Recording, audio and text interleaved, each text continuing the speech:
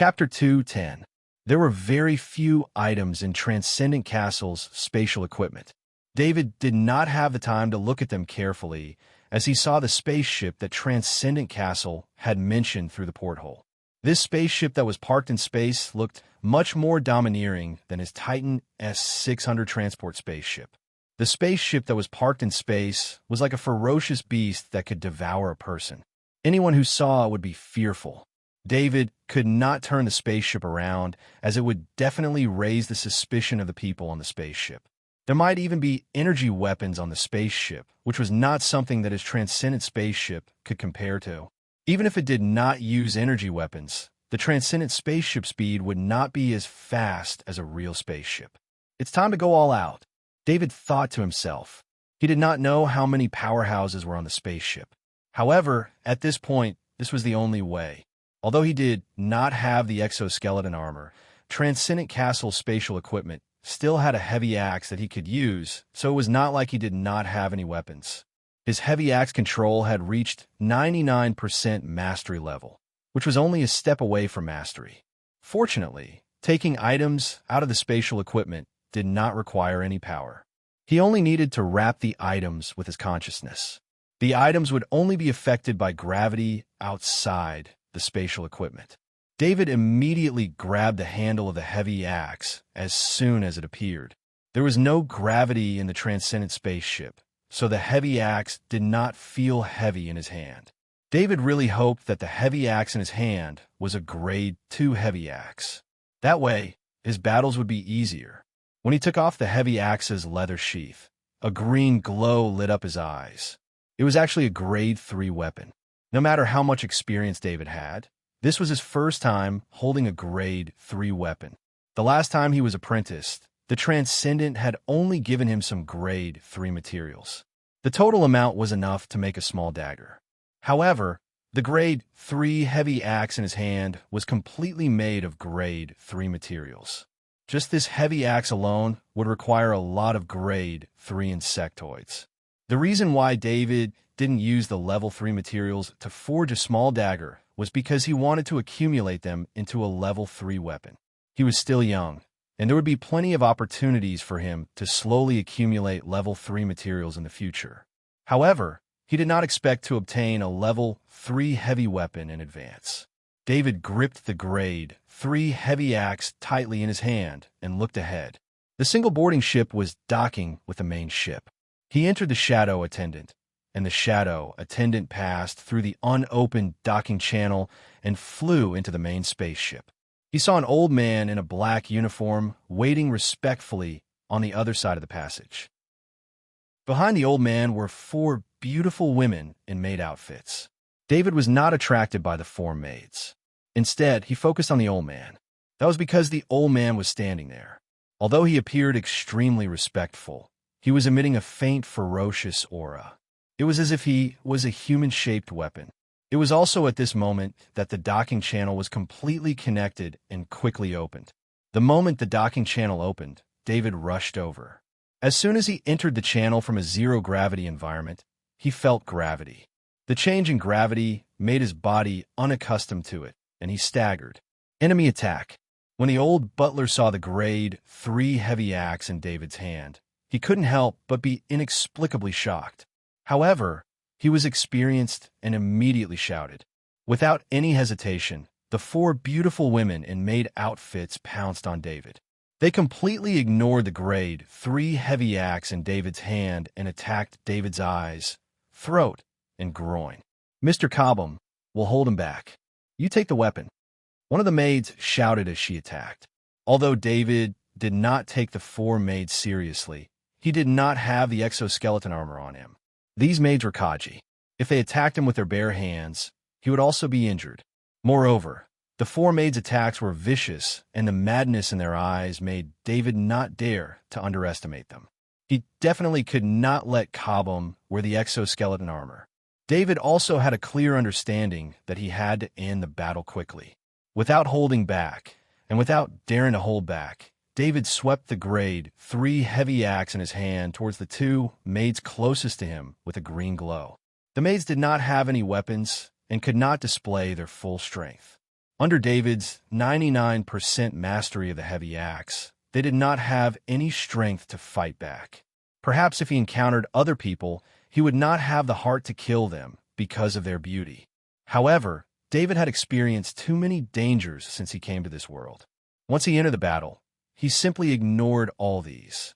At the same time as he attacked, David fully activated both his extreme speed and strength shock talents. It was not the time to conserve his stamina. The green glow split the two maids in half in the air, and the huge force of the heavy axe sent the corpses flying backward. The narrow passage made it impossible for the two maids behind to dodge, and the corpses smashed into them. The strength shock contained in the corpses instantly exploded, and the two maids' movements became sluggish. Their bodies were affected by the strength shock and lost the ability to move. David passed through the two maids, and, at the same time, the grade 3 heavy axe in his hand casually smashed the two maids down. Defeating 4 maids in a row only delayed him for about a second. David then saw Cobham's figure. The spaceship was very spacious. It was about 50 meters to reach the place where the weapons were stored. Usually, Cobham felt that this distance was very close, but now it felt very far. Could it be that Lord Castle? Cobham thought to himself as he ran. Although Cobham did not believe that Castle Transcendent would be in danger, David had appeared in Castle Transcendent's single-person landing spaceship. Cobham had contacted Castle Transcendent before and knew that Castle Transcendent was in the single-person landing spaceship. Most importantly, the heavy axe in David's hand was Castle Transcendent's famous weapon. As Castle Transcendent's butler, how could he not recognize that shape and that detail? Cobham felt a wave of sadness in his heart. Castle Transcendent was the person he respected the most. His and his family's lives were saved by Castle Transcendent, so he was willing to become a butler under Castle Transcendent. Revenge. Cobham saw the exoskeleton armor's loading box and a grade 2 heavy axe on display behind the glass. This was the style that Castle Transcendent liked. Castle Transcendent did not like expensive decorations, but liked to collect all kinds of weapons and equipment. He's so fast. While Cobham saw hope, he also heard footsteps behind him. The footsteps were getting closer and closer at an unimaginable speed. There was definitely not enough time to wear the exoskeleton armor. He did not want to be killed by David's axe without any resistance when the exoskeleton armor was equipped. Therefore, he immediately made the most appropriate decision. He did not have time to open the glass door, so he crashed into it and shattered it. Amidst the flying glass, Cobham grabbed the grade 2 heavy axe and turned around, waiting for David with the grade 2 heavy axe in his hand. David's forward momentum immediately slowed down. He felt that Cobham's threat level had increased a lot with the grade 2 heavy axe in his hand. Whereas Lord Castle, Cobham had a grade 2 heavy axe in his hand. He did not show any fear when facing the grade 3 heavy axe in David's hand. Instead, his aura rose as he asked in a deep voice, "You'll see in a while." David did not want to say more. He immediately swung his axe at Cobham as soon as he finished his sentence. "You must die." Cobham understood the meaning behind David's words and shouted. Cobham leaned to the side to avoid David's axe. The grade 2 heavy axe in his hand pointed towards David's arm. This counterattack forced David to withdraw his weapon. Just as David withdrew his weapon, Cobham took a step forward. The heavy axe in his hand drew 2 streaks of light and struck towards David's chest. Cobham's attack was not fast, but the timing was ingenious. It happened when David was retreating, which was also the most difficult time for David to exert his strength.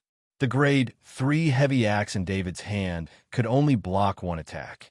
The strong impact forced David to take 5 steps back. Cobham was about to give chase, but his whole body shook. The shock of power forced him to stop. However, Cobham was also a Kaji at the peak. The shock of power only affected him for half a second before he recovered immediately. Talent of power, Kaji. Too bad you will still die in my hands. Cobham looked at David and said coldly. David's eyes flashed with surprise. After the exchange, just now, he was 100% sure that his opponent was a heavy axe master. This was David's first time seeing a true master Kaji. If the weapon in his hand was a spear, he might be able to fight it out with Cobham. However, he had a heavy axe in his hand, and Cobham was a heavy axe master. It could be said that David's every attack would be easily countered by Cobham. Any weakness would also be exploited by Cobham. This was the same as the soldiers that David had encountered in the past who were not as proficient in their weapons as him. The higher proficiency allowed David to easily control the battle. If David didn't have a grade 3 weapon in his hand, which made Cobham wary, David would have been defeated long ago. David really wanted to have a good fight with Cobham. David's heavy axe master was only one step away from master, but the environment here didn't allow him to do so. If he delayed a little longer, the other Kaji on the ship would be armed. "I'm sorry," David said to Cobham. Just as Cobham was stunned and didn't understand what David said, he felt like his brain was pierced by a needle, and his vision turned black. After David released the arrow of spirit, he saw Cobham lose control of his body and was about to fall to the ground. The grade 3 heavy axe in his hand swept across Cobham's neck and chopped off his head. After feeling the shadow attendant absorb the soul, David was relieved. A powerful Pete Kaji, a heavy axe master, was killed without any chance to retaliate under the attack of the occult spirit. David paid more attention to the mysterious organization. This strange attack method was only used by the person in charge of small city in Parent City. Cobham's death was very unjust. A powerful Kaji, like him, was almost at the top of the Kaji. If he knew beforehand that David had the occult spirit, Cobham would definitely be able to use his willpower to resist the occult spirit attack. Every weapon master had a spirit that far surpassed the average person. Moreover, to be able to become a weapon master, his spirit had long been sharpened like steel. It was just that David's arrow of spirit was too secretive. Cobham never thought that the occult spirit attack from the great world of God would appear on a Federation Kaji. David looked at the exoskeleton armor in the broken glass.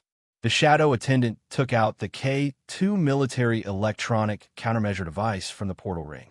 David quickly operated the K2 military electronic countermeasure device. After 20 seconds, he obtained the right to use the exoskeleton armor in front of him. When David put on the exoskeleton armor, there was no longer a trace of worry in his eyes. Wearing the exoskeleton armor and holding a grade 3 heavy axe gave him a strong confidence that he could take care of any resistance in the spaceship. The exoskeleton armor on him was a model that David had never seen before. It was thicker than the normal exoskeleton armor. After putting it on, the information on the faceplate showed an additional gravity option that the normal exoskeleton armor did not have. This was a set of exoskeleton armor that took into account both the normal Kaji's combat ability and space combat ability. The gravity option was an important part of the space exoskeleton armor. David had bought one from the Kaji Association before, but that armor was far inferior to this one. Its performance was even worse. Of course, an exoskeleton armor that could be collected by the Castle Transcendent was definitely not a normal exoskeleton armor. On the outer shell of the exoskeleton armor, the vital parts were all flashing with a faint blue light. It used grade 2 materials to protect the vital parts. Other than being bulkier, this exoskeleton armor was more expensive than all the exoskeleton armors that David owned. Even the exoskeleton armor that David custom-made was not equipped with grade 2 materials. David sent a part of his mind into the shadow attendant's body. He was at the back of the spaceship. The shadow attendant passed through the walls of the cabin and began to search for the rest of the people. Strangely, he did not find anyone else in this luxurious spaceship. Finally, in the cockpit, David saw 12 crew members with laser guns and 2 chefs with kitchen knives. "I don't want to kill anyone. Which one of you is the captain?" David ignored the laser guns. This type of energy weapon would not be a threat to the exoskeleton armor unless the quantity was increased tenfold or laser cannons were used. "Sir Powerful, I am the captain. Please do not harm my crew members." A middle-aged man walked out from the crew members. The laser gun in his hand was lowered to the ground as he bowed and said, "As long as you follow my orders, I will not kill anyone." David looked at the captain and said in a deep voice, "Thank you, Sir Powerful." The captain let out a long sigh of relief. He turned to his crew members and ordered, "Put down your weapons and follow this Sir's orders." As a full-time captain of the Transcendent, how could he not know the power of the Transcendent? However, the castle Transcendent never appeared. The butler and the four maids had all died in battle. For the lives of his crew members and for himself, the captain could not resist. Chapter 211. Warning, warning, the spaceship has been locked onto by the monolith's air defense system. Please stop the spaceship for inspection immediately. The spaceship immediately received a threat from the monolith's air defense system as it approached the planet. "Stop moving forward and wait here," David ordered. "Yes, sir," the captain replied loudly. He instructed his crew to operate the spaceship. The spaceship shut down its engine and stopped in space. Two chefs pushed a dining cart. The food was covered with a silver lid, but the aroma of the food still wafted out. "Sir, your lunch is ready." One of the chefs bowed and said, "Set it up. I'm waiting for news." David nodded. The chefs placed the exquisite dishes on the table and placed a bottle of red wine beside it. David was not worried about the chefs poisoning the food. He could sense the condition of the two chefs with his mind power. The two chefs were ordinary people. They did not have the courage to die for a noble cause. Instead, the two chefs were trying to please David.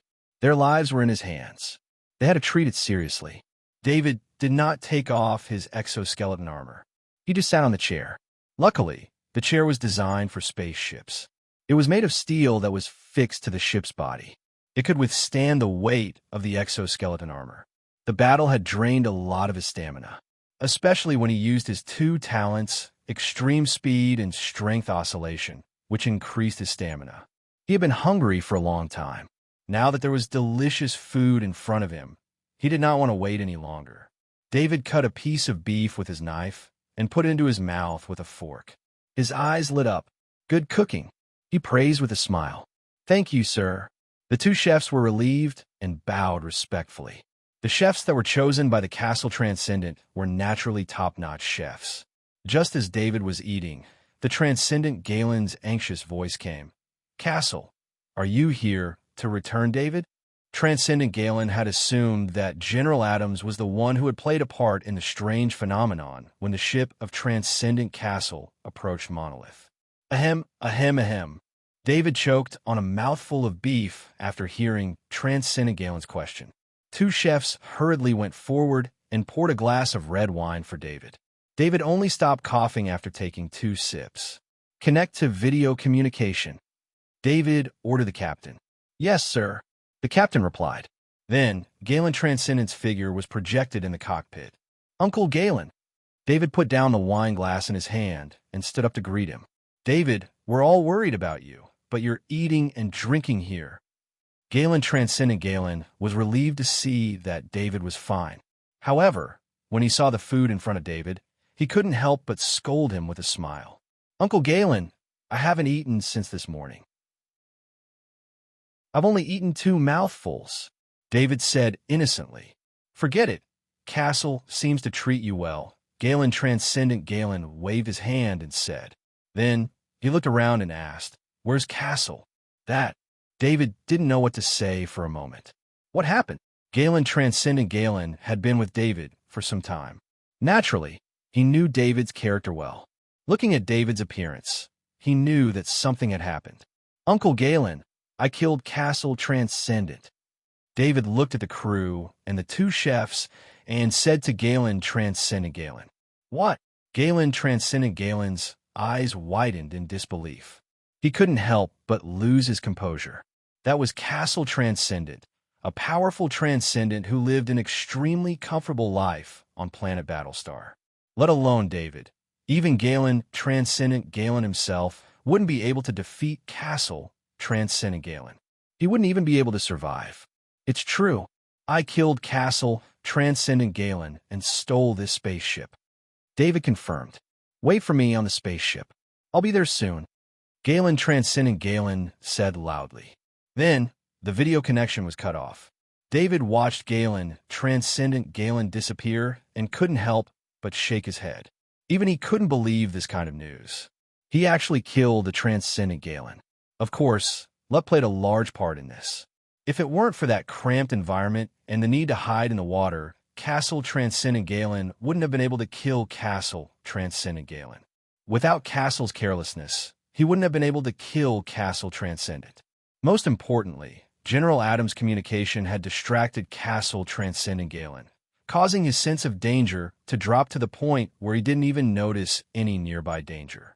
Galen Transcendent Galen had just cut off the video connection when the other 4 Transcendent Galen arrived. What did Castle say? What were his conditions? Transcendent Mervyn hurriedly asked. In his opinion, Transcendent Galen must have come to negotiate for the release of Galen. Castle has been killed, Transcendent Galen said with an ugly smile. He was shocked by this news. Even now, he felt like he was dreaming. If it was anyone else who told him this news, he would suspect that they were lying, but he had absolute trust in David. Galen was his disciple, his nephew. To him, who didn't have any children, David was his child. David had always been creating miracles. Although the miracle this time was a little too big, Transcendent Galen still believed in David. Most importantly, Transcendent Galen's spaceship was parked within the range of Monolith's air defense system. It could be shot down at any time. If it wasn't something serious, why would the spaceship stop in this area? How is that possible? Who did it? Really? God. The 4 Transcendent Galen exclaimed at the same time. They couldn't believe this news at all. Everyone, let's enter the spaceship together and we'll know, Transcendent Galen suggested. Okay, let's move together. There's no need to worry, even if there's a conspiracy. Transcendent Alvin nodded in agreement. The 5 Transcendent Galen boarded a military spaceship. At the same time, the military's 5 warships were all deployed and surrounded Transcendent Galen's spaceship.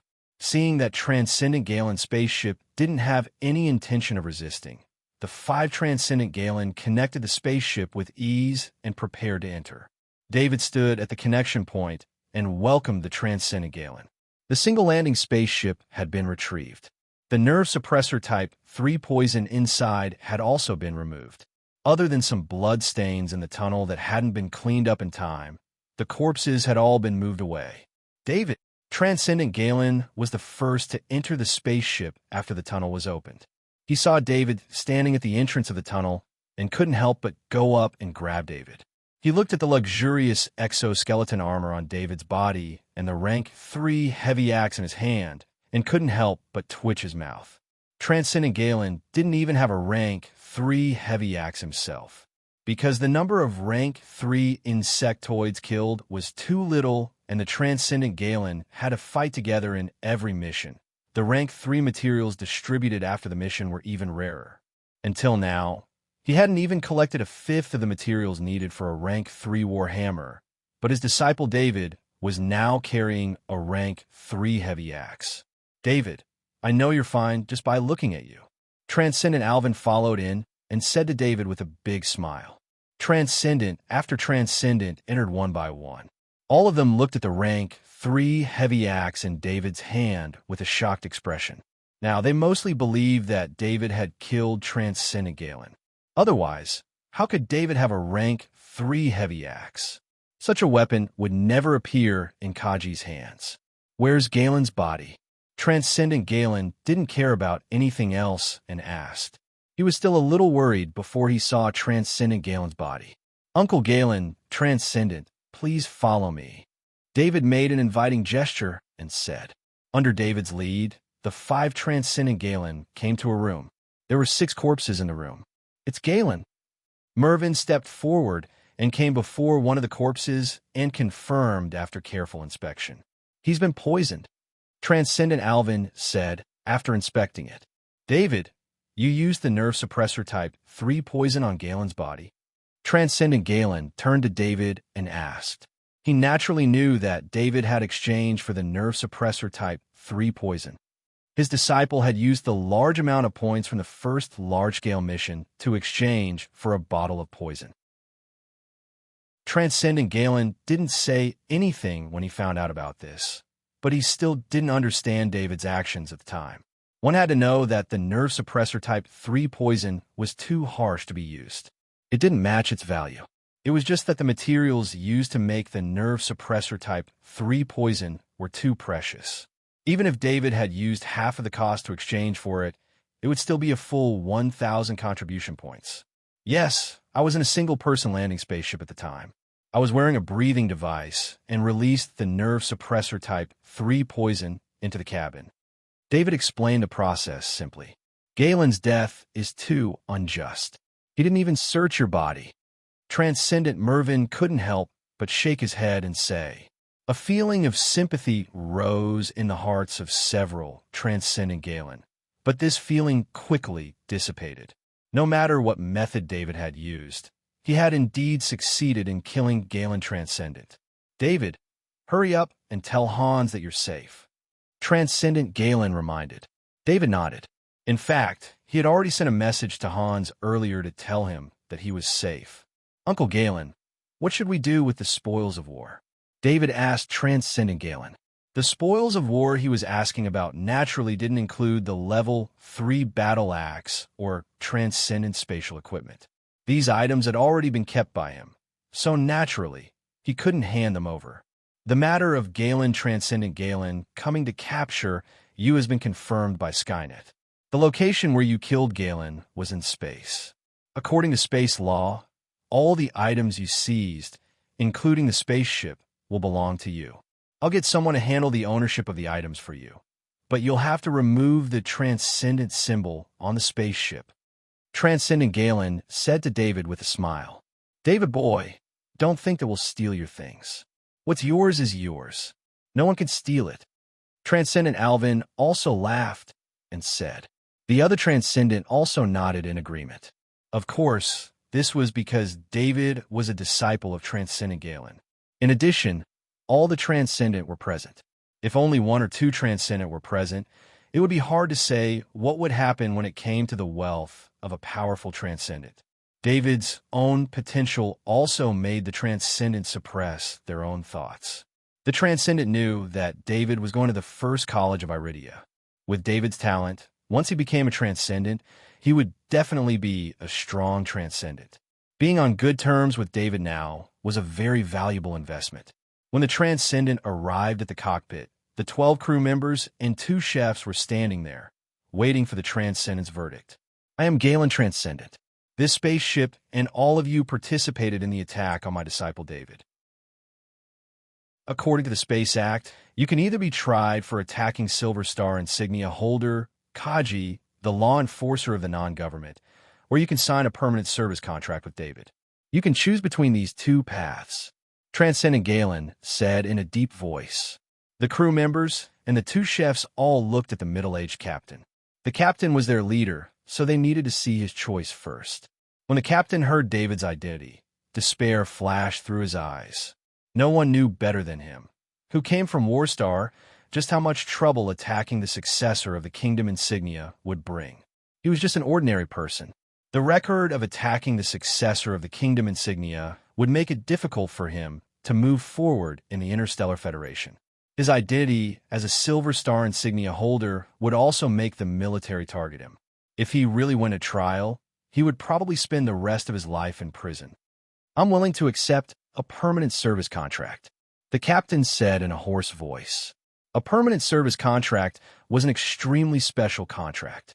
It could be said to be a slave contract in the Interstellar Federation. It required the agreement of at least the government of an administrative planet to be signed, and it was legally binding. Given the choice between prison and work, everyone chose work. David, you'll need to use this spaceship many times in the future.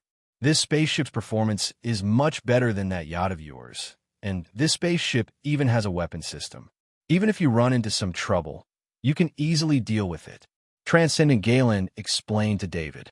Transcendent Galen had helped David keep these crew members behind, and he had already investigated their backgrounds through his connections. He had only done this because he was certain that they were safe. It was rare for him to obtain a spaceship of this level, and it just so happened that David was going on a long journey. With these crew members, he would not have to waste time looking for them. The permanent service contract also tied these crew members to David, so there would be no betrayal. There was no more trouble here. The other Transcendent had left, and Galen Transcendent Galen had other matters to deal with as well. Transcendent Castle and the rest of the bodies were taken away by Galen Transcendent Galen.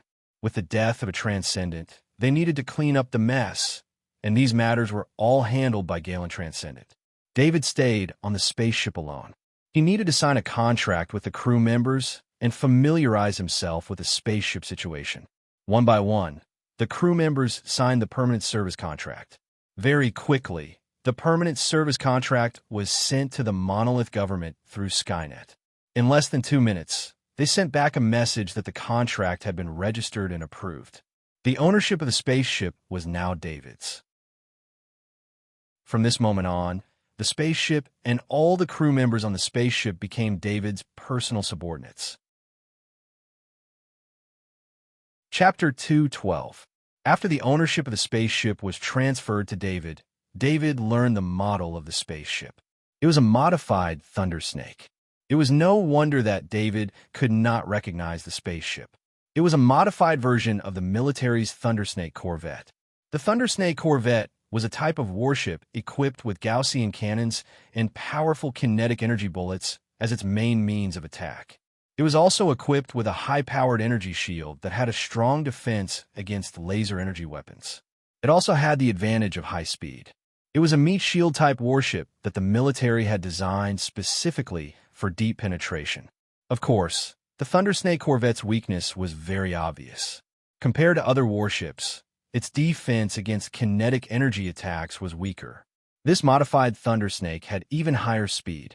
Its 2 warp engines ensured that the spaceship could enter the speed of light faster. The 2 Gaussian cannons at the front and back were designed to be hidden inside the body of the spaceship. The original Thundersnake corvette had 12 Gaussian cannons, but only these 2 remained. The rest had been removed. This could not be helped. If they had kept the 12 Gaussian cannons, they would not have been able to pass the review as a civilian warship. In order to keep these 2 Gaussian cannons, Transcendent Castle had to do a lot of favors. As it was a warship modification, the design of a ship's hull was more solid. The materials used were better than David's other Titan S-600 transport spaceship. The Federation's best hull materials were basically prioritized for warships. The cost of investment was never considered at all. In order to fight against the insectoids, the Interstellar Federation had no limits on the amount of investment they could put into warships. After the Thundersnake corvette was converted into a civilian warship, only the Transcendent Castle of Warstar had the authority to do so. However, all of this now belonged to David. The modified Thundersnake corvette had been reapproved by the monolith government, and its owner had become David. Everything on it now belonged to David. However, there was a problem with the modified Thundersnake corvette. Before entering any of the administrative planets, one had to submit an application. This was because the Thundersnake corvette was equipped with heavy weaponry. Although there were only 2 Gaussian cannons, the Gaussian cannons used by military warships were powerful weapons that could kill level 3 insectoids in space. The 2 Gaussian cannons were enough to threaten the cities of the administrative planets, so they could not enter the atmosphere without permission. The prerequisite for permission was that one had to have the corresponding authority. Just like now, although the ownership of the modified Thundersnake spaceship belonged to David, David himself did not have the authority to own an armed spaceship on Monolith. Therefore, the modified Thundersnake spaceship could only be parked in space. Other than the 2 Gaussian cannons, there were also 10 short-range anti-air missiles and some electronic and defensive devices from the original Thundersnake corvette. It could be said that if this modified Thundersnake spaceship was not accessed by David through Transcendent's single-person boarding spaceship, it would be almost impossible to take down this spaceship unless military warships were used. There were also some personal collections of Transcendent Castle on the modified Thundersnake ship. These collections were mostly used as decorations for the modified Thundersnake ship. When David was doing an inventory, he found that other than the exoskeleton armors of the 4 dead maids, which were specially made for them, the other 6 exoskeleton armors were the best of the best.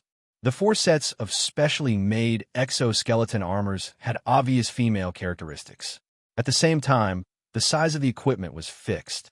These 4 sets of exoskeleton armors were probably not going to be sold other than as display items. Of course, David did not even want to sell the 6 sets of exoskeleton armors.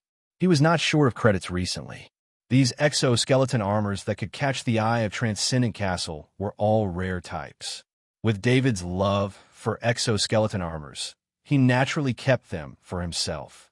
These exoskeleton armors were equipped with 10 level 2 weapons, including the 4 level 2 longswords used by the 4 maids. There were also 3 level 2 war hammers and 3 level 2 heavy axes. Although they were of the same type, they had different styles. In an extremely luxurious room, which was originally Transcendent Castle's room, 2 crew members had specially cleaned and replaced all the items. David sat on the soft sofa in the room, smelling the fresh scent of cleaning. He was a little impatient to see what he had obtained from Transcendent Castle sold today. Therefore, he did not wait until he returned to the surface. Instead, he came to this room and closed the door tightly. The shadow attendant flew to his side, and he placed his hand on the shadow attendant. The familiar soul energy flowed into his body and turned into a mist that nourished the soul fortress. Although he had only absorbed 6 souls this time, the number of souls this time was extremely large. David saw that the soul fortress's color was even more distinct in the mist formed by the soul energy. After absorbing the soul energy, David activated his status panel through the shadow attendant. Name: David Curse Strength 3, 81, Agility 4, 16, 1, Vitality 3, 81, Intelligence 5, 35, 1. The recent practice had increased all of his attributes. The souls he had absorbed this time had increased David's intelligence by 0.05. David felt that 99% of the increase was brought about by Transcendent Castle's soul. However, because the method of mental attacks was too strange and could not be exposed, the current increase in intelligence was not of much help to David's normal strength. It might be able to make his mental outbursts last longer, but the increase in intelligence had a very small effect. However, David knew that this soul energy was only the first harvest of the 6 souls. David sensed the knowledge orbs in the shadow attendant's body and saw 6 more knowledge orbs. When he saw the 6 knowledge orbs, David's heartbeat sped up. This was the first time he had seen green knowledge orbs, and 2 of them had appeared at once. The other 4 knowledge orbs were all yellow knowledge orbs, and they were all dark yellow. David first looked at the 2 green knowledge orbs, which were perfect knowledge orbs. His spear mastery had only broken through when he was on the verge of death. He did not expect that there would be perfect knowledge orbs. Heavy axe mastery, 25% perfect. Crystal element body tempering, 5% perfect, unusable. These were the attributes of the 2 green knowledge orbs. Heavy axe mastery, 25% perfect. David reckoned that it was provided by Cobham's soul. In the battle, David's 99% proficiency level heavy axe mastery was completely suppressed by Cobham. When David checked the attributes of the crystal element body tempering, 5% perfect, unusable, orb, he did not know whether to be happy or annoyed. This crystal element body tempering was indeed a very powerful physical technique, but the unusable was displayed at the back because the crystal element body tempering was not something that Kaji could practice. This crystal element body tempering was a physical technique of the Transcendent and directly used Krypton crystals to practice. Of course, this crystal element body tempering was not a simple practice method. Krypton crystals contained a huge amount of energy, and using it to temper one's body required extremely harsh conditions. In the Interstellar Federation, even junior high schools and high schools would teach students basic Kaji's combat abilities and do their best to promote Kaji's basics. The various skills that Kaji could practice and use were in the hands of the various large organizations, and the higher the level of the skill, the harder it was to obtain them. After reaching the Transcendent rank, all the Transcendent cultivation methods and skills were top secrets of the large organizations of the Interstellar Federation, and there were very few ways to obtain them. For example, if one joined the government, they would naturally obtain a portion of the transcendent cultivation methods and skills from the government. If one wanted to obtain better, they would have to make greater contributions. This was the method that most transcendent members used, while the transcendent members, such as the transcendent members who were passionate about combat, would complete missions on Warstar in exchange for the cultivation methods and skills of the transcendent. This crystal element body tempering was something that the transcendent members had spent 10 years accumulating contribution points to exchange for. Let's put it aside for now. The physical techniques after the transcendent level are settled, but when will I be able to reach the transcendent? David muttered to himself as he shook his head. He was still very confident that he would become a transcendent, but after seeing Blake's failure and seeing the fear that Harrington, Helena, and the other Pete Kaji members had toward the transcendent, he hoped that he could build a more solid foundation and become more confident before he could become a transcendent. David looked at the other 4 dark yellow balls of knowledge. To his surprise, the attributes of the 4 balls of knowledge were exactly the same. They were all longsword mastery, 95%. What David didn't know was that the 4 maids he had killed so easily weren't just for show. How could anyone who could survive on Warstar and be taken in by the Transcendent be weak? With the status of the Transcendent, what kind of beauty could he not find? Although there were very few female Kaji, this so-called few was still a shocking number in the Interstellar Federation's massive population. These 4 maids had been nurtured by the Transcendent, and although their own Kaji level was not high, the 4 maids had a powerful longsword mastery talent. The Transcendent had prepared a longsword battle formation with 4 Kaji for the 4 maids. When the 4 maids worked together, they could display strength far beyond their own. Unfortunately, whether it was Heavy Axe Master Cobham or the 4 sword-gifted maids, none of them had brought any weapons to welcome the Transcendent, so they could not put up much of a fight. This was especially true for the 4 maids, who were practically insta-killed. They did not even have the chance to use the longsword battle formation they had learned. David did not use the balls of knowledge at this time. Instead, he took out the metal bracers of the Transcendent, which were the Transcendent's specialized spatial devices. He summoned the Shadow Attendant, and through the Shadow Attendant, he took out a few books. Only one of the books was the cultivation experience of the Transcendent. It recorded the problems that the Transcendent had encountered during cultivation and the methods to solve them. This was probably a random record of the Transcendent, and the content was very messy. However, if this kind of cultivation experience fell into the hands of another Transcendent, its value would be immeasurable. As for the other books, they were all useless novels, something that the Transcendent used to pass the time. He placed the useless books on the bookcase in the room. Looking at the empty space in the bookcase, these books were probably taken from there. David used the identity bracelet to scan all of the Transcendent's cultivation experience. Only then did he put the cultivation experience back into the spatial device through the Shadow Attendant, and then took out the anonymous credit cards. There were a total of 5 anonymous credit cards, and they belonged to 5 different banks.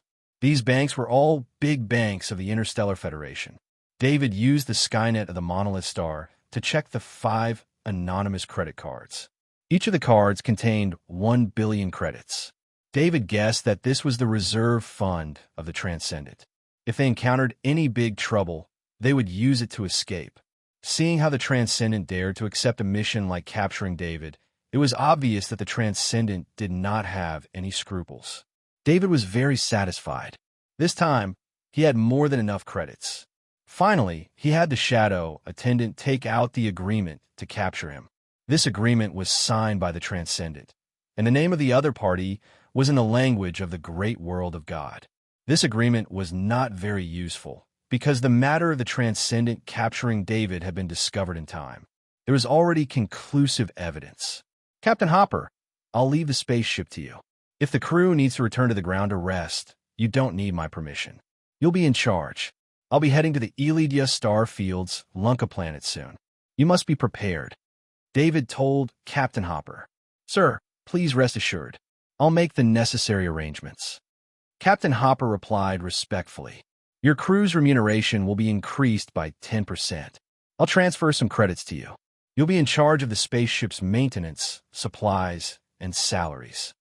David continued. Although the crew had signed a permanent service contract with him, he did not want to let the crew slack off because of some small benefits. Sir, I thank you for your generosity on behalf of the crew. Captain Hopper smiled and thanked him. After arranging everything on the spaceship, David took the landing ship back to Non-City. Of course, this was not a single-person landing ship. There were 4 landing ships on the Thundersnake modified spaceship, the largest of which could accommodate 20 people. There was still a lot of space in the Thundersnake modified spaceship's hangar. David was going to store the special, small spaceship, fire beacon, in the hangar. Between a yacht and a battleship, he still chose the battleship. The Titan S-600 transport spaceship had been threatened by interstellar pirates during David's first space mission. If the spaceship had been equipped with a main cannon, that situation would not have happened.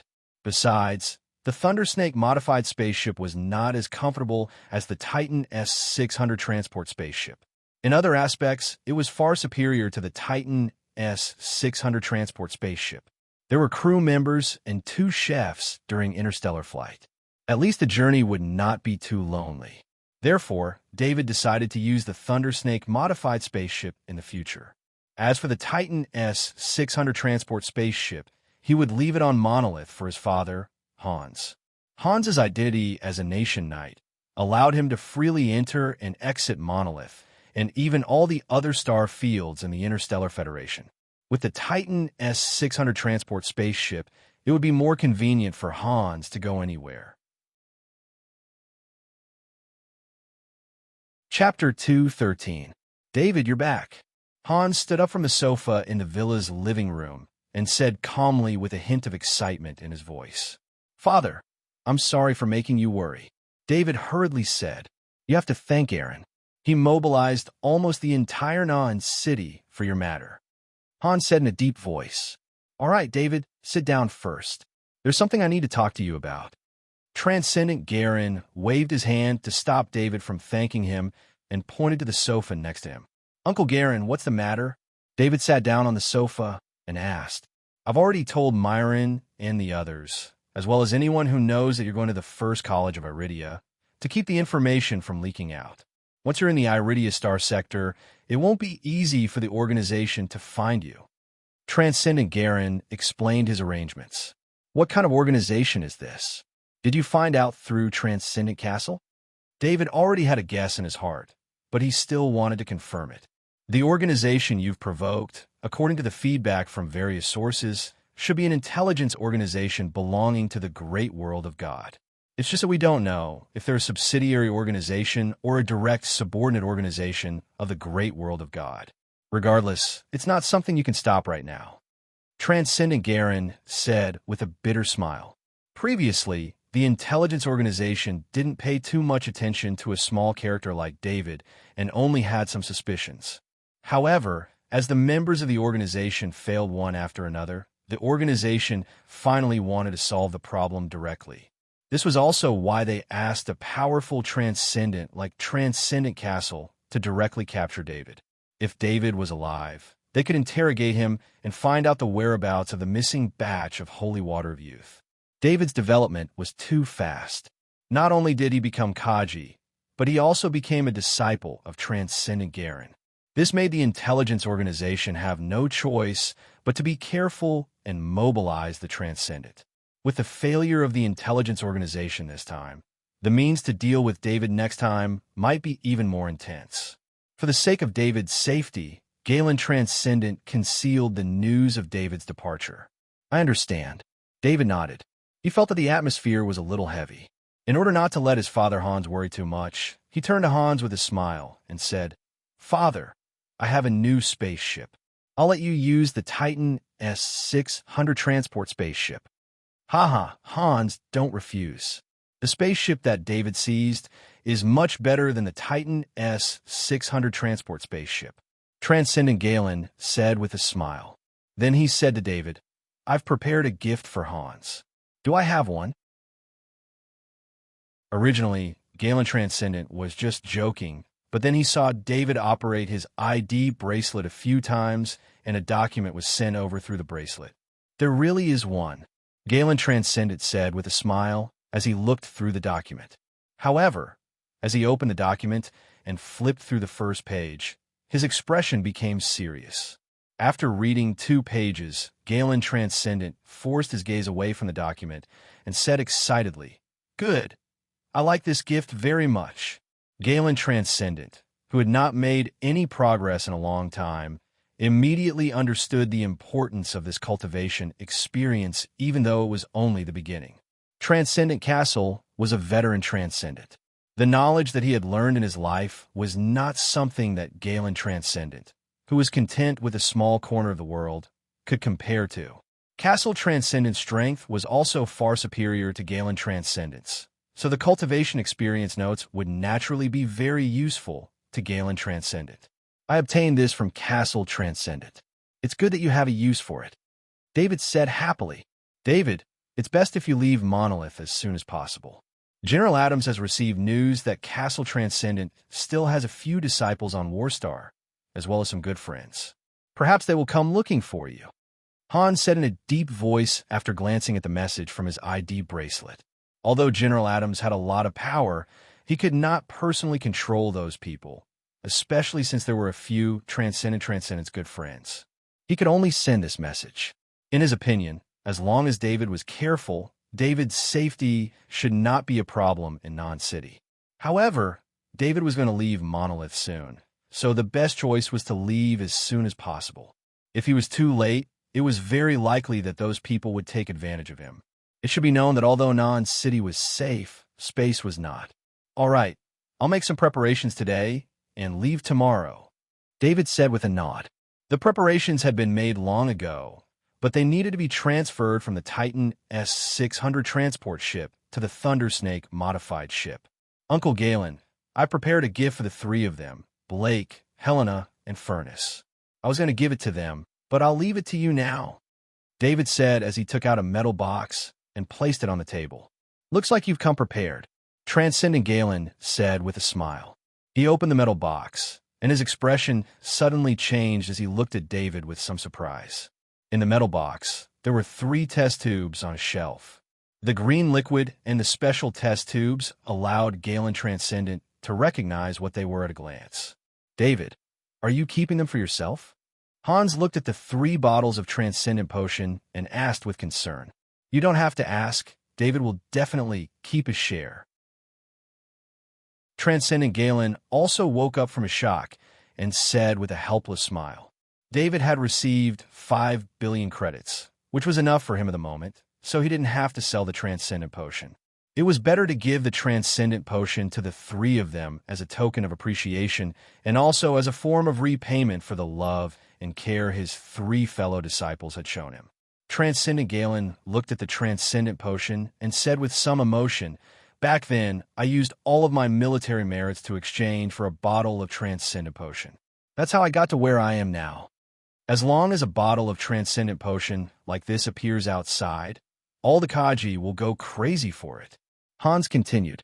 David had gotten the Transcendent Potion too easily, so he naturally didn't know how hard it was to get the Transcendent Potion. It wasn't a matter of credits. Although 1 billion credits was a high price, one might not be able to buy the Transcendent Potion even with so many credits. There were many peak Kaji lining up to buy the Transcendent Potion. Many peak Kaji even couldn't stand the long wait, so they all went to the black market to bid for the Transcendent Potion of unknown origin. Even Galen Transcendent had a line up to buy it. When one could buy it depended on the production of the Transcendent Potion and the number of people lining up to buy it. Now that David had taken out 3 bottles of Transcendent Potion at once, Blake, Helena, and Furnace didn't have to worry about the Transcendent Potion anymore. Of course, Blake didn't need the Transcendent Potion at the moment. He needed to stabilize his body for at least 10 years. Furnace was still too far away. It was too early for him to give the Transcendent Potion. However, David didn't know how long it would take for him to come back after he left the Monolith Star. In addition, David had 10 bottles of Transcendent Potion, so he naturally didn't care about the value of the Transcendent Potion. "I'll give Helena this bottle," Furnace temperament isn't stable. I'm afraid there will be problems if I give him the transcendent potion. I'll give him this bottle when the time is right. Give Blake the transcendent potion as soon as possible. He doesn't have many resources left. It'll save him the trouble of making money instead of recovering his body. Galen Transcendent closed the metal box and explained to David. Since it's in your hands, you can arrange it. David replied with a smile. At this time, the sky was already dark. Hans didn't leave and stayed in the villa for the night. David, on the other hand, didn't stay idle. He drove the hover car to the second space station and piloted the Titan S-600 transport ship to dock with the Thundersnake modified ship.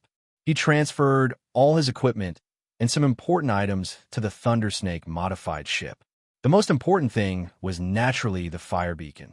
David's current status was much higher than before. Although the fire beacon was a little strange, he didn't have to be afraid of being discovered like before. Of course, the fire beacon was hidden. The fewer people who knew about its existence, the better. This was a backup plan that David left for himself. When needed, he could use the fire beacon to leave silently. The fire beacon and the Land Tiger armor vehicle were moved to the hangar of the Thundersnake modified ship. In addition to the original landing spaceships, the relatively large hangar was suddenly filled. Originally, David wanted to move the genetic repair cabin to the Thundersnake modified ship. However, he found that there was an even more advanced genetic repair cabin on the Thundersnake modified ship. Moreover, it was the military's best genetic repair cabin. When it came to recovery and treatment of injuries, the military had the most experience. This was related to the military's perennial war with the Zergs. It was also for this reason that the military's genetic repair cabin was the best out of all the genetic repair cabins. Even the genetic repair fluid didn't need to be purchased. All David needed to do was to prepare a large number of basic materials. The military's genetic repair cabin would automatically convert them into genetic repair fluid. This was also a need of the military.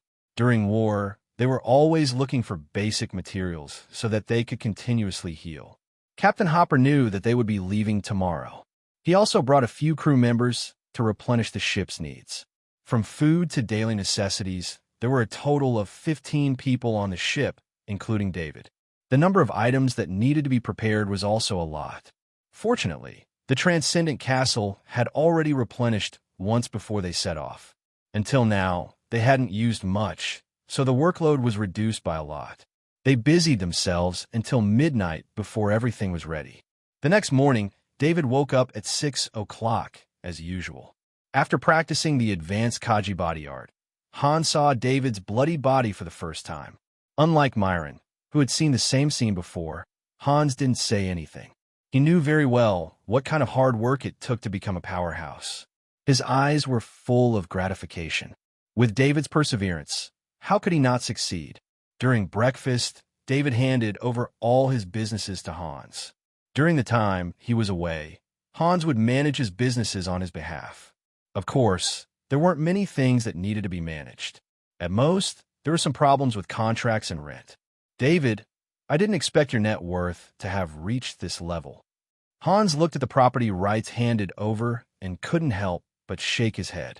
Who would have thought that just a few months ago, David was still fretting over a few tens of thousands of credits. Now, the assets in David's hands were many times more than the Chester Hotel that Hans and Myron were managing. The two couldn't be compared at all. David's assets mainly consisted of 3 shops in Non-City on the commercial pedestrian street, a 10-story commercial building in the city center, and part of the property rights to Shelter C-117 in Non-City's underground network. The annual output of these businesses was close to 100 million credits. They were also the cultivation resources that the Galen Transcendent had prepared for David. Uncle Galen helped me get these. I didn't do anything, David explained. David, when you reach the Iridia Star sector, if you run into any trouble that you can't solve, just contact this number. He's my comrade, and you call him Uncle Dean. Of course, don't contact him if you can. His identity is a little sensitive. Just as David was about to say goodbye, Hans hesitated for a moment before giving David a contact number. Okay, father. David took the contact number and replied. Judging from Hans's appearance, This Dean was definitely not a simple person. Previously, Hans had sought out General Adams of Warstar for David's kidnapping. It was also because of General Adams that David had the opportunity to release the poison. From this, it could be seen that many of Hans' friends were very influential people. Piloting the landing ship, David returned to the modified Thundersnake. Before he left, he sent a farewell letter to all his friends. His friend in Parent City had just gathered, and David had originally planned to gather with his friends in Non-City the day after tomorrow to hold a farewell party. However, with his plans ruined, he could only say goodbye to his friends in this way. Target, Lydia Star Sector. Depart. David sat in the cockpit and looked at the monolith star sector outside the porthole as he ordered. Warp engine number 1 at 50%. Warp engine number 2 at 50%. Warp engine number 2 at 50%. Enter warp flight mode. Captain Hopper immediately commanded when he heard David's order. Goodbye, Monolith Star. David muttered to the Monolith Star as he felt the Thundersnake's modified spaceship tremble. In just a few seconds, the modified Thundersnake turned into a beam of light and disappeared from the Monolith Star. Hans took a public hover car and arrived at Space Station number 2.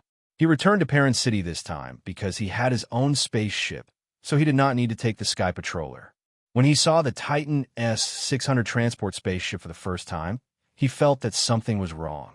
Walking into the Titan S-600 transport spaceship, Hans could not help but shake his head speechlessly when he saw the extremely luxurious decorations in front of him.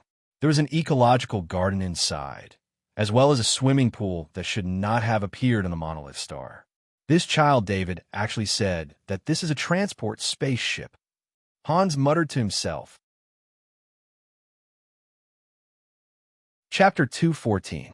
The two warp engines of the modified Thundersnake spaceship only used 50% of its power and flew continuously for 4 days. David did not stop his normal cultivation in the spaceship.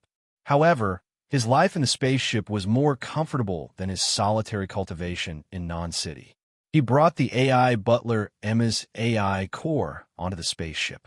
The AI butler Emma controlled a robot body and 2 professional chefs to prepare 3 meals for him. The AI butler Emma's cooking knowledge came from the Titan S-600 transport spaceship. It was a chef program developed by the heir of the Titan Financial Group, Bonner, for the sake of enjoyment. It was comparable to a top-notch chef. The 2 chefs on the modified Thundersnake spaceship were chosen by the Castle Transcendent. They were also top-notch chefs. The 2 chefs felt the threat from the AI, Butler Emma, and gave it their all. This allowed David to enjoy different styles of top-notch meals in his spare time. As for cultivation resources, David was well prepared. 30 days' worth of level 2 strengthened meat and a few months' worth of level 1 strengthened meat. This ensured that he would not lack resources for his cultivation for a period of time. What's going on? Why did they turn off the warp engines? David was having lunch when he felt the modified Thundersnake spaceship slow down. He could not help but ask curiously, "Sir, we have to retreat from a speed of light and report to this bastion. Otherwise, the space mines in the next part of the universe will treat the spaceship as an intruder. Once we enter the range of space mines, we will be attacked by space mines." Captain Hopper quickly explained. Through Captain Hopper's detailed explanation, David understood the reason for the situation. Planet Monolith was the last administrative planet in the war zone. After leaving Planet Monolith and moving towards the Interstellar Federation, there would be 3 defense zones set up by the Interstellar Federation. The first defense zone was a minefield formed by countless space mines. These space mines had extremely fast reaction times. As soon as they discovered an intruder, they would self-destruct and use the power of the explosion to harm the intruder. At the same time, before the explosion, a message about the trespasser would be sent to the nearby space mines. If the trespasser was not killed by the explosion, then what awaited the trespasser was the continuous self-detonation of the remaining space mines. Of course, this defense zone was not meant to target the spaceships of the Interstellar Federation.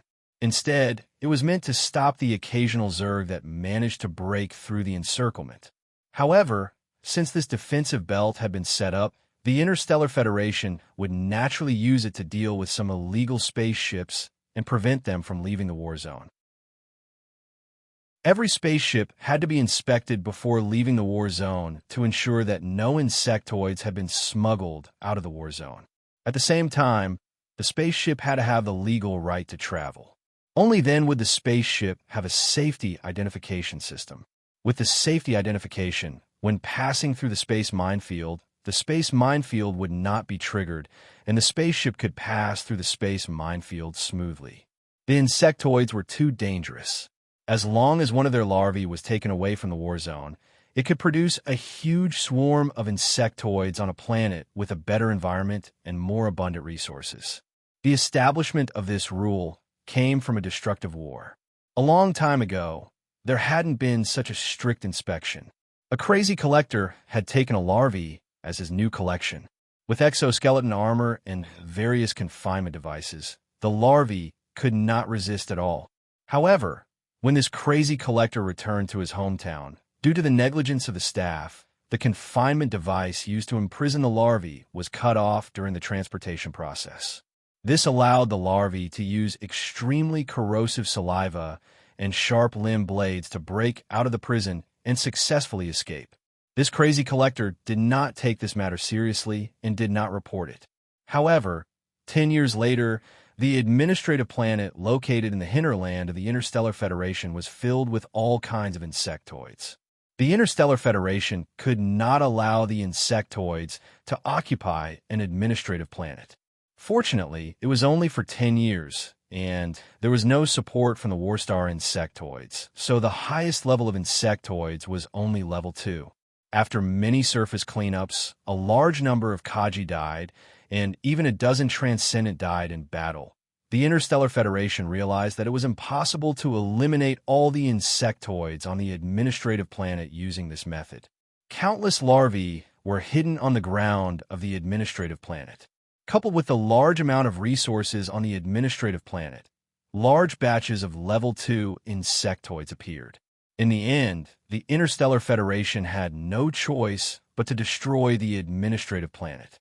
The insectoid disaster was like a plague. Once it spread to other planets, the consequences would be unimaginable. A rich administrative planet was destroyed by a starburst bomb because of a single insectoid larvae. Once the insectoids entered an administrative planet with sufficient resources, it would develop explosively. The Interstellar Federation did not want to see a second administrative planet destroyed, so they established a strict inspection system to prevent the insectoids from leaving the war zone through various means.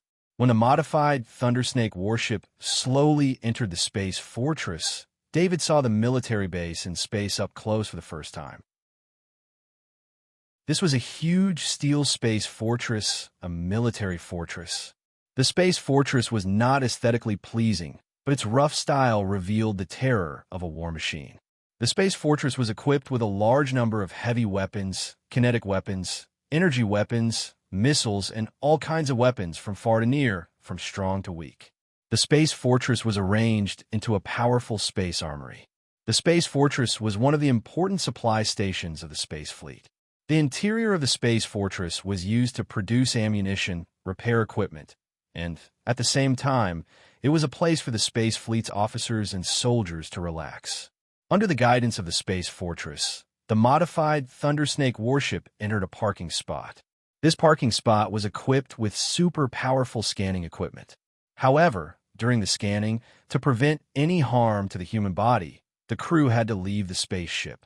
Since the scanning would take an hour, David carried the custom-made exoskeleton armor and a level 3 battle axe wrapped in a leather sheath. On his back were 2 level 2 swords, and beside his legs were a level 2 stiletto. He left the spaceship fully armed. The captain brought the crew and the 2 chefs to the crew's gathering place to rest. David did not go with them. Instead, he wandered around the space fortress alone. The reason why David brought the custom-made exoskeleton armor and weapons was because the space fortress did not prohibit Kaji from bringing equipment in. Almost all spaceships that could travel in space had Kaji's protection.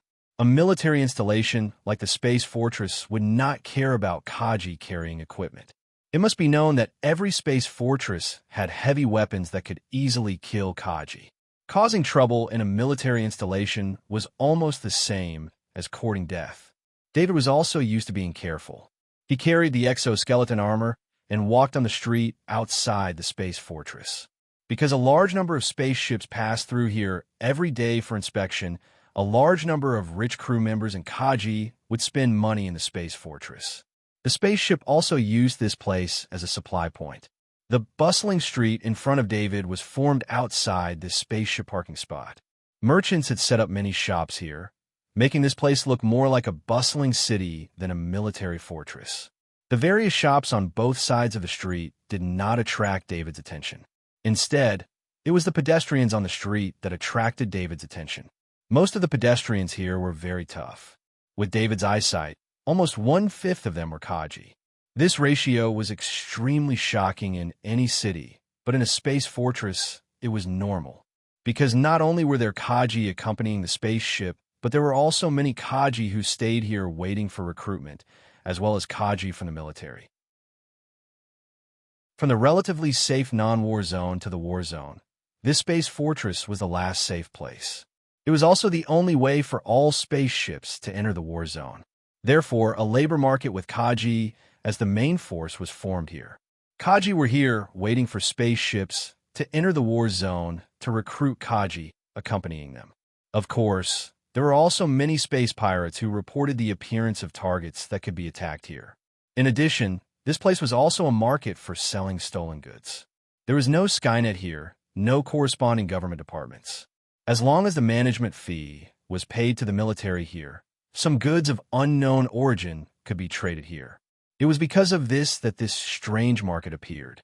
Fight, according to the head. Okay, that's it. Bear bets 1. Beer bets 3. Halfway down the street, David saw a projection of a boxing ring on the outside wall of a bar in front of him. 2 people were fighting in the ring, and at the same time, noise could be heard. 2 Kaji were fighting, but neither of them were wearing exoskeleton armor, nor were they using weapons. They were just fighting with bare hands. David himself had 23% proficiency in barehanded combat. He was very interested to see the 2 Kaji fighting barehanded. Just as he was watching the fight in the projection, a hand reached behind him and grabbed the 3rd-grade heavy axe that was wrapped in a leather sheath. Although the 51% proficient level of steel didn't have much use under normal circumstances, with this ability, even if David was distracted at the moment, he would immediately notice the hand grabbing his level 3 heavy axe. Before the hand could land on the 3rd-grade heavy axe, David's hand was faster than the hand. Perhaps because the other party's stealing was too amateur, David grabbed the hand. It hurts my hand, be gentle. The owner of the hand was a skinny young man with a greenish-black flamingo tattoo on the back of his hand. At this time, David grabbed his wrist and he screamed loudly. His shout attracted the attention of the surrounding people. Immediately, 5 armored soldiers with weapons on their backs and exoskeleton armor loading boxes walked over. "Let go of Monkey," the leader of the brawny men shouted. "Get lost." David wanted to break the hand of the young man called Monkey, but the other party was also a Kaji. Although his strength was not very good, it was not easy for him to break his wrist. He could only throw him away. "Monkey, what's going on?" The leader of the brawny men did not want to cause trouble here, but his men were beaten up. He could not just let it go, so he went forward and grabbed Monkey's body. Monkey glanced at David and whispered something in the brawny man's ear. The brawny man's expression changed immediately. He turned to look at David, especially the 3rd-grade heavy axe on his back. They thought that David did not hear it, but when Monkey whispered, the shadow attendant was beside him. Naturally, David heard what he said. "Boss, the weapon on that kid's back is not simple. My scanner has detected 3rd-grade material." This was what Monkey whispered to the brawny man. When David heard this, he knew that this was not good. A weapon made of 3rd-grade material was a great temptation for a Kaji. "Kid, you hurt my man's arm. Shouldn't you leave something behind as compensation? I see that heavy axe on your back is not bad. Leave it behind, and I'll let you go." The brawny man made a gesture, and several of his companions quickly surrounded David. They did not attack, but continued to threaten him with words. If Captain Hopper hadn't told David to use his weapon, he would have been captured by the Bastion ship. On a Bastion, fighting barehanded was fine, but weapons were not allowed. With so many Kaji in a Bastion, it was impossible for them not to fight. In order to prevent any deaths, weapons were prohibited. The Kaji had provoked David so that David could make the first move. If David used his weapon, they would have a reason to kill David and take the heavy axe. Even if David didn't use his weapon, as long as he made a move, the 6 armored soldiers would be able to easily defeat David with the addition of Monkey, who didn't have much combat power. Their idea was good, but the reality was different from their wishes. David quickly judged the strength of his opponents. The brawny man in the lead was close to the peak of the Kaji level. 2 of the other Kaji were high-level Kaji, and the rest were low-level Kaji. If they used their weapons, David believed they could be wiped out in a few breaths. Even without weapons, David was confident he could beat them. Someone's ready to fight. Something good is coming. One of the Kaji shouted from the side. His shout, coupled with the atmosphere, attracted many Kaji to gather around. These are only a few. A large group of Kaji had been watching the fight from the bar. When they were notified, they all gathered outside. David did not expect the situation to be like this. He even saw 2 officers watching the situation with a smile. They had no intention of stopping the fight. Place your bets. Those who bet on this guy's victory will pay 10 to 1. Those who bet on this group of 6 Kaji's victory will pay 1. 1 to 1. David frowned when he heard that someone was preparing to bet on their fight. He did not want to be laughed at. Without waiting any longer, David suddenly kicked out. With his 23% proficiency in spatial combat and extreme speed, his kick was so fast it was almost impossible to see his shadow. The 6 armored soldiers were momentarily distracted by the crowd's attention. David's first kick was aimed at the brawny man in the lead. He was the biggest threat to him. "Ah!" The brawny man screamed as he was kicked in the groin. After David kicked the brawny man, he did a somersault in the air and used the momentum to kick another Kaji. This Kaji had the strength of an advanced Kaji, but his body could not take the blow. He flew to the side and crashed into his companion. By this time, the other soldiers had also come to their senses, and they began to attack David with their fists and legs. David easily dodged the attacks of several Kaji while accurately hitting their vital points. Although each of the Kaji was not fatal, it was enough to make them lose the ability to fight. Chapter 2:15. In 30 seconds, before the dealer even started collecting bets, the battle had already ended. The battle started suddenly and ended even more suddenly. The spectating Kaji stared at David in disbelief. David had single-handedly defeated a Kaji squad. Even if he was empty-handed, it was still extremely shocking. However, for David, he naturally had a huge advantage in this kind of battle. Most Kaji would dabble in empty-handed combat, but would not study it too deeply. This was because they needed to spend most of their energy on practicing their weapon mastery. When facing the Zerg, empty-handed combat was a joke. Even in a life-and-death battle with a Kaji, they would not be able to break through the exoskeleton armor with their bare hands. Therefore, other than a few Kaji who were extremely passionate and talented in empty-handed combat, no Kaji would spend too much effort on it. David, on the other hand, directly obtained 23% of his empty-handed combat proficiency from the knowledge ball. This level of empty-handed combat proficiency was already very rare among Kaji. He also activated his extreme speed talent, which increased his empty-handed combat ability by a large margin.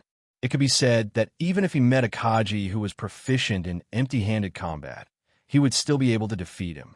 Speed was the only thing that could not be defeated. When the strength of both sides was not too different, the battle was naturally very easy. "Good job. Come to the bar for a drink. It's my treat." The middle-aged man who did not become the dealer invited David with a big smile. "Boss, won't you treat us to a drink too?" The Kaji on the side also joined in the fun. David heard the way they addressed him and knew that this was the boss of the bar. "Let's go together." The boss of the bar was also a straightforward person and greeted with a smile. "How do we deal with these people?" David looked at the 6 Kaji on the ground and asked aloud, "It's your first time here, right? Don't worry, it's just that they're in trouble." The boss pointed at the 6 Kaji on the ground. As he spoke, a few soldiers walked over. 2 of them violently snatched the weapons and exoskeleton armor loader from the groaning Kaji on the ground and threw them into the military hover car next to them. Among the 6 Kaji, except for Monkey, the rest were carrying weapons and carrying exoskeleton armors. All of their equipment had been taken away. "This is the treatment fee. If you dare to make a move here, you'll have to bear the loss if you fail." A soldier took out a healing potion and fed it to Kaji, then threw the empty bottle on them. In less than a minute, the soldiers boarded the military hovercraft and left, leaving behind the 6 Kaji who were being treated. Before the soldiers left, they even made a gesture of gratitude to David. When David saw the gesture of gratitude, he was puzzled and did not understand what it meant. The 6 Kaji who received treatment did not look happy. No one would be in a good mood after receiving treatment that only cost a few hundred credits and losing hundreds of thousands of credits worth of equipment. The healing potions took effect, and the 6 Kaji regained some strength. David had held back his attack, as he did not want to kill anyone in this unfamiliar space fortress. "Monkey, give me back my equipment." One of the Kaji roared and threw himself at Monkey. The other Kaji also threw themselves at Monkey. The brawny man who was supposed to be able to control them was injured in the lower part of his body. Even after using healing potions, he could not speak. However, he looked like he wanted to cry, but had no tears. "I originally wanted to remind you to take away their equipment, but this time the enforcement team came too quickly. I'm guessing they were just nearby," the bar owner said as he pulled David into the bar. The rules here were that you could fight as you pleased. However, if someone lost the ability to resist, then their belongings would naturally belong to the victor. However, in a fight here, there was usually no such thing as losing the ability to resist. One had to know that unless there was a huge gap between them, it would not be easy for a Kaji to beat another Kaji to the point that they lost the ability to resist. This was because the weaker Kaji would not just stand there and wait to be beaten. Knowing the rules here, they would have long since fled. This was also why the brawny man immediately surrounded David when he learned that the weapon on David's back might be a Tier 3 weapon. David did not care about the equipment. He also understood why the soldiers had thanked him earlier. He had left them with a considerable amount of wealth. "Little brother, are you interested in participating in our barehanded combat competition? You'll earn at least 10,000 credits a day. It's much more than what you earn from doing missions," the bar owner said to David as soon as they sat down in the bar. "I'm just passing by. I'll be leaving soon." David finally understood the bar owner's reason for inviting him in. He could not help but shake his head and refuse. "Little brother, think about it. My bar is the largest in this area. Your income will increase in the future." The bar owner did not give up and continued to persuade him. David could only shake his head. How could he stay? If he really was an intermediate Kaji, he would definitely be tempted by 10,000 credits a day. However, he had a random, nameless credit card with 1 billion credits in it. How could he be interested in such a small amount of money? The bar owner saw David's resolute attitude and lost interest in David. He casually greeted him and left. David looked at the time while drinking red wine. He was not worried about the conflict just now. In a while, he would be far away from the bastion. Even if the Kaji wanted revenge, they would not be able to find him. In a corner of the bar, a destitute Kaji was drinking alone. When he looked up and saw David sitting in the distance, his eyes narrowed. However, he hid it well. His name was Izzard. He was an intermediate Kaji. The path of a Kaji had long been hopeless. Izzard was originally in charge of shop here. The shop belonged to the powerful Castle Transcendent. With the deterrence of Castle Transcendent, Izzard's business was very good. Every month, he could bring in a considerable amount of income for Castle Transcendent. At the same time, it also brought Izzard prestige and wealth. However, all of this disappeared with the bad news. Castle Transcendent had been killed. What followed was the news that the shop was taken away by other forces. At the same time, all of his wealth and status were taken away. Izzard became a wandering Kaji. without the title of Castle Transcendent. The Kaji he had bullied before came to take revenge on him one by one. He had lost his exoskeleton armor and weapons. Even leaving the bastion was a luxury. No spacecraft would hire a Kaji who had no weapons or equipment. He could only stay in the bar and drink to numb his nerves and make himself forget everything around him. However, Izzard saw David. This was the face he cursed with the most vicious words every day. This was the man who had made him lose everything.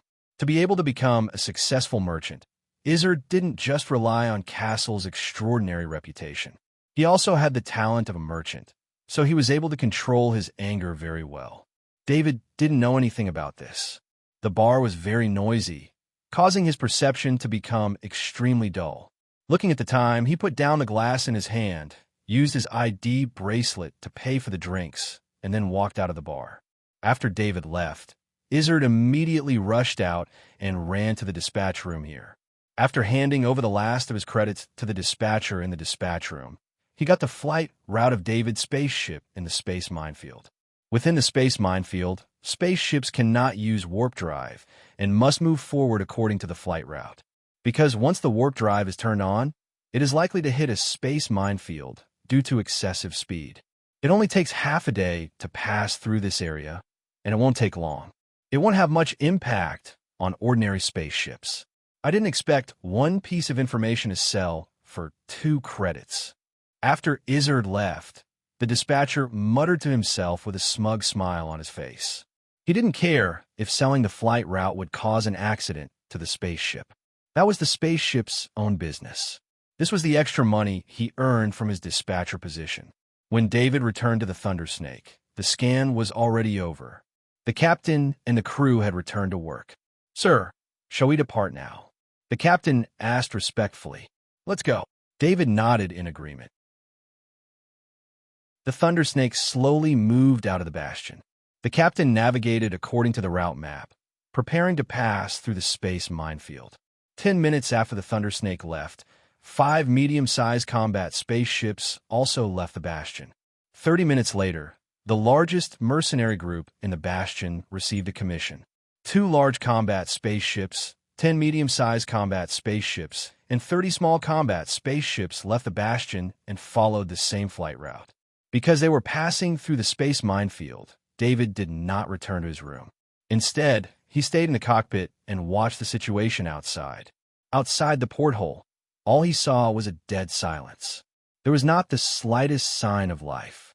"Sir, the scan has found 5 spaceships behind us that are slightly faster than us," Captain Hopper quickly reported to David. "Captain Hopper, are they going the same way?" David also looked at the huge screen in front of the cockpit. On it were the results of the scan. 5 small dots were behind them. David asked aloud, "Sir, after we occupy this flight route, it is unlikely that any spaceships will use it during our voyage." Captain Hopper shook his head and explained. There were many flight routes in the space minefield. In order to avoid some trouble, they would not arrange the same flight route. "Does this mean that someone is looking for trouble with us?" David said with a serious expression. "Don't worry, sir. These 5 spaceships are far inferior to our spaceships. There is no need to worry about a space battle." Captain Hopper was full of confidence when he spoke of the Thundersnake. David also saw the analysis of the 5 spaceships. The 5 spaceships were simply ordinary civilian transport spaceships that were equipped with heavy space weapons. Such spaceships could not be compared to real warships in terms of structure and stability. The 5 spaceships were equipped with heavy space weapons. In terms of the stability of civilian transport spaceships, the strong reaction force after the attack would make it impossible for civilian transport spaceships to launch a second attack accurately for a long time. The 5 spaceships themselves could not withstand the attack from the Thundersnake modified spaceships. If the other party had an energy shield, they could hold on for a while longer. If not, they would be completely destroyed in one hit. "You will be in charge of the battle," David nodded and ordered. This kind of spaceship space battle still needed to be commanded by a professional. He did not know much about spaceship space battles. Carelessly commanding the battle would likely harm everyone. "Yes, sir. I will not disappoint you," Captain Hopper replied loudly. In the spaceship in the middle of the 5 spaceships, the leader of the flying Scorpion mercenary group, Grove, sat on the captain's chair. Beside him stood 6 people. They were the 6 Kaji that David had injured. "If you don't get a grade 3 weapon from that person, I will skin you alive," Grove said in a deep voice. These 6 Kaji were the peripheral Kaji of the mercenary group. Usually, they only used the name of the flying Scorpion mercenary group. Every time they completed a mission, they would hand over a portion of their earnings. They were not closely related to the flying Scorpion mercenary group. This time, the 6 Kaji came to report that an intermediate Kaji had a grade 3 weapon. For this grade 3 weapon, Grove had urgently mobilized 5 spaceships to chase after them. However, he suspected that these 6 Kaji were taking revenge after being injured by the other party and were using him as a tool for revenge. Leader, Monkey, is the scout Kaji. Although he is not wearing exoskeleton armor, the scanning device he carries with him is very sensitive. His discovery will not be wrong. The leader of the 6 Kaji could only insist on his previous statement. At this point, even if it was not true, he could only hope that Monkey did not make a mistake this time.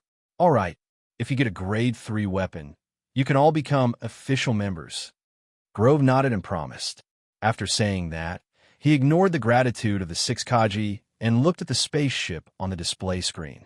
In his opinion, this battle would be very simple because he did not see any traces of weapons on the spaceship, unless the other party's modification technology was very advanced.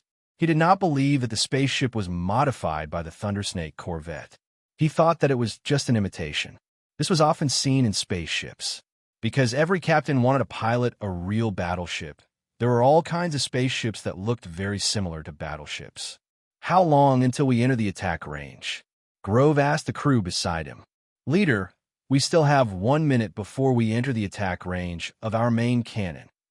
The crew member replied, "Pay attention. I don't want to destroy the spaceship. I just want to damage it."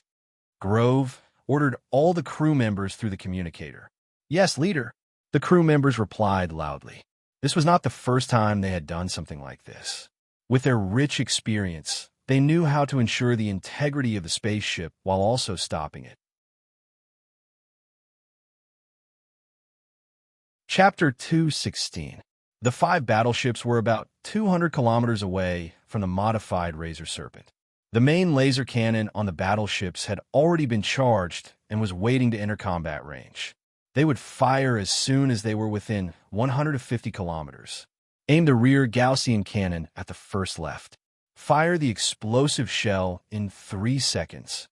Captain Hopper looked at the scan data on the display screen and ordered with disdain.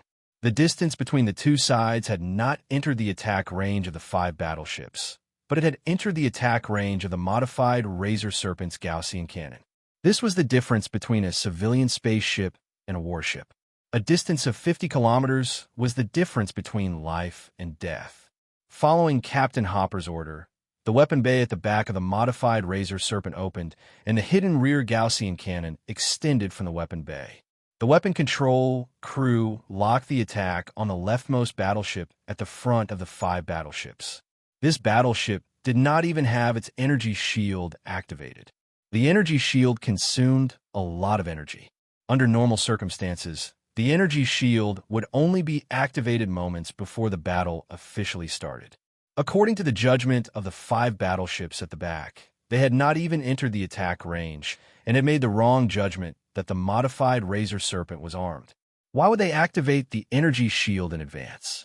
This was a common problem among interstellar mercenaries. They relied more on past experience and did not have mandatory combat standards like the military. Therefore, there would always be some subjective judgment of the combatants, which would affect the outcome of the battle. David was also looking at the display screen. It showed that the rear Gaussian cannon had finished charging when it was hidden. It would fire as soon as it came out of the weapon bay. The Gaussian cannon was also known as the coil cannon. It used the principle of electromagnetic force to launch a warhead. It was a type of kinetic weapon. This was because the Gaussian cannon posed a greater threat to the Zerg under the same energy. Even if the warhead fired by the Gaussian cannon was a grade 1 warhead, it could still cause fatal damage to a Grade 2 Zerg. For a light battleship like the Razor Serpent, if it was equipped with energy weapons, its main cannon could hardly kill a Grade 3 Zerg. However, if it was equipped with a Gaussian cannon and used a Grade 2 warhead, it could kill a Grade 3 Zerg. Only the energy weapons on medium to large warships could pose a threat to a Grade 3 Zerg. Therefore, the modified Razor Serpent had 2 Gaussian cannons instead of using energy weapons. The modified Razor Serpent's target was not other spaceships, but the Zerg. On the modified Thundersnake ship, there were 10 Class 2 warheads. The cost of these Class 2 warheads was very high. This was because the warhead of the spaceship-class Gaussian cannon required a Grade 2 material, which was almost the same as the Grade 2 material of a heavy weapon. In addition to the additional materials and special craftsmanship, a Grade 2 Gaussian cannon warhead was even more expensive than a Grade 2 heavy weapon. As for the remaining Level 1 warheads, there were 200 of them, which was equivalent to 200 Level 1 heavy weapons. David had only learned about this in the past few days. Through his authority, he had discovered many powerful functions and a large number of combat supplies. Of course, there was no need to use a Grade 1 warhead to deal with this kind of ordinary, civilian-modified combat spaceship. As the Thundersnake corvette trembled slightly, David knew that an explosive bomb had been fired. Explosive bombs were specially developed to destroy spaceships. After a collision, they would cause a violent explosion to destroy the enemy's spaceship. Incoming attack. In a battleship on the left, the crew operating the scanning device issued a panicked warning. Evade! Prepare for a collision. The captain of the battleship shouted. However, it was all too late. The Gaussian cannon had a range of 200 kilometers, and it would only take 2 seconds to fire and hit the target. Unless it was a highly agile military spaceship, there was no way a civilian spaceship could react in time. The expected collision did not happen. The attack only brought about a destructive explosion. The explosive bomb broke through the outer armor of the battleship on the left with a terrifying force. The defensive layer, which was said to be able to withstand several rounds of attacks, was easily broken through by the explosive bomb. The explosive bomb that entered the interior of the spaceship automatically detected a suitable explosion location and immediately exploded. This explosion was no ordinary explosion. It was a super powerful explosive created by mixing krypton powder with other materials. With a loud boom, the left battleship first caved in from the inside before exploding outwards. All the crew members did not even have time to react before they were reduced to space dust. Explosive bombs were a real military item. If Transcendent Castle had not been fighting the insectoids on Warstar, he would not have been able to obtain such military supplies. However, David did not feel any heartache. There were still 500 explosive bombs in the arsenal.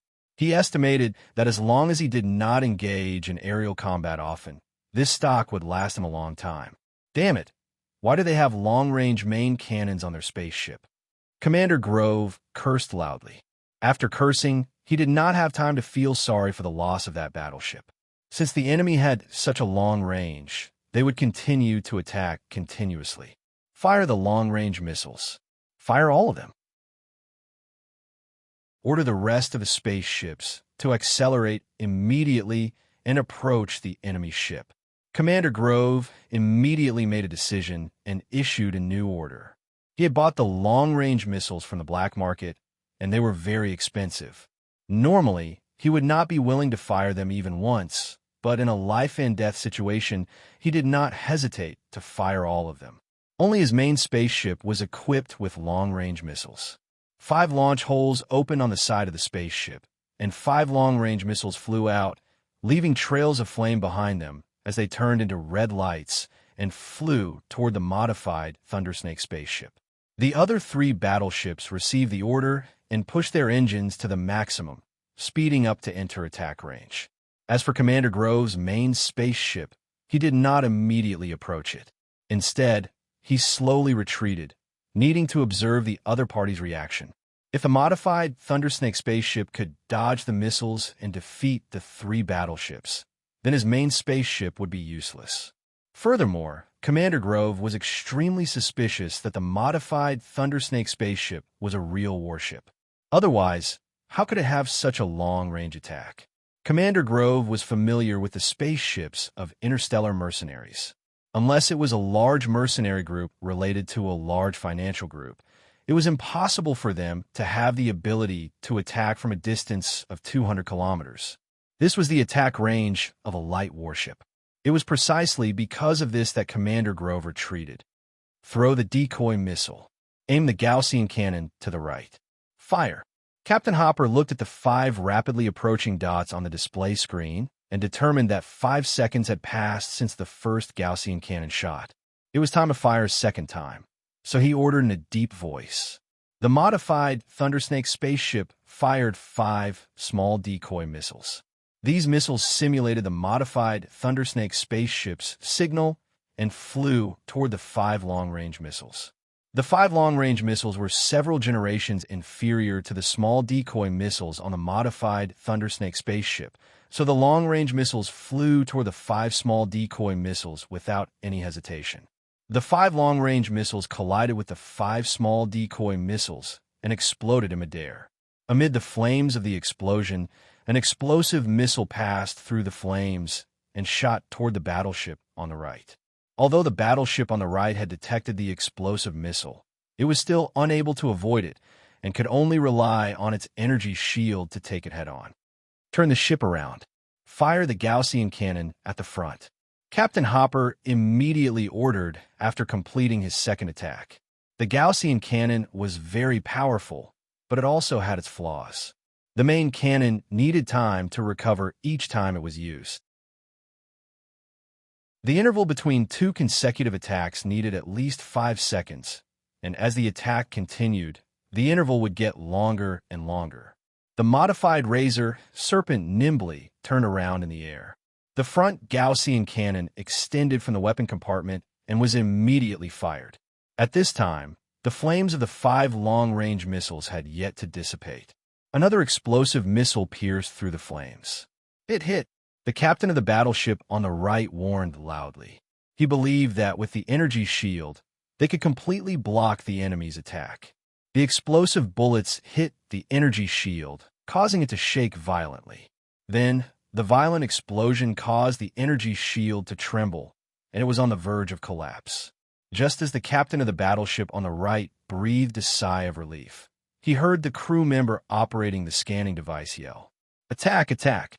The captain of the battleship on the right did not even give a warning because he knew very well that the energy shield could not withstand another attack at this time.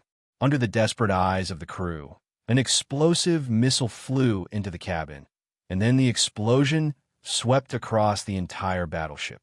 Increase the distance, turn the ship around, and prepare for the next round of attack. Captain Hopper ordered again. The modified Thundersnake spaceship returned to its original position, and the 2 engines began to accelerate, quickly increasing its speed. The remaining 2 battleships saw that the 150-kilometer attack range was getting closer and closer, but they realized that the modified Thundersnake spaceship suddenly accelerated and quickly left them behind. "Commander, we can't keep up with the enemy's spaceship. Please retreat immediately." A battleship captain pleaded to Commander Grove. In a situation where their speed was far inferior to the enemy's spaceship and the range of their weapons was also very far apart, the battle was almost certain to be lost. This was because they could not catch up and they could not hit, so they could only passively take a beating. Looking at the battleship that had been shot just now, it was destroyed in just 2 hits. The enemy's attack power was too strong, and this mission was suicide. You were allowed to abandon the ship, wear the exoskeleton armor, and escape from the spaceship. Commander Grove understood very well and ordered in a deep voice. These 2 battleships could not escape at all. The modified Thundersnake spaceship was too fast, and it was only a matter of time before it was destroyed. As long as they could save the Kaji on the spaceship, the rest of the crew did not matter, and they could just recruit more. Commander Grove's order made the ordinary crew members on the 2 battleships pale, and they looked at the Kaji on the spaceship with fear in their eyes. The Kaji did not care about these ordinary crew members. Usually, they called each other brothers, but when it came to life and death, they could only look out for each other. "You can't abandon me." On the left battleship, a crew member shouted crazily and hugged the exoskeleton armor of a Kaji. The Kaji grabbed his arm and threw him out with force. The crew member's body collided with the wall of the ship, and the sound of bones breaking could be heard. For a moment, the cabin was silent, and all the ordinary crew members did not dare to make a sound. The Kaji were very fast, and they rushed out after opening the cabin door. "If I can't live, you can't live either." The crew member operating the laser cannon had a determined look in his eyes, and he muttered. Just when the scanning crew member shouted a warning again, a laser was fired from the laser cannon and swept through several Kaji. Then the spaceship was destroyed by 2 explosive shells, and the shock wave of the explosion made the Kaji who were escaping unsteady. The exoskeleton armor of the few Kaji who were swept by the laser cannon was not able to completely block the laser attack. The outer shell of the exoskeleton armor melted, and the internal temperature quickly reached 1,000 degrees due to the destruction of the temperature measuring device. Several Kaji did not even have time to scream before they were ignited by the high temperature, and only the destroyed exoskeleton armor was left in space. The Kaji looked so fragile in front of spaceship-level weapons. Of course, most of the Kaji managed to escape. When the last battleship was destroyed, only 13 Kaji were using the power engine on the exoskeleton armor to fly to the main spaceship at full speed. "Sir, what should we do with these Kaji?" After winning the battle, Captain Hope stopped commanding and asked carefully. It was only then that David realized that he had underestimated Captain Hope. In the air battle just now, although the performance of the spaceship here was absolutely superior, Captain Hope's comm command was also an important factor in their victory. After hearing Captain Hope's question, David's attitude towards him improved a lot. "Captain Hope, is it okay to kill them?" David asked with a smile. "Sir, they are bandits. Whatever you do is reasonable." Captain Hope replied respectfully. "Then you'll be in command. Kill them all." David decided. "Yes, sir." Captain Hope replied. He turned around and ordered loudly, "Change the alloy warhead and use those Kaji as the target. 2 Gaussian cannons take turns to fire." At this time, the enemy was no longer a threat. The last battleship had already retreated to a distance of 300 kilometers and was no threat to the Thundersnake modified spaceship. However, this did not mean that they could chase after the Thundersnake modified spaceship at this time. Because of the existence of these Kaji, they had to eliminate all the Kaji before they could chase after the spaceship. Although the Kaji were not a threat to the spaceship at all from a distance, once the Kaji got close, these Kaji would be a disaster for the spaceship. In fact, the reason why Commander Grove let the Kaji leave the spaceship was because he wanted to prevent the Thundersnake modified spaceship from chasing after them. The 13 Kaji were flying toward the main spaceship, but they found that the distance between them and the spaceship was getting farther and farther. "We've been used by the commander." A Kaji looked in the direction of the main spaceship and cried out in despair. As soon as he finished speaking, his body suddenly exploded. The exoskeleton armor could not block the alloy warhead fired by the Gaussian cannon. Chapter 2:17. In fact, using the Gaussian cannons to attack the Kaji was not a good choice. However, since the 2 Gaussian cannons were the only long-range weapons on the Thundersnake, Captain Hopper had no choice but to order them to be used. When the 12 Kaji saw the Kaji flying beside them explode, they were so scared that they sped up and fled. However, another Kaji's body immediately exploded. This caused the other Kaji to desperately increase the power supply of the engine. If these Kaji were military Kaji and had received professional training, this would not have happened. As long as the Kaji did not panic and continued to move their bodies in space, using the disorderly dodging method, they could completely make the long-range Gaussian cannons miss. After all, the Gaussian cannons needed a few seconds to hit the target after a distance of nearly 200 kilometers. Such a long time was enough for the Kaji to dodge. However, These frightened Kaji had probably never encountered such a situation before and did not have any experience in dealing with it. In addition, they were abandoned by the mercenary group and were extremely terrified, so their judgment was far worse than usual. One by one, the Kaji were hit by the alloy warheads and turned into a bloody mist in space. When we get back, I will tear you into pieces in front of everyone. You made my mercenary group lose more than half of its strength. Captain Grove looked at the 6 Kaji and said fiercely. He could not vent his anger on the Thundersnake modified ship, so he could only vent it on the 6 Kaji. It was because of the reports from the 6 Kaji that he came to pursue David and cause the mercenary group to suffer such a huge loss. Captain, please spare us. The cowardly monkey had already collapsed on the ground and shouted, "Tie them up." Captain Grove looked at Monkey on the ground in disgust and waved his hand to order. The mercenary group Kaji on the side stepped forward and held the 6 Kaji down and tied them up with ropes. Just as the 6 Kaji were struggling and begging for mercy, the red light in the cockpit flashed. "Commander, a fleet has appeared in front of us. We have been locked onto by them," the scanner shouted. Captain Grove was shocked.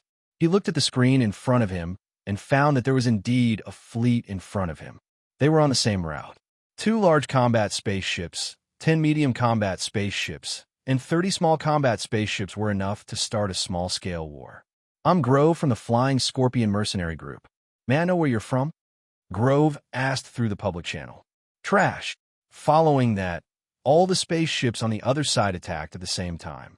The energy shield of Commander Grove's spaceship did not even last for a second before it was broken, and the spaceship was reduced to space dust. "Sir, there's another fleet behind us. There are too many enemies. We can't win." Captain Hopper reported to David. David looked at the big screen in front of him. The red dots on it formed an attack formation and were flying in his direction. Just by looking at the attack formation, he could tell that the other party was not here with good intentions. Coupled with the previous attack, it was needless to say that they were here to track him. David could not help but sigh. Why were they constantly attacked as soon as they left planet Monolith? "Captain Hopper, can we speed up and escape?" David asked. "Sir, in this space minefield, we can't fully activate our warp drive.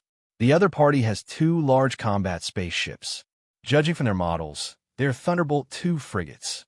Compared to the small Thundersnake frigates, although they are older models, they are still large frigates. At full speed, they are even faster than our spaceship." Captain Hopper reported softly. David narrowed his eyes. He did not expect that right after a space battle, an even more powerful fleet would appear.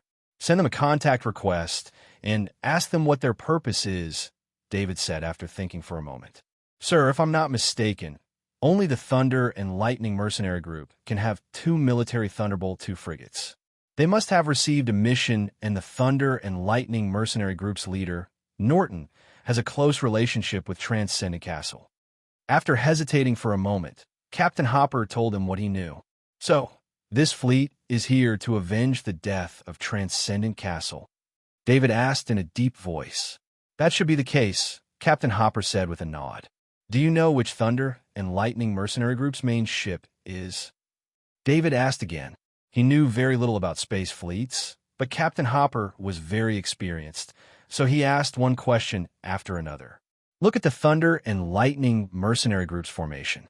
It's the military's E3 formation. The main ship of this formation is the large Thunderbolt II frigate at the rear of the center." Captain Hopper was very familiar with the military's warship formations, so he answered David's question without thinking. Since Norton has a large military frigate and is familiar with the military's warship formations, what's his background? David asked again. He was very curious about the Thunder and Lightning Mercenary Group. It said that Norton was originally a captain stationed in Warstar space. He later left the military because he made a mistake. However, he has a lot of friends in the military. These 2 Thunderbolt II frigates are retired warships of the military. I don't know what methods he used to obtain them, but it's also how the Thunder and Lightning Mercenary Group got its name. Captain Hopper answered truthfully. This was not a secret among the captains. When Captain Hopper was with Transcendent, he had come into contact with the Thunder and Lightning Mercenary Group, so he knew a lot about it. Captain Hopper, continue to drive the ship forward and try your best to hold them back. If you can't hold on, surrender immediately. I don't think the Thunder and Lightning mercenary group will make things difficult for you, David said in a deep voice after hearing about the Thunder and Lightning mercenary group situation. What about you, my lord? Captain Hopper asked anxiously. He had signed a permanent service contract with David. If something happened to David on the modified Thundersnake ship, he would not be able to escape. Not to mention him, even the crew on the ship, including the 2 chefs, would not be able to escape punishment, unless he and the crew no longer entered the city and became part of the interstellar mercenary group. So, whether it was for themselves or for their future survival, Captain Hopper was very worried about David's safety. I have a plan. You don't have to ask too many questions. Just do as I say, David said with a wave of his hand. Take care, my lord. Captain Hopper did not ask any more questions and said softly. David stood up and quickly walked into the room. This time, he did not choose the custom-made exoskeleton armor. Instead, he put on the luxurious exoskeleton armor. This exoskeleton armor had the ability to fight in space. In addition, its defense was much stronger than the custom-made exoskeleton armor, so he chose this one. David also carried the level 3 heavy axe on his back and the level 2 stiletto next to his calf. After putting on the equipment, he quickly rushed to the hangar. The shadow attendant took out the pendant from the infinite space ring and opened the passage into the fire beacon. David used his authority to open the hangar door, and the fire beacon silently flew out of the modified Thundersnake ship. Stay alert and turn both engines to the strongest normal power.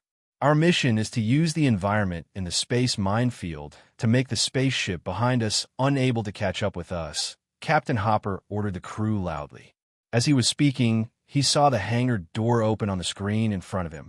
His eyes flashed with confusion, but he did not say anything and continued to command the ship. David controlled the fire beacon and flew to the side. He had already observed the environment there. There was a space minefield next to it. The space minefield was huge and looked like a circular steel base. The fire beacon was parked behind the space minefield so that the fleet behind would not be able to discover it. Of course, only the fire beacon dared to do this. The fire beacon used the special pattern technology of the great world of God, so that the fire beacon could not be detected by any kind of scanning. If a normal spaceship dared to get so close to a space minefield, it would have triggered the space minefield. David did not activate the scanning device on the fire beacon because it would expose the fire beacon's existence. He sent a part of his consciousness into the shadow attendant's body. The shadow attendant flew out of the fire beacon and used its eyes to observe the fleet that was approaching from afar. The fleet was very fast and maintained a perfect formation. This formation allowed all the energy shields to be shared, and the 2 large Thunderbolt II frigates could drive the speed of the other spaceships in the fleet. From this, it could be seen that the Thunderbolt mercenaries were much better trained than the Flying Scorpion. What David did not know was that most of the crew of the Thunderbolt mercenaries came from the military. When Norton left the military, he took a group of crew members with him. As the Thunderbolt mercenaries continued to expand, they also continued to take in retired soldiers. Coupled with Norton's excellent command, the Thunderbolt mercenaries were able to maintain the strength of a military fleet. It wasn't that David did not consider escaping alone, but the fire beacon could only travel short distances. It would not be a problem to return to the bastion from here, but it would be impossible to go any further. If he used the fire beacon to return to the bastion, not only would the Thunderbolt mercenaries not be waiting for him there, but it would also be troublesome if the military discovered his fire beacon. David clicked on the control panel, and soon, a round hole appeared beside him. He poked his head through the hole. This hole was one of the fire beacon's launchers. It was designed to launch the escape mechanism. Most spaceships had such launchers, and they were very important escape devices. However, David was not using the launcher to escape. Instead, he was using the power of the launcher to eject himself. The shadow attendant saw that the fleet was not far from the space mine. The mine was located slightly to the left of the center of the fleet's path. As long as they controlled the distance between them and the mine, they would not trigger it. This was something the Thunderbolt mercenaries knew very well. David held his breath and used the shadow attendant's eyes to judge the timing of the attack. Just as the main battleship was about 200 meters away from a mine, the shadow attendant flew into the fire beacon and pressed the button to activate the launcher. David's body was ejected from the fire beacon by the power of the launcher. David's body flew towards the Thunderbolt II frigate like a meteor. In fact, the Thunderbolt II frigate scanner thought so too. Based on the size of the object, the scanner determined that it was an object the size of a human. The reason they did not think that David was Kaji was because the object did not have the energy reaction of an engine. Instead, it moved without any power, which was very similar to a meteor. Additionally, there were no spaceships nearby. Only the space mine existed, so there was no way Kaji could appear there. It was because of the scanner's judgment that the Thunderbolt II frigate did not intercept David immediately. David's body crashed into the side of the Thunderbolt II frigate. At the moment of impact, he was already holding the Grade 3 heavy axe in his hand. The Grade 3 heavy axe drew a circle on the side of the frigate, and a hole appeared on the incredibly tough armor of the frigate. David pushed the outer shell away and jumped into the interior of the Thunderbolt II frigate. Woo! Woo! Woo! The alarm sounded in the Thunderbolt II frigate's cockpit. What happened? Commander Norton asked loudly. Commander, the hull of the A304 area has been damaged. I'll immediately send a repair robot over. The scanner immediately reported. How could the hull be damaged? There's a 1-meter thick special armor there. Commander Norton said doubtfully. He then turned around and ordered one of the team leaders, Third Team, go over there and investigate the cause. I'll seal off the hull now. Yes, Commander, the team leader replied loudly. The team leader was wearing an exoskeleton armor and was very fast. Just as he ran out of the cockpit, the 5 Kaji members who had been notified had already met up with him. This was the discipline of an army. Before a battle, all combat departments were ready to move out at any time. David had just stabilized himself. From the fire beacon's gravitational environment to the weightlessness in space, and then to the current gravitational environment, he had experienced the changes in the gravitational environment in a short 10 seconds. Clang! A repair robot rushed over with a loud noise. It ignored David's existence. In its program, there was only one task, and that was to repair the damage.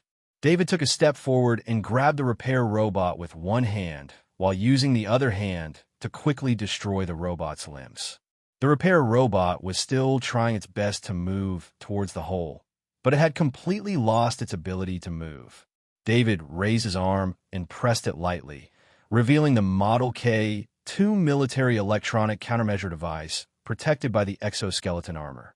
He pulled out 2 wires from the Model K-2 military electronic countermeasure device and connected them to the repair robot's head signal port. His hand then quickly entered the Model K-2 military electronic countermeasure device. This was the first time he used electronic countermeasure knowledge to fight against a large battleship. Even the female electronic countermeasure technician Kaji, who David obtained electronic countermeasure knowledge from, had never really hacked into a large battleship before. At most, she had hacked into civilian spaceships. Countless streams of data appeared on the Model K-2 military electronic countermeasure device. David's fingers also continuously moved faster. Chapter 218. After busying himself for 2 minutes, David did not continue. The intelligent core used by the Thunderbolt II frigate was basically a military item. Its defense against attacks was extremely strong. If David was given an hour or 2, he might be able to break it open. However, he knew very well that he did not have that much time.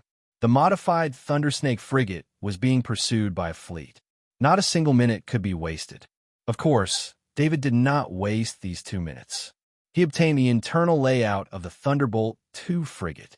David downloaded the internal layout of the Thunderbolt II frigate into his exoskeleton armor and marked all the surveillance equipment on the layout. At least he was now in the Thunderbolt 2 frigate and would not be lost. David had three choices. One was to go to the ammunition depot. As long as he modified the ammunition in the depot, the Thunderbolt 2 frigate would be destroyed. The second was to go to the engine area. As long as the engine was destroyed, the frigate would lose its power and would not be able to pursue the modified Thundersnake frigate. The third was to find the intelligent core.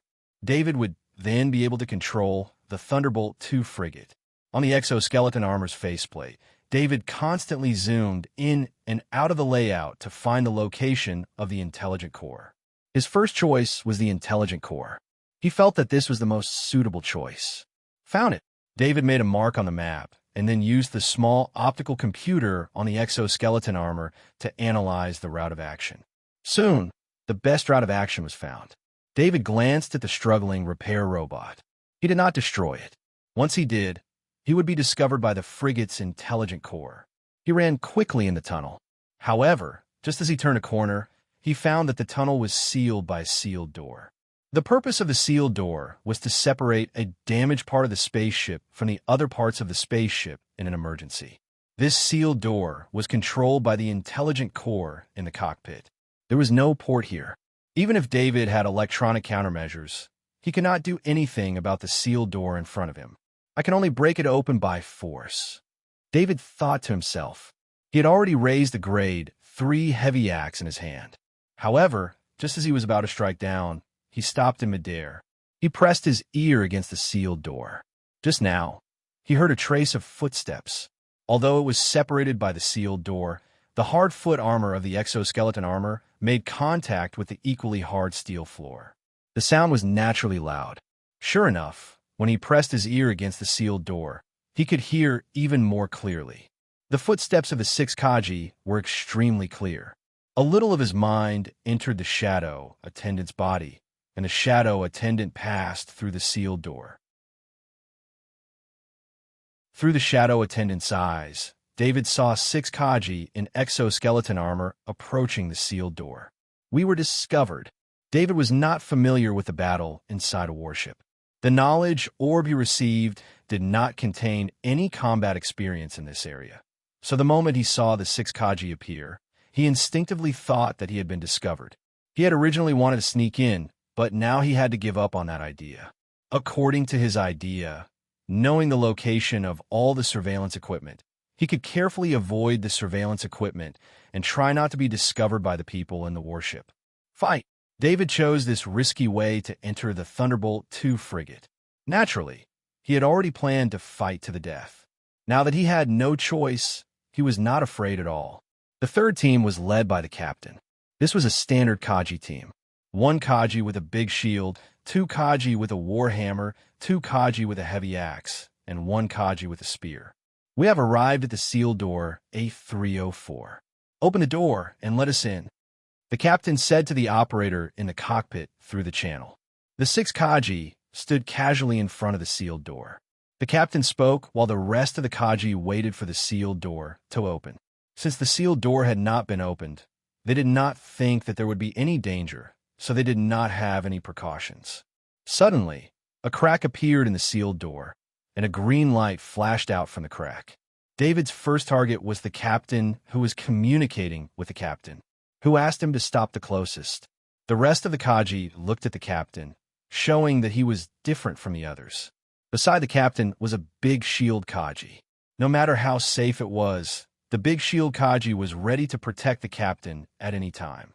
When the big shield Kaji noticed the green light, he instinctively raised his shield. The green light swept through without any hindrance, and the captain's head flew up. Then the big shield Kaji's grade 1 big shield was cut open, and the big shield Kaji's chest was split in 2. "Captain!" The other 4 Kaji screamed. At this moment, the sealed door opened. This was the request of the captain. The operator in the cockpit opened it according to the captain's request. However, the operator did not expect that he would open the Hell's Gate of the other 4 Kaji. This team was made up of all the elite Kaji. They used to be Kaji in the army and had rich combat experience. After losing the captain and the big shield Kaji, the other 4 Kaji were in a state of panic. However, when they saw David rushing out, They immediately reacted. Two Kaji swung their hammers in front of them. The long spear Kaji stabbed from behind, and the heavy axe Kaji attacked from the side. David was facing the attacks of the four Kaji at almost the same time. However, David was now wielding a grade 3 heavy axe, and he had 25% mastery over heavy axes. He didn't even use his extreme speed talent. The rank 3 heavy axe in his hand drew an arc in front of him, and the first spear was cut in half. Next, the two war hammers were also cut in half. Finally, the two heavy axes intersected. A grade 3 heavy axe against a grade 1 heavy axe. The result was obvious. It's a grade 3 weapon. Although the heavy axe warrior had seen the green light before, he still cried out in surprise when he saw the grade 3 heavy axe with his own eyes. The four Kaji quickly retreated and wanted to retreat. But with their speed, even if David didn't use his extreme speed talent, he was still faster than them. He practiced the soft body technique every day, and with the various opportunities he had before, his current speed had long surpassed that of a peak Kaji. With an agility of 4.18, David took a step forward, and the grade 3 heavy axe in his hand cut the two Kaji and the heavy axe Kaji in half like paper. Only the long spear Kaji, who was the furthest away, was not killed immediately. However, he only managed to run 2 steps before he was decapitated by David's heavy axe. David couldn't help but shake his head when he saw the bloody scene in the tunnel that resembled a slaughterhouse. With the grade 3 heavy axe, his attacks were even sharper. Fortunately, he was already a heavy axe master. Otherwise, if a normal Kaji wielded a grade 3 heavy axe, it would definitely affect his mastery of the heavy axe. The leader of the third Kaji team is dead. One of his team members is dead.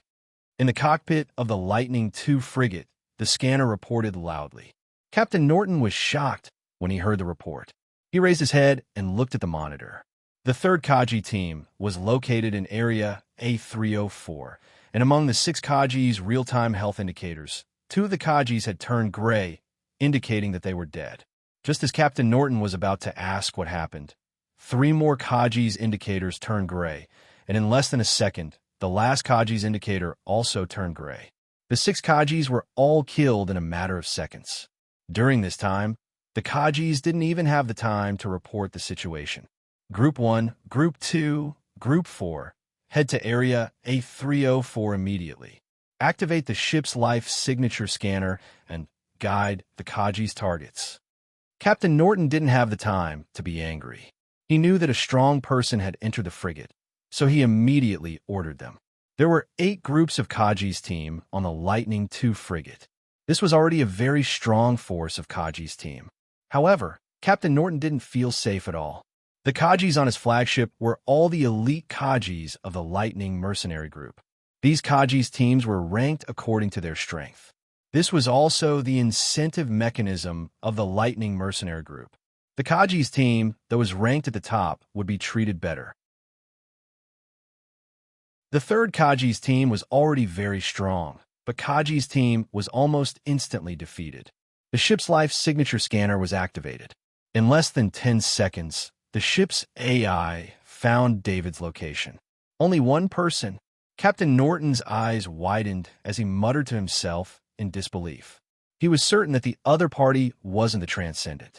If it was the Transcendent, they wouldn't be afraid of his fleet at all. It would be very difficult for his fleet to lock onto the Transcendent.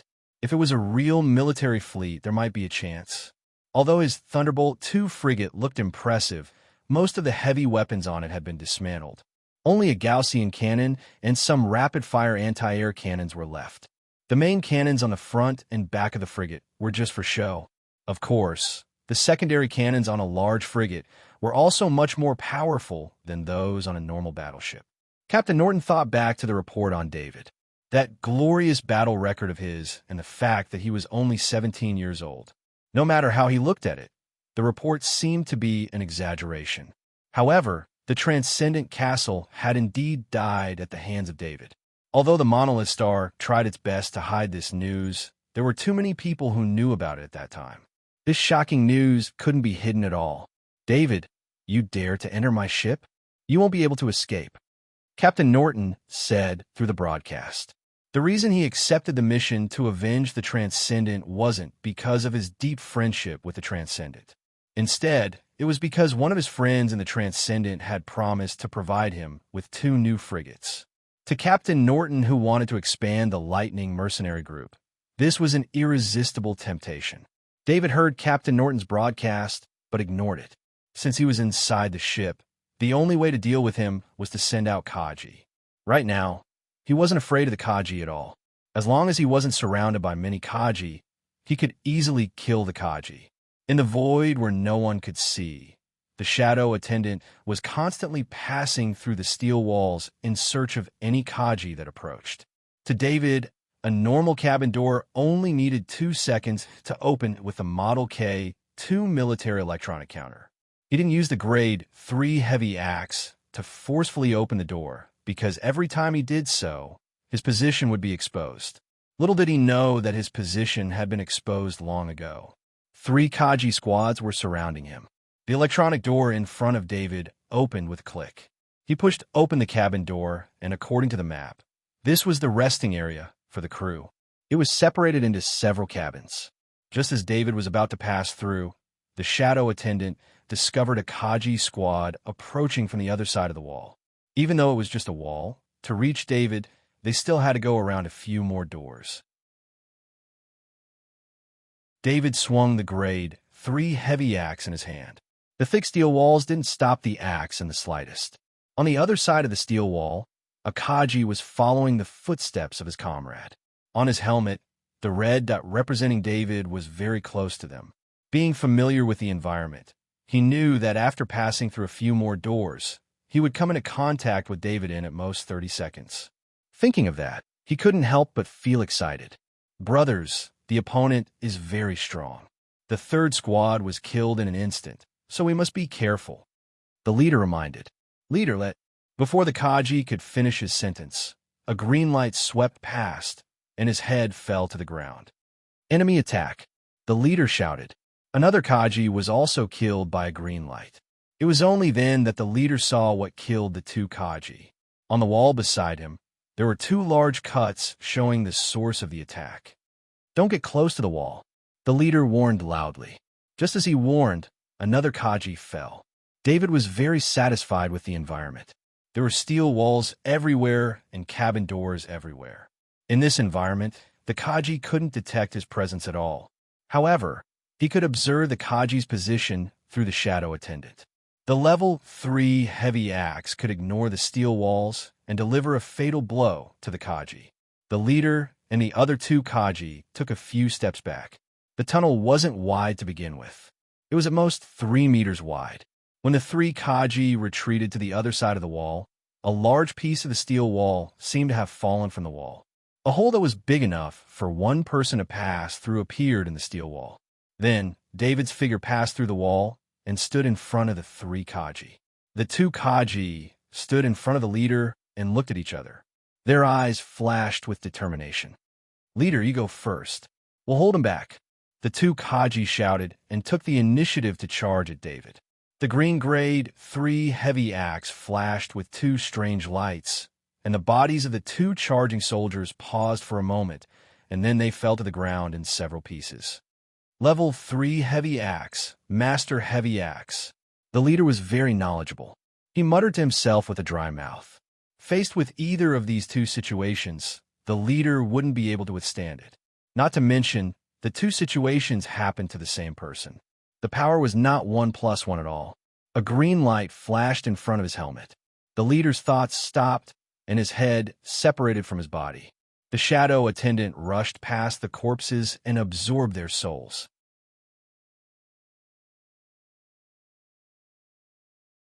Chapter 219. All members of Squad 4 have been killed, reported the scanner. Commander Norton did not need the scanner's report. He had been staring at the screen in front of him the whole time. The Gray Kaji's status displayed on the screen had already explained everything. If the 3rd group's death was unexpected, then the 4th group's death was definitely not unexpected. Stop the pursuit. All fleets to the main ship. I want all Kajis to come over, ordered Commander Norton. After confirming that David was on his main ship, There was no longer any point in pursuing the modified Thundersnake ship.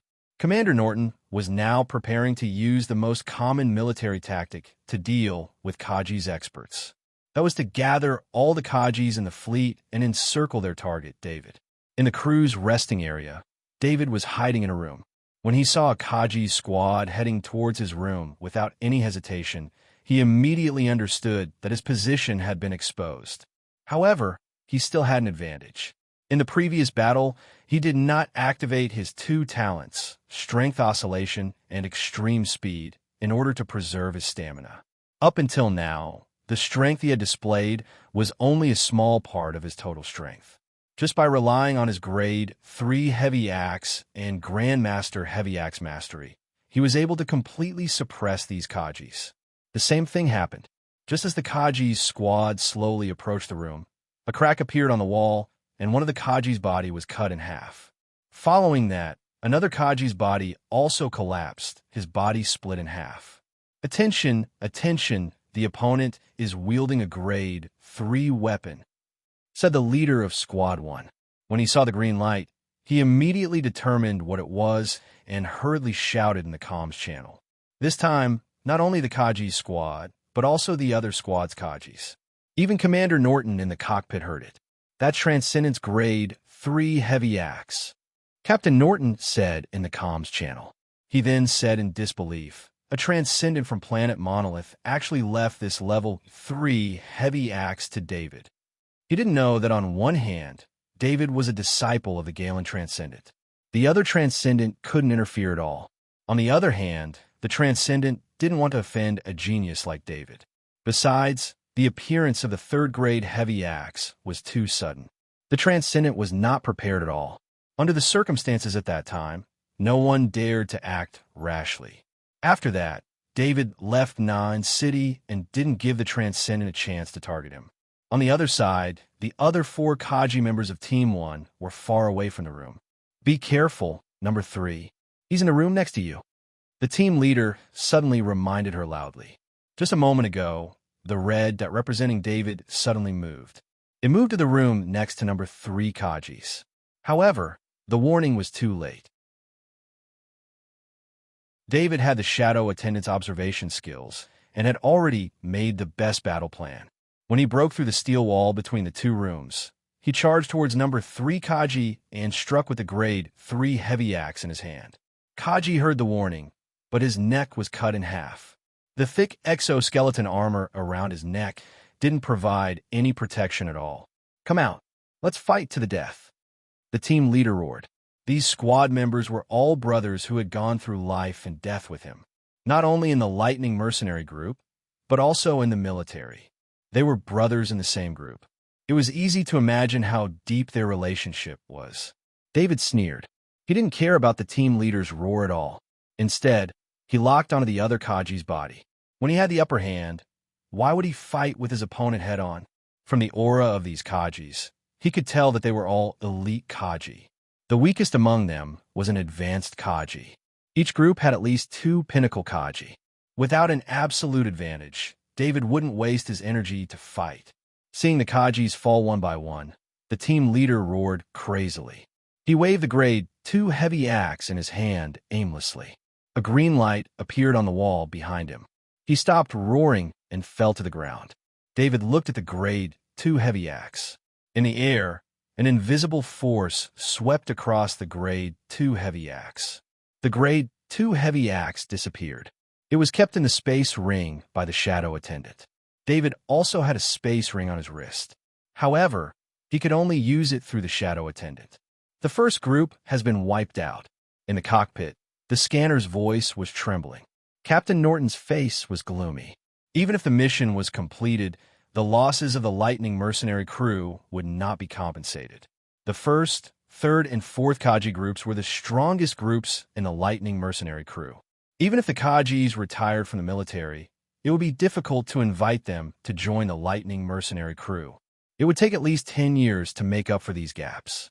Furthermore, the Lightning Mercenary crew had lost so many experts. They would be in a dangerous position in the mercenary world where wolves lurked. The Lightning Mercenary crew had snatched too many benefits over the years. There were many mercenary groups that were jealous. However, Captain Norton was unable to stop now. Even if he wanted to, David wouldn't let him. At that moment, the other Lightning Type 2 frigate, 10 mid-sized battleships, and 30 small-sized battleships were all connected with the main ship at the center.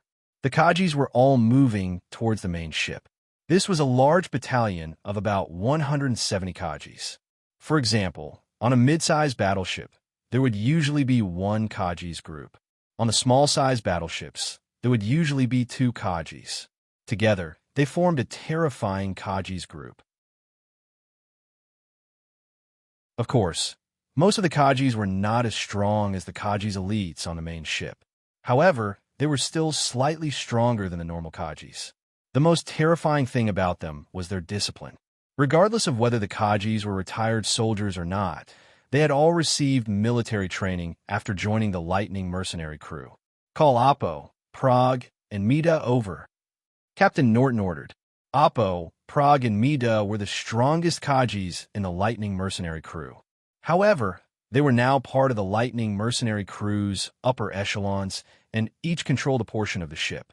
For example, the upper echelons of the Lightning mercenary crew would not participate in the battle between the Kajis. The upper echelons were there to command and not to fight on the front lines. However, the situation today was different. If they did not deal with David before they suffered too many losses, the Lightning mercenary crew would not be able to recover from this setback. They might even become one of the countless mercenary crews that disappeared. The three upper echelons arrived quickly. They were all wearing exoskeleton armor and holding rank 2 weapons in their hands. Captain, we're here. Apo, Prague, and Mida stood in front of Captain Norton and said loudly.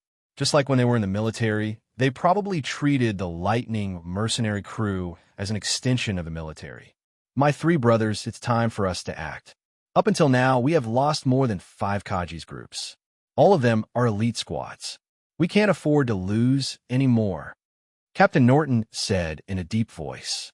He was also wearing exoskeleton armor and wielding a rank 2 longsword. The longsword in his hand trembled slightly as he spoke. Captain, if we work together, as long as he isn't a transcendent, he will definitely die. Apo said loudly. His voice was as confident as his confidence, because they were all master weapon wielders. The reason why the Lightning mercenary crew was able to gain a foothold in the mercenary world was because of the 4 master weapon masters. Although they had already become the upper echelons of the Lightning mercenary crew, their strength did not decrease at all. Instead, their auras were even stronger than before. All right, let's go. Captain Norton laughed and waved his hand. At that moment, David had already left the crew's resting area. The area was in ruins and was filled with cracks caused by rank 3 battle axes. The whole area was littered with corpses. Few of the corpses were intact. Why are there so many Kajis? David opened his helmet and drank a bottle of nutrient fluid. The battle just now did not stop and his stamina was quickly depleted. After drinking 3 bottles of nutrient fluid, he could feel his stamina recovering quickly. However, he did not have the time to rest. The shadow attendant reported that a team of 12 Kajis was approaching. David pulled his helmet up and looked at the position of the artificial intelligence core. They were still some distance away. Just as he was about to continue with his original plan, the shadow attendant reported the presence of another team of 12 Kaji's members. To prevent David's ambush, all the Kaji's members were moving in 2 teams. The shadow attendant went in another direction. It was another team of 12 Kaji's members. Then, the shadow attendant went in the direction David was heading. It was also another team of 12 Kaji's members. We've been surrounded, said David mockingly. He swung his grade 3 heavy axe a few times, and a hole appeared on the steel floor. He jumped into the hole, and before the enemies discovered him, he quickly rushed towards the intelligent core. The target is moving. Do you see it? Asked one of the Kaji's members. Not at all. Strange. The target is on our side. Why can't we see it? Replied one of the Kaji's members on top of David's head. David did not have the time to pay attention to them. There were too many Kajis, and David felt like he could never kill them all. He increased his speed and did not care about anything else. He used his grade 3 heavy axe to break through the walls and rushed forward in a straight line. David's obvious direction of action was immediately noticed by the scanner monitoring him in the cockpit. "Commander, his target is the Artificial Intelligence Core," reported the scanner through the communication channel. "Got it. Report back if anything happens," said Commander Norton. He and the other 3 officers were already moving very quickly. However, when he saw the red that represented David's movement, he could not help but twitch his mouth. "Team 6, you must hold on until I arrive. Do not let the Artificial Intelligence Core be damaged." Commander Norton contacted the team leader of Team 6, who was guarding the Artificial Intelligence Core. "Commander, we will live and die with the Artificial Intelligence Core," replied the team leader firmly. At that moment, in the room where the Artificial Intelligence Core was located, 6 Kajis were protecting the Artificial Intelligence Core in the middle. Kajis were in front facing the door, while the rest of the Kajis maintained their battle readiness, ready to unleash their strongest attacks at any time. On their masks, the red that represented David was about to reach the door. They held their breaths and circulated their energy. However, they found it strange that when the red dot passed through the door, they did not see the enemy. Just as they were looking around, a crack suddenly appeared on the floor beneath one of the Kaji's feet. One of the Kaji's feet was swept by a green light. The Kaji's foot was broken and he lost his balance.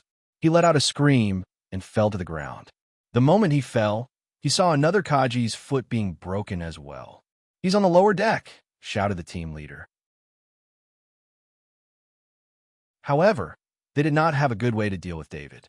They could only move quickly to avoid the attacks that could appear at any time. However, their movements were useless. The green light seemed to have grown eyes, and every time it appeared, it would accurately attack the Kaji's feet. After a while, they all fell to the ground. On the lower deck, David jumped up and hacked a hole in the deck above him before jumping up. Once he was on top, he did not show any mercy.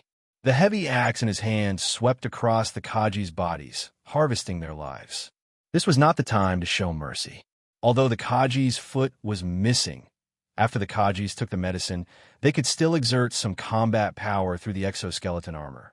The shadow attendant flew out of the room and stood guard outside the door. David connected the K2 military electronic countermeasure device on the exoskeleton armor arm to the intelligent core.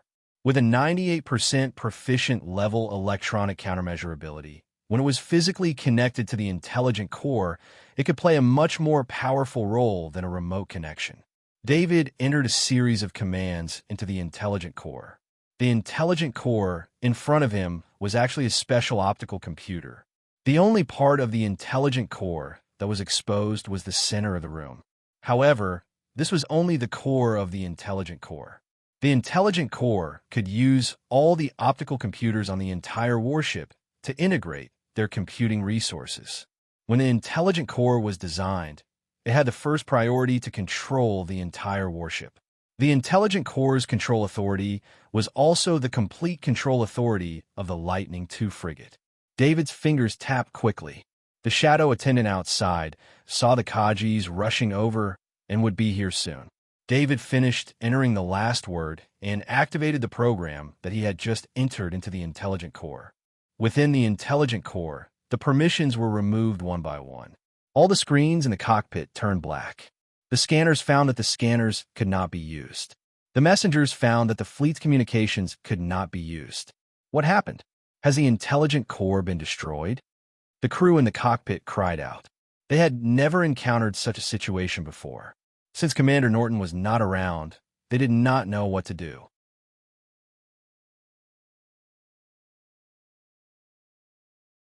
Chapter 220. The Kaji members of the Lightning mercenary group, who were equipped with exoskeleton armors and armed with all sorts of weapons, suddenly noticed that the red dots on their visors had disappeared.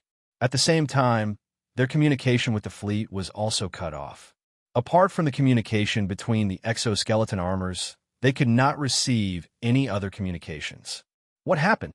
Captain Norton asked the crew in the cockpit through the communication channel on the exoskeleton armors.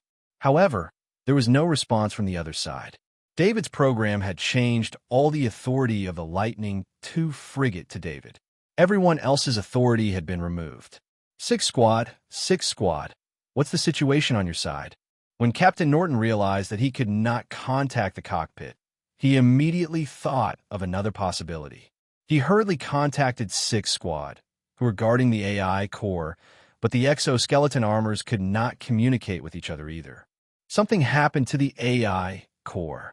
Captain Norton said to his three companions with a grim expression, "If the AI core is destroyed, the ship won't be able to maintain its balance like this." Oppo said as he shook his head. They had seen battleships with damaged AI cores before. During the battle against the insectoids would instinctively attack the AI core when they approached the battleship. Once the AI core was destroyed, all the equipment on the ship would go out of control. But now, the Lightning II frigate only had its signal intercepted. The ship did not go out of control. Damn it! Is David also an electronic warfare engineer? Captain Norton and Oppo thought of the same thing at the same time. Captain Norton shouted. They increased their speed and rushed towards the AI core. The visor of David's exoskeleton armor flashed, and then a more detailed structural diagram of the entire battleship was displayed on his visor. This was not the same diagram as before. This diagram was the core information of the AI core. On the diagram, there were nearly 200 red dots of light. Each dot of light displayed their name, identity, and current status. These 200 red dots of light were all soldiers. There were also many green dots, which showed the position of the crew on the ship. These were not Kaji or Kaji without exoskeleton armors. Compared to David, those without exoskeleton armors were not a threat at all. That was why these people were green dots of light. These dots of light were all automatically judged by the AI core. The current owner of the AI core was David. All of the AI core's analysis was based on David's identity. They really think highly of me. So many Kaji are chasing after me. David sneered and muttered to himself. He didn't even consider that if he hadn't killed Kaji's elite team one after another, Commander Norton wouldn't have given such an order. David's gaze swept across and discovered 4 special red dots, which indicated the identities of the 4 Kaji. Norton, leader of the Thunder and Lightning Mercenary Group Strength. Master Level Longsword Mastery, Peak Level Kaji. Erp Deputy Leader of Thunder and Lightning Strength. Master Warhammer Mastery, Pinnacle Kaji Prod Commander of the Thunderbolt Mercenary Group Strength. Master Shield Mastery, Peak Kajimi de Thunder and Lightning Mercenaries Head of Equipment Strength. Master Heavy Axe Mastery, Peak Level Kaji. David looked at the information of the 4 Kaji in shock. The information was automatically displayed by the AI core. The strength of the 4 Kaji wasn't a secret. In the mercenary world, the 4 weapon masters were the reason why the Thunderbolt Mercenary Group was known as a high-end force. However, David had never seen a weapon master on planet Monolith. He had only seen the Transcendent's butler on the Transcendent spaceship. That was the only weapon master David had seen before. He didn't expect to see 4 weapon masters here. If the AI core hadn't displayed the information, David might have been killed by the 4 weapon masters if he wasn't careful. As for the identities of the 4 weapon masters and the information of the higher-ups of the mercenary group, he didn't really care.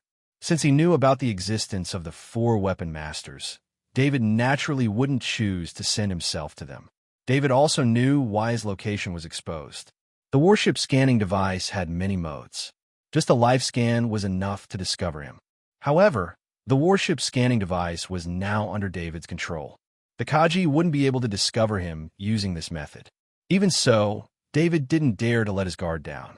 Looking at the position of the nearly 200 Kaji and the direction they were moving in, he knew that they had already set up an encirclement to surround him.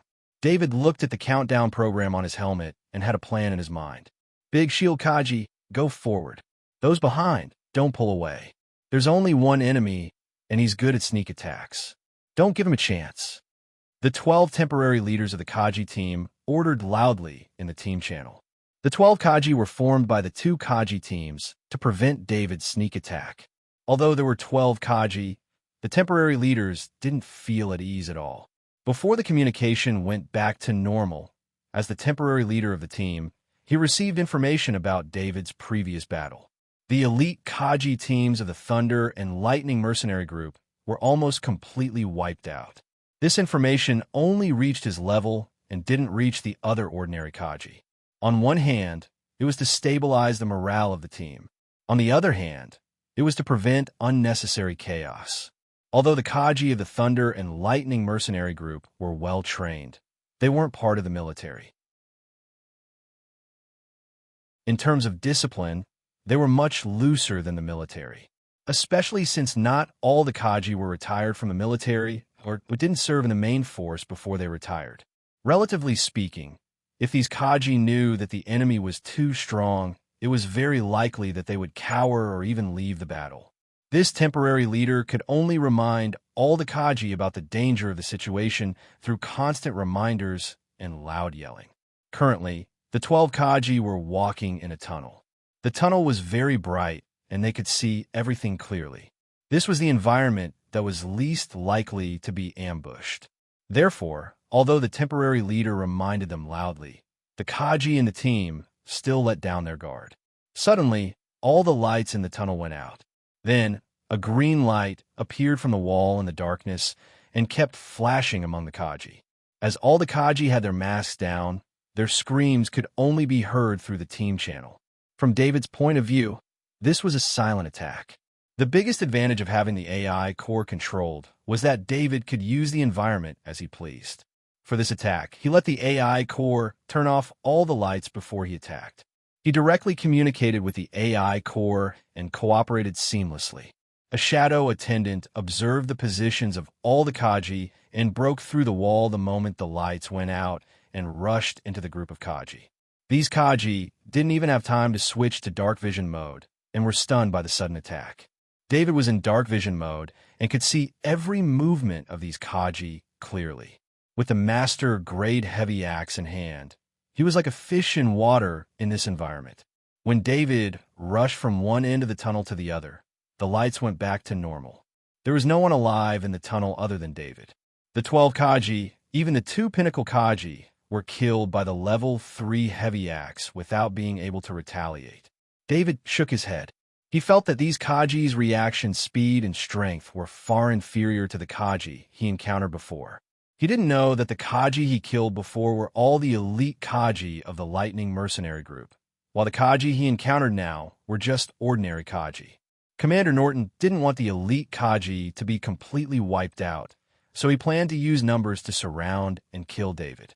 However, Commander Norton didn't expect that things wouldn't go as he expected. David would be surrounded and killed. Now that the Lightning II-type frigate had become David's home field, the massacre had begun. The incoming Kaji soon discovered that they couldn't find the enemy, but the enemy was everywhere. Behind the walls, on the ceiling, under the floor, at every corner, everywhere, enemies would suddenly appear, followed by a massacre. As there was a problem with the main ship's communication system, all the Kajis were connected to the same channel. At that moment, screams of agony could be heard from the channel that had close to 200 Kajis' online channel. Some of the Kajis that knew them called out their friends' names, only to find that they didn't receive any response. Screams of agony could be heard all over the place, but they would disappear for a period of time before the screams continued. Not to mention the ordinary Kajis, even the battle-hardened veteran Kaji's hair stood on end. It was as if a grim reaper had appeared in the warship and was harvesting their lives. The unknown was terrifying. None of the Kajis knew what was happening. Only the screams before their deaths reminded them that their comrades were being slaughtered. If David and the Kajis were placed in a different environment, without the advantage of the terrain and the artificial intelligence core, even 10 Kajis wouldn't be able to stop so many Kajis. However, the reality was that every time David attacked, he would easily succeed.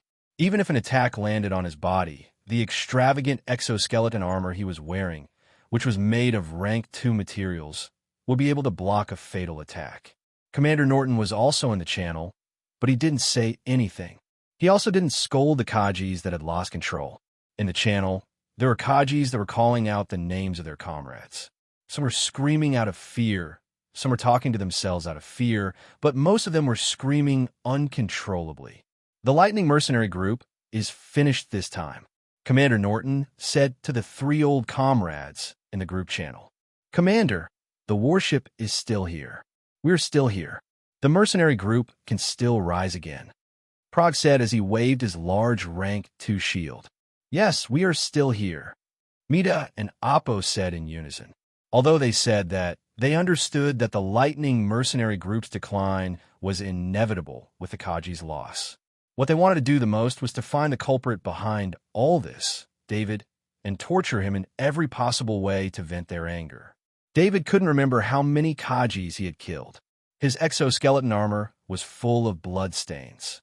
Even the rank 3 heavy axe, which was said to be immune to blood, had a strange red tint to it due to the blood dripping from the exoskeleton armor. More than half of the red dots on the armor had disappeared. The remaining red dots were fleeing in all directions. It was a battle of 200 soldiers against 1, but it ended up with the side with 200 soldiers fleeing in defeat. David didn't chase after them.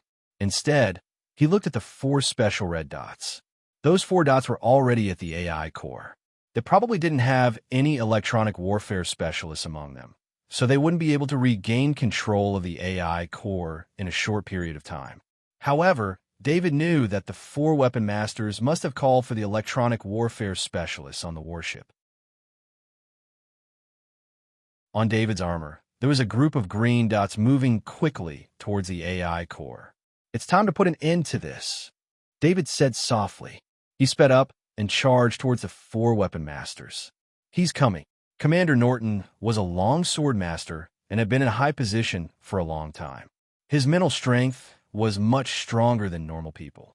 Coupled with his many years of combat experience, he was very sensitive to danger. He's very close, Oppo said as he tightened his grip on his rank 2 warhammer. Ever since he became a warhammer master, he had never felt this nervous. The air around him seemed to be oppressive, causing his palms to sweat. Boom! Prague placed his grade 2 shield in front of him, and the sound of a shield shook everyone's spirit. Prague's large shield was very different from normal large shields. Prague's height was 1 meters, while his large shield was 2 meters and was twice as thick as normal large shields. In addition to the fact that the shield was made of a grade 2 material, the shield had successfully blocked countless fatal attacks for them in the face of danger. Prague did not say anything. He only used the shield in his hand to express his confidence. A grade 3 weapon was indeed terrifying, but it was impossible for it to break through a grade 2 shield that had been reinforced with a single strike. That was Prague's confidence. His Grandmaster level shield mastery allowed him to easily deflect most of the force behind an attack. Furthermore, no matter how strong David was, he was only an intermediate Kaji. His strength was limited. It's a pity that Dart isn't here. With him around, the situation would be much better. Mita lamented. Dart was a former member of their team in the military. Even though he was not a Grandmaster, he was an expert-level sniper. However, a talent like Dart would never leave the military. He would only be able to develop better in the military. It won't work even if Dart is here. He won't be able to unleash his full potential in this environment, Oppo said as he felt much better. Even though the 4 Kaji were talking, their eyes were focused on the wall beside them. Prague had already placed his rank 2 shield in front of them. They could sense that danger was on the other side. It was their mental strength that allowed them to survive the countless corpses on the planet.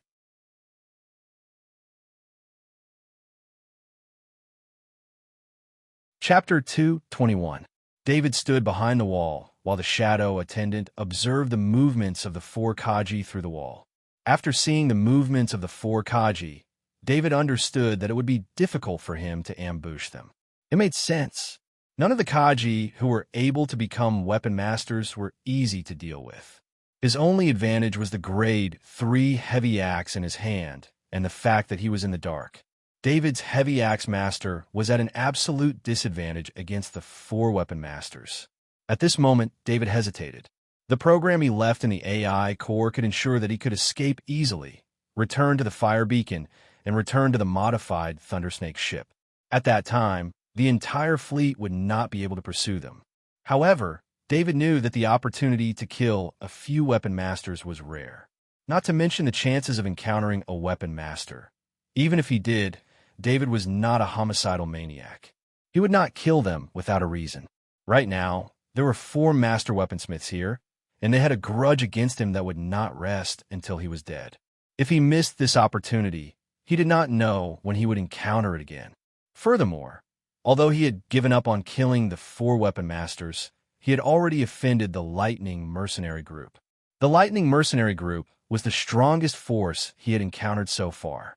If he did not take care of them now, would he have to wait for them to take revenge? Actually, David did not know that compared to the Lightning Mercenary Group, the world of God's intelligence he had offended was the real powerful force. However, they needed to keep their identities a secret, so it was troublesome to mobilize experts. David saw a fleet of several hundred Kaji being mobilized at once. This scale shocked David, who had never seen such a scene before. David made up his mind and didn't hesitate any longer. However, he would not act here. The 4 weapon masters were prepared. If he appeared now, he would be surrounded by the 4 weapon masters. He retreated and ran toward another group of red dots that were approaching. Strange. Why did he leave? Oppo looked at the wall that no longer sensed danger and muttered to himself. No, he went to attack the Electronic Warfare Division. Commander Norton exclaimed. He had just checked the Smart Core, but he did not know where to start, so he informed the 2 electronic warfare masters of the mercenary group. These 2 electronic countermeasure masters were not simple. They were both elite electronic countermeasure masters in the military. Compared to civilian electronic countermeasure masters, they might not be much different in terms of defense, but in terms of attack, there was a huge difference. The Electronic Warfare Division of the military had better equipment, deeper knowledge reserves, and more cutting-edge information. In order to hire these 2 electronic warfare engineers, Commander Norton owed them a huge favor. After guessing David's goal, Norton was unable to calm down. Let's go save the electronic warfare engineer. We can't let David kill him, Commander Norton said to the 3 weapon masters. Yes, the 3 weapon masters answered without hesitation. The 4 weapon masters rushed towards the Electronic Warfare Division. David watched the 4 weapon masters move with a smile on his face. He did not continue to move towards the Electronic Warfare Division. Instead, he turned towards the path that the 4 weapon masters had to take. When he passed by a place, David sent a command to the Smart Core through the exoskeleton armor. After that, a door opened. David entered the room. It was a small military arsenal. There were many small military arsenals like this in the Thunderbolt II frigate. If there was a need, these small military arsenals could be used to arm the nearest personnel in the shortest time possible. However, this time, the one entering the warship was a Kaji like David. Normal weapons like these would not be able to harm a Kaji at all. David scanned the room and quickly found his target. It was a box of 200 infantry grenades. Grenades were very useful in battle. Although they could not harm a Kaji, they were the best weapon against non-Kaji. David carried the box of infantry grenades and quickly left the small military arsenal. In front of him was the path that the 4 weapon masters had to pass through. David took out dozens of infantry grenades, set the detonation time, and threw them all into the path. He stood in the room that was separated from the path by a wall, waiting for the arrival of the 4 weapon masters. At this time, David's body was empty. All of his mind entered the body of the shadow attendant. The shadow attendant flew into the path and observed the 4 weapon masters who were entering the path. David's state was a method that he came up with to deal with his senses. He thought that the sense of danger could come from his eyes or his mind. No matter what, as long as his mind and eyes disappeared, he would be no different from a stone. No matter how the enemy sensed, they would not be able to discover him. Of course, this was only for mental senses. It cannot be hidden from scanning. However, this was the interior of a battleship. Scanning would be affected by the walls and equipment of the battleship. Apart from the battleship's own high-powered scanning device, It would be hard for the exoskeleton armor's scanning device to discover David's presence. To reduce the possibility of being detected by thermal scans, David had chosen a room that was air-cooled and had a very low temperature. When the four weapon masters entered the path, they did not sense any danger. The scattered grenades on the ground did not attract their attention either. If it were a normal person, they would immediately warn them to be careful when they saw the grenades. However, Kaji was wearing an exoskeleton armor. Unless it was a heavy weapon, the grenades would not pose much of a threat to them, be it firearms or energy weapons. The grenades were so weak that they could not even leave a mark on the exoskeleton armor, so they did not attract the attention of the four weapon masters. They only thought that the grenades were left behind by a crew member in a hurry to move the weapons. Just when they were about a wall away from David, the first grenade exploded. Following that, more and more grenades exploded. The sudden explosion shocked the four weapon masters. Prague instinctively put his shield behind him, and the other three weapon masters also focused their attention on the direction of the explosion. At that moment, David withdrew his consciousness from the shadow attendant's body and moved. He swung the grade 3 heavy axe in his hand with all his might and launched a well-prepared attack through the wall. If the grenades did not explode, the four weapon masters would definitely be able to sense David's attack with their mental senses. However, with so many grenades exploding at the same time, the four weapon masters' senses were confused. Although their mental strength was stronger than normal people, their mental strength had not reached the point where they could use it as they wished. Even their ability to sense danger was an instinct of their mental strength. However, when that instinct was affected, it would lose its effect. David's target was Prague. The grade 2 heavy shield in Prague's hand was the only weapon that could slightly block David's attack. When the green light passed through the wall, Oppo, who was behind Prague, noticed it. He swung his grade 2 hammer towards David's heavy axe without any hesitation. Moreover, when Oppo's warhammer was hurriedly attacking, it could even choose to hit the surface of the level 3 heavy axe and avoid the sharp edge of the axe. This showed how terrifying Oppo's warhammer master was. However, David was already prepared for this, and Oppo's reaction was one step slower. David was also a heavy axe master, so his control of the heavy axe was not any worse than Oppo's. It was not hard for him to dodge the attack. When the green light and the blue light were about to collide, the green light turned slightly and brushed past the blue light like a fish. The grade 3 heavy axe swept across the right side of Prague's body and sliced off a piece of exoskeleton armor along with some flesh. However, due to the change in direction and Prague's innate ability to dodge attacks, the attack did not cause any fatal damage to Prague. It only heavily injured him. David did not insist on continuing the attack and put away his grade 3 heavy axe after a successful attack. At the same time, he moved to another room. "I'm injured," cried Prague. A large piece of flesh had been sliced off from his back to his waist, and one could almost see the bones inside. This kind of injury was already very serious, and it was impossible for him to continue fighting. However, if he was treated in time, his life could be saved. However, the weapon masters knew that David would definitely not let them go so easily, let alone the heavily injured Prague. "David, let's talk. We surrender this time. Whatever you want, I can give you," said Norton as he looked at Prague, who was barely holding on. As a proud person and the leader of a large mercenary group with tens of thousands of people under his command, surrendering was already an extremely humiliating gesture. However, after waiting for a while, he did not receive any response from David. It was as if there was no one around. However, Norton knew that David was nearby. That sense of danger was constantly on the move. Although he could not pinpoint David's exact location, it was definitely there. The three weapon masters held onto their respective weapons and surrounded Prague. They did not want to give up on their comrade, but they could not find David's location. If any of them went to help Prague, they would lose the ability to move. The consequence would be that if they were attacked again, losing the ability to move would mean death. "You guys go first. Let me stay here," said Prague as he gritted his teeth and stood up using his shield to support his body. Although the exoskeleton armor had already been injected with the potion, the wound was too large, and he was bleeding nonstop. If this continued for a few more minutes, he would die from blood loss, even without David's help. "It's my fault. I shouldn't have accepted this mission," said Norton in a deep voice. He knew that giving up on Prague was the best choice, but this was his comrade who had gone through thick and thin with him. "David, come out. Let's fight to the death. What's the point of being a coward? Come out if you have the guts," shouted Oppo as he waved his warhammer.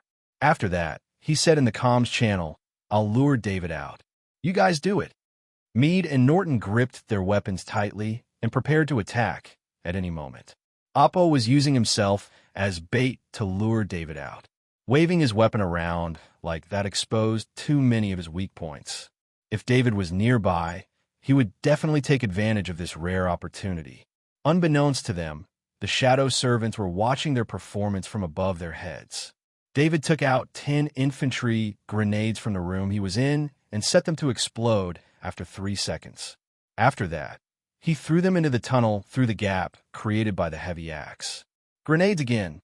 The moment the grenades rolled into the tunnel, the 3 weapon masters raised their weapons in a defensive stance and looked around cautiously. Originally, the grenades would not be able to harm Prague. His shield was right in front of him, so the explosion of the grenades would not be able to harm him. However, no one noticed that a grenade suddenly appeared from thin air right in between Prague's shield and his body. The grenade was set to explode immediately, and the moment it appeared, the explosion of the grenades blended together with the explosion of the grenades. After the explosion stopped, the 3 weapon masters looked around and wondered why David did not attack. At that moment, Prague's body fell heavily to the ground. "Prague, what happened to you?" Oppo shouted and rushed over. At that moment, Prague's life force had already disappeared. The shrapnel from the grenade pierced through his already heavily injured wound and pierced into his internal organs. The impact of the shrapnel turned his internal organs into a bloody mess. This fatal injury also caused Prague to die instantly. His soul was absorbed by the shadow attendant. This valiant defensive grandmaster had actually died under an infantry grenade. One had to admit that this was a kind of irony.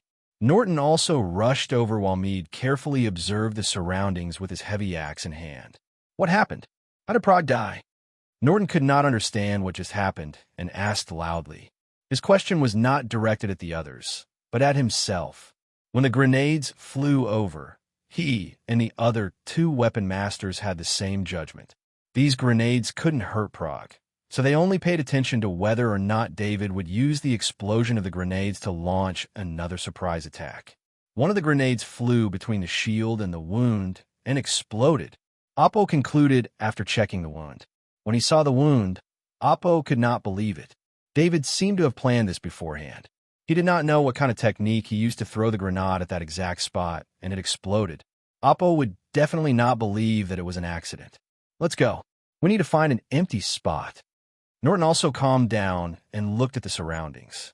Under such circumstances, the possibility of David's sudden attack was too high. Behind any of the walls here could be the location of David's attack. Since Prague was already dead, the 3 of them had to survive. Norton no longer thought about killing David and only thought about surviving.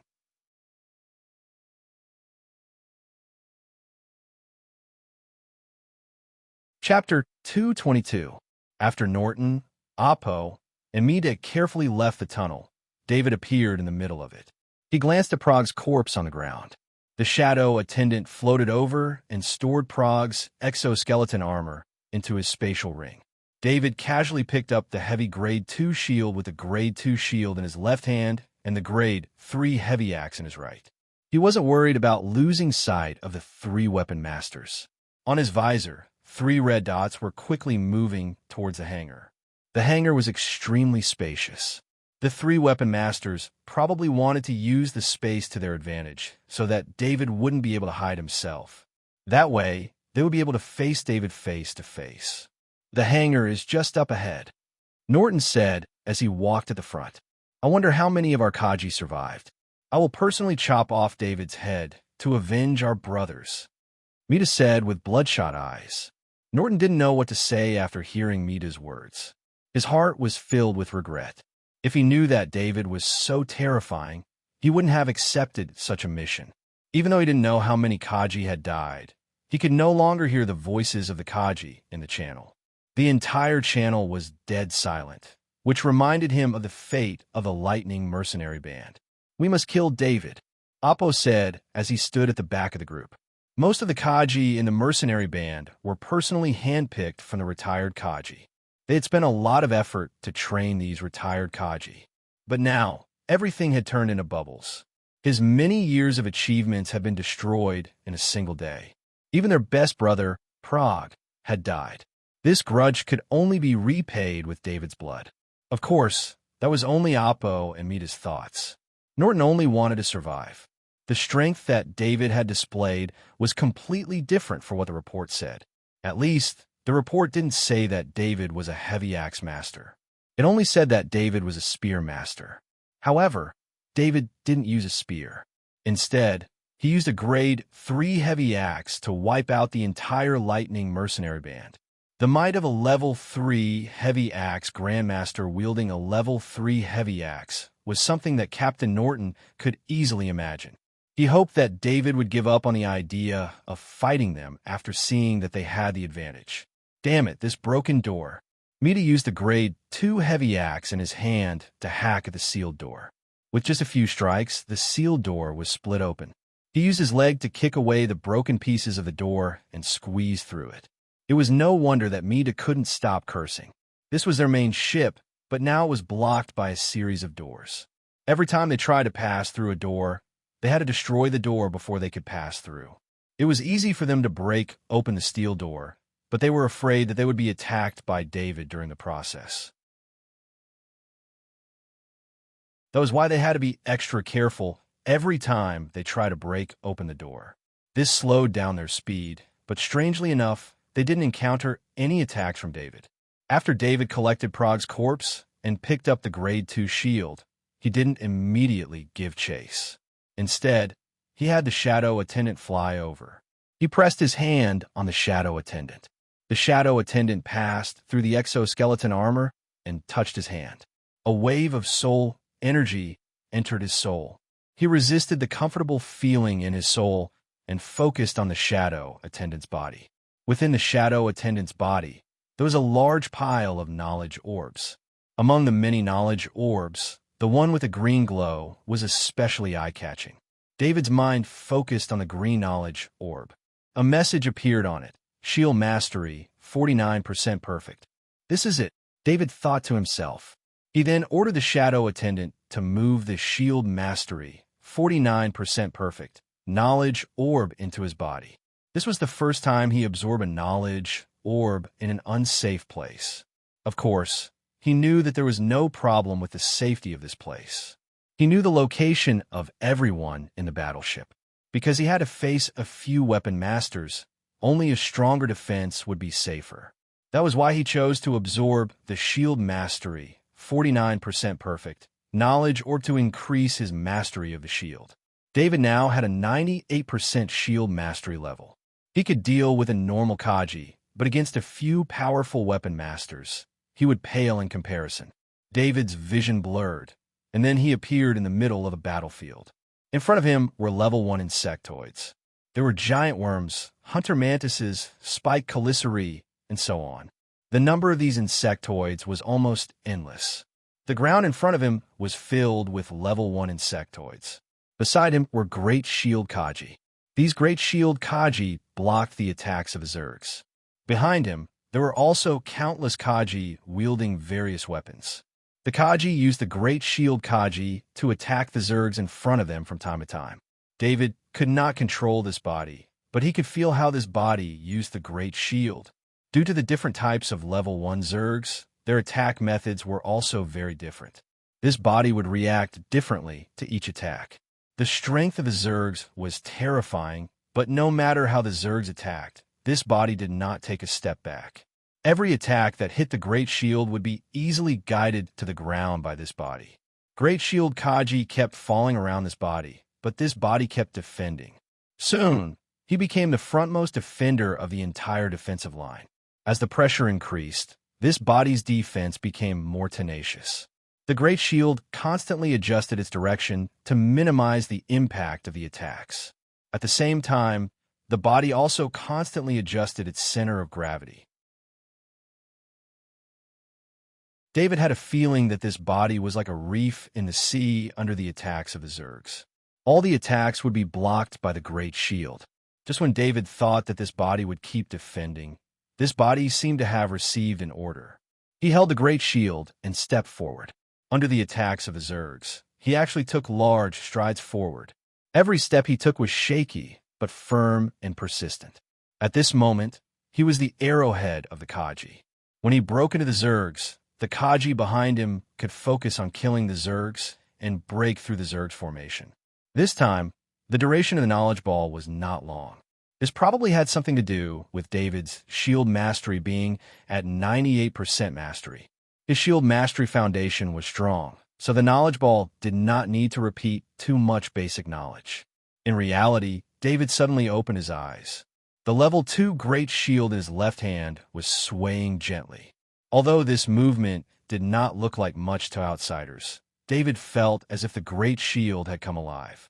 He regained his senses and looked at the time on his faceplate. Only 3 seconds had passed, but he felt like he had been in the illusion for at least a few days. A battle that lasted a few days had given him an unparalleled mastery of the shield. David exerted force on his feet and rushed toward the hangar from another path. Unlike the 3 weapon masters, the sealed doors automatically opened in advance wherever he passed, providing him with a path. We'll reach the hangar after passing through the door in front. Captain Norton breathed a sigh of relief. Along the way, even though they did not encounter any David attacks, the high tension still made him feel tired. When he saw the hangar in front of him, he could not help but feel relieved. Captain Norton had full confidence in his own battle prowess. As long as David did not have the geographical advantage, he and his 2 old comrades would not have a problem protecting themselves. Mida and Appo's eyes flashed with fighting spirit. As long as they reached the hangar, they would be able to have a fair fight with David. They did not consider whether it was fair for the Lightning Mercenary Band to send out a fleet to pursue David or whether it was fair for David to face 200 Kaji alone.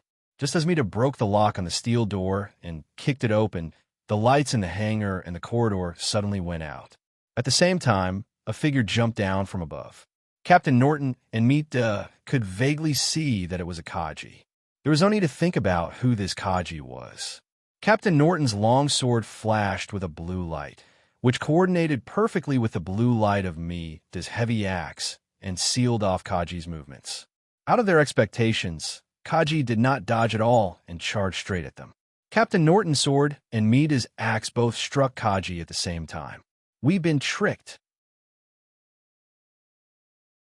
The 2 weapon masters had long been able to control their weapons as well as their own bodies, so they could feel what it felt like to hit their enemy.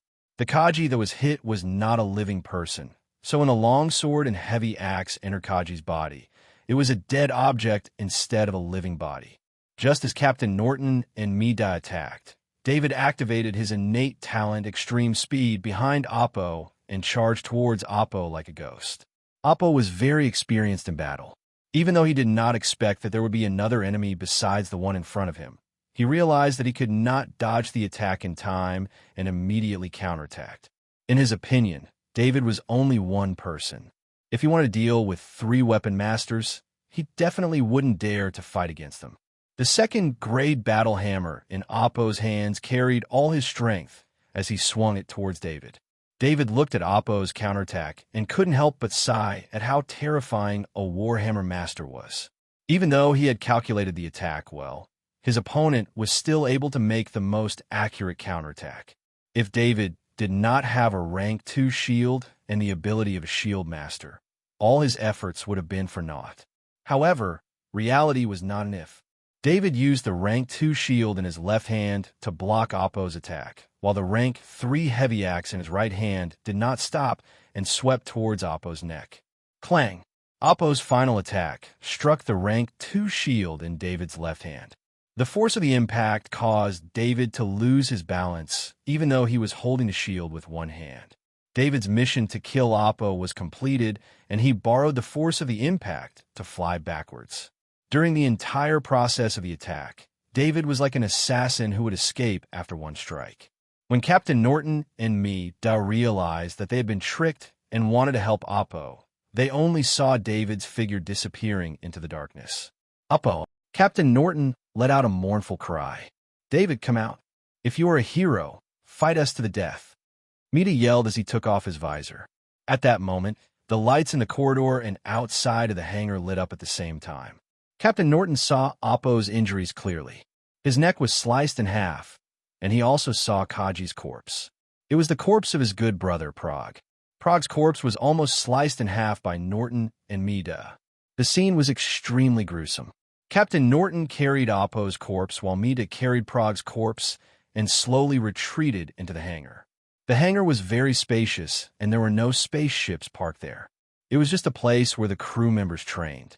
Captain Norton of the Lightning Mercenary Group, Longsword Master, Lightning Mercenary Group's Equipment Department Head, Heavy Axe Master, and Mida. David walked out of the corridor and announced the identities of the 2 weapons masters. Spear Master, Heavy Axe Master, the genius David. Captain Norton said as he placed Oppo's corpse on the ground. Mida also put down Prague's corpse and prepared for battle. Captain Norton, you actually sent a fleet to hunt me down for a small fry like me. You really think too highly of me. David said sarcastically. No, I still underestimated you to be able to cause so much damage to the Lightning Mercenary Group. If I had known earlier, I would have used the main cannon to destroy your spaceship instead of trying to capture you. Captain Norton said as he adjusted his breathing. Right now, there are only 3 Kaji left on this ship. This will be our battlefield. Let's see who can survive. David said as he looked around. As he had killed too many people, David's voice seemed to carry a murderous aura. There are only 3 Kaji left. Captain Norton had already guessed this result, but when he heard it from David, he still felt a little dazed. Although not all of the Kaji from the Lightning Mercenary Group were on the ship, more than 70% of the Kaji were still on the ship. These Kaji were the cornerstones of the Lightning Mercenary Group, but they were all lost just because of David. You murderous maniac! Mida cursed as he gnashed his teeth. Huh, David laughed. He pointed at Mida and Norton and said, all of this was caused by you 2. You came to kill me, and I retaliated. I became a murderous maniac. Do you want me to just stand here and let you kill me? Mida knew this very well. However, he was very experienced in dealing with enemies. After knowing David's age, he wanted to use words to influence David's mind. This kind of psychological warfare was very effective when the difference in strength between 2 sides was not too great. However, he didn't expect that after David's soul was absorbed by the shadow attendant, he no longer felt the impact of killing people. No matter how many people he killed, it was not as terrifying as the shadow attendant absorbing souls.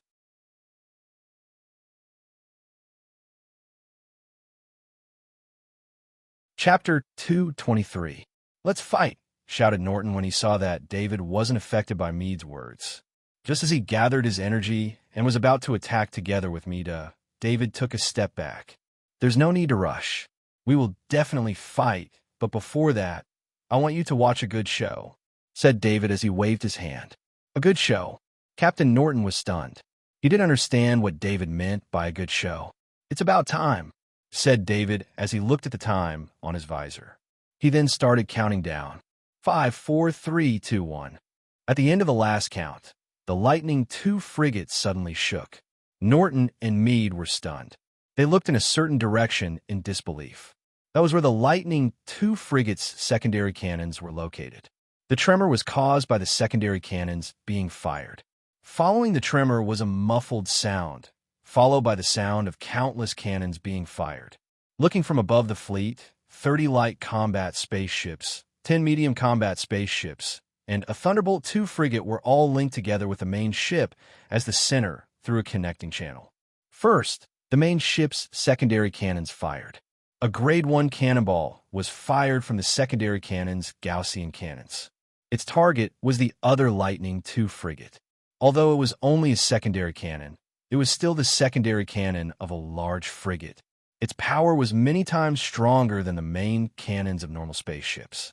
Coupled with the fact that it was a Grade 1 cannonball, its power was almost indestructible. The program David had implanted used the AI core to calculate the best attack plan. As the main ship of the fleet, it naturally had the data of all the spaceships and knew where the fatal points of the spaceships were. Coupled with the fact that the spaceships were linked together, there wasn't even the most basic defense between them. Not to mention an energy shield. Even an anti-air scanner wasn't activated.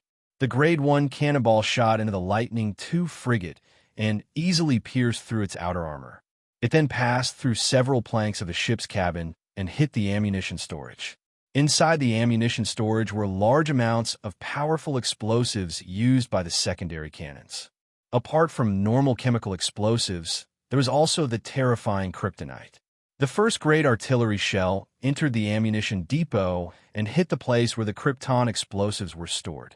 The krypton crystal explosives were impacted. Coupled with the extremely high temperature of the Grade 1 artillery shell, the originally stable krypton crystal explosives could not withstand this change and detonated. Even the Lightning II frigate, which was known for its powerful defense, was unable to withstand the internal explosion. The powerful explosion destroyed everything inside the frigate. The impact carried flames with it as it rushed out from every porthole of the Lightning II frigate and out from every tunnel. Subsequently, the outer shell of the Lightning II frigate only lasted for a few seconds before it was unable to withstand the external pressure from the inside and disintegrated. Just like that, a warship was destroyed by a Grade 1 artillery shell. The speed of the explosion was too fast. No one in the warship was able to escape. The main ship's attack didn't stop there. Just as the secondary cannons finished firing and were charging for the next shot, the main ship's rapid-fire anti-air cannons all started firing. The attack range of the rapid-fire anti-aircraft cannons was not far, but the fleet spaceships were all gathered around the main ship, so they were all within the attack range.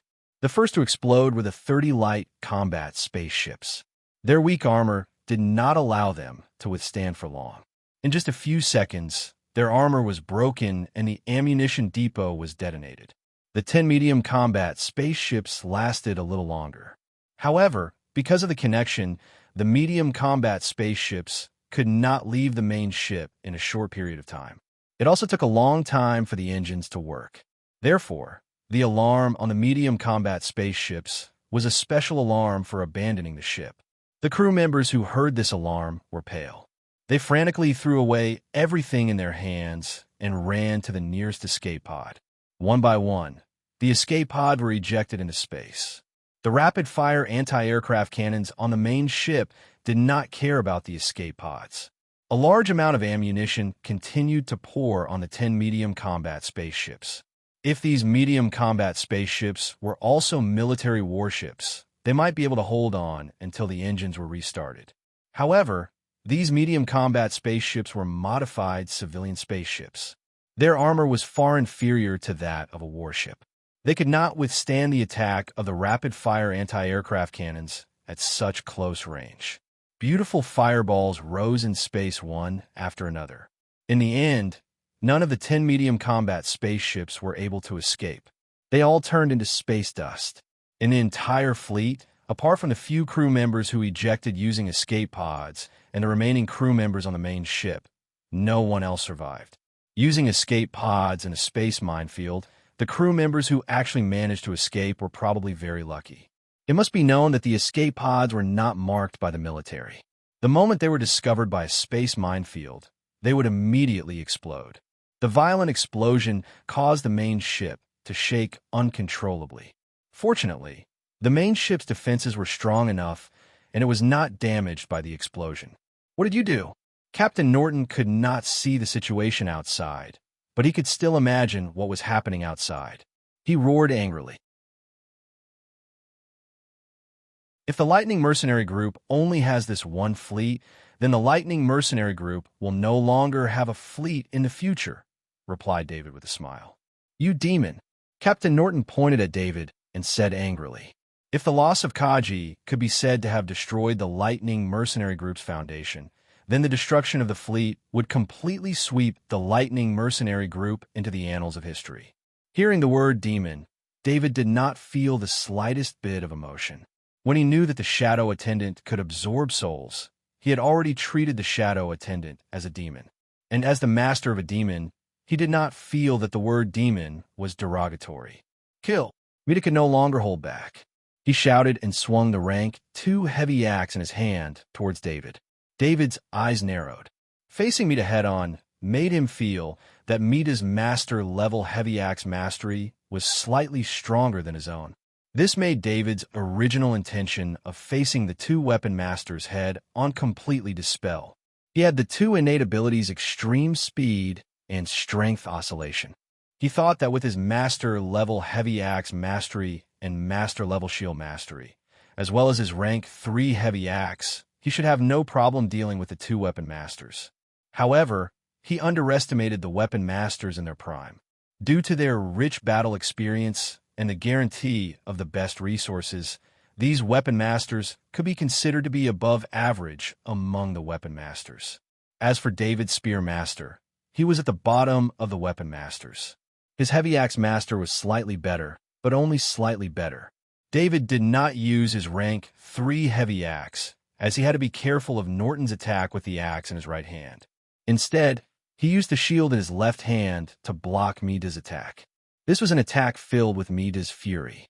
David was only a mid-rank Kaji, so even with his master-level shield mastery, he still had to take a step back to disperse the force of the attack. Shield Grandmaster! Exclaimed Norton as his eyes twitched. This was the 3rd master-ranked weapon that David had mastered. The few of them had spent half of their lives looking for masters to guide them. They had also gone through the most tragic baptism of war. It was as if the great waves had washed away the sand, and they had become one of the few masters of weaponry. Looking at David, who was only 17 years old and hadn't even graduated from high school, he already had 3 master-level weapon mastery. We can't let him live, Norton thought as he thought about David's speed of growth. Even if he could survive this, as long as David didn't die, he would never be able to rest in peace. Let's work together. Norton shouted as he swung the rank 2 longsword in his hand towards David. The rank 3 heavy axe in David's hand turned into a streak of green light and swept towards Norton's longsword. However, just as he was sweeping towards it, Mita's heavy axe intercepted David's rank 3 heavy axe. The heavy axe in Mita's hand cleverly stuck to the surface of David's axe. David felt that the grade 3 heavy axe in his hand was being guided by a strange force, making him feel as if he couldn't control the heavy axe in his hand. Even with the same weapon, a higher mastery level weapon would naturally counter a lower mastery level weapon. This was what happened when David faced Mita in battle. At the same time, Norton's rank 2 longsword pierced through the gap between the rank 3 heavy axe and struck towards David's body. Even though David's master-level shield mastery was new, he was still able to block the rank 2 longsword. David also used the impact of a longsword to free his rank 3 heavy axe from Mita's grasp. After taking 5 steps back, David looked at the 2 weapon masters with a serious expression. It's such a waste for you to use a rank 3 heavy axe, Mita said with disdain.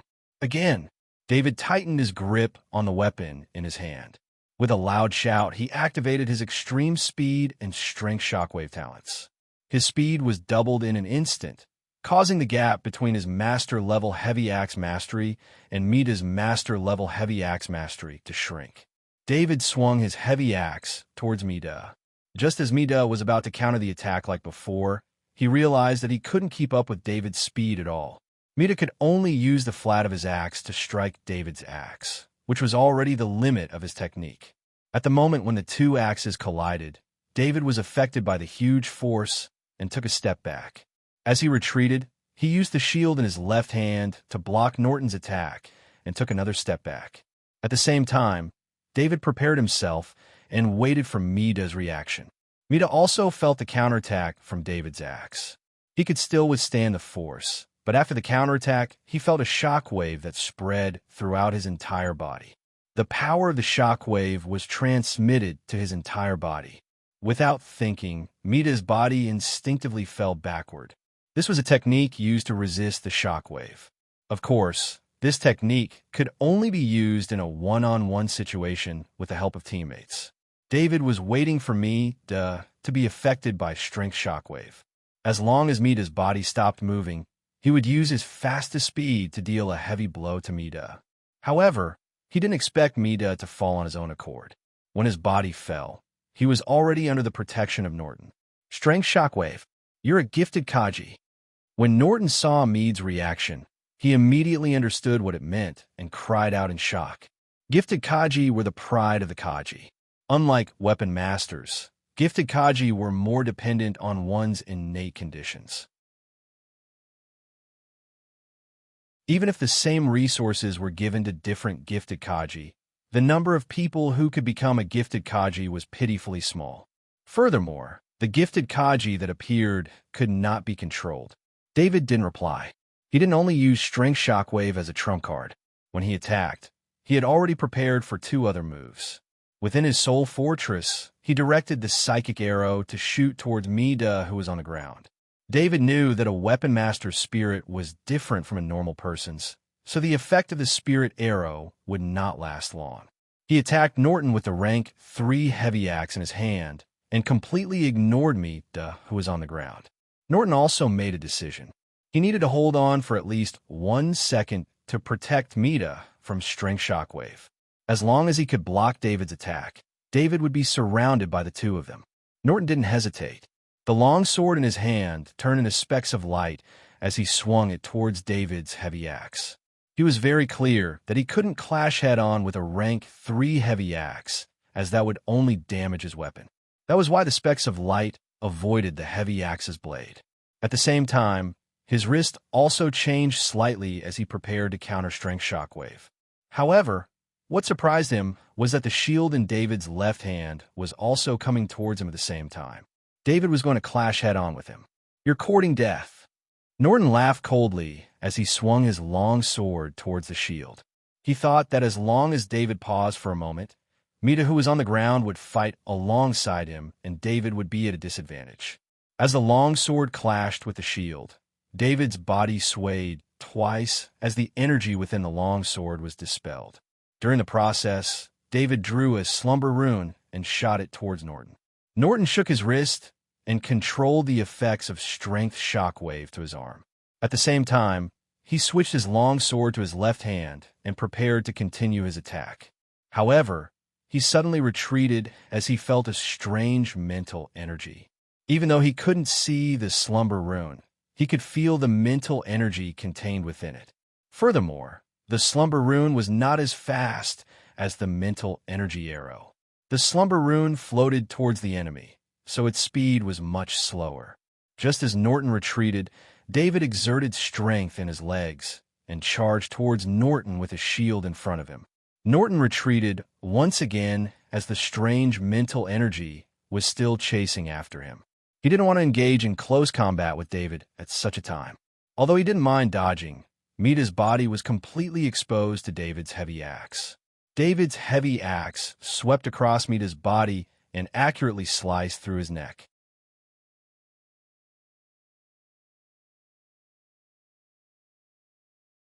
Chapter 224. Norton had many years of experience working together with Mead. The main reason he dared to retreat was because he knew that Mead had regained his freedom of movement. Little did he know that David's psychic arrow had caused Mead's soul to feel a piercing pain that would take at least 1 to 2 seconds for him to recover. When Norton saw David's green, glowing great axe sweep across Mead's neck, the confusion and frustration in his heart almost drove him insane. The Lightning mercenary crew had been destroyed, and his closest brothers had all been killed. Now, he was the only one left. After the slumber pattern chased after Norton for a while, it lost its effect and dissipated into the air. Norton steadied himself. He had seen David's speed before and knew that he couldn't compare to David in terms of speed. Now, He could only fight to the death as there was no way out. David sensed that the shadow attendant had absorbed Mead's soul and swung his grade 3 great axe towards Norton. Norton dodged to the side and at the same time stabbed his long sword in a direction that wasn't blocked by the great shield. Almost no Kaji would want to fight against a Kaji with a great shield. Even though the great shield was weak in attack, it was able to make any Kaji feel helpless in terms of defense. Norton knew that as well. David was faster than him in terms of speed and had the support of the great shield. All he could do was to find the moment when David would reveal an opening. This was also the method that longsword Kaji usually used to search for the slightest opportunity to strike.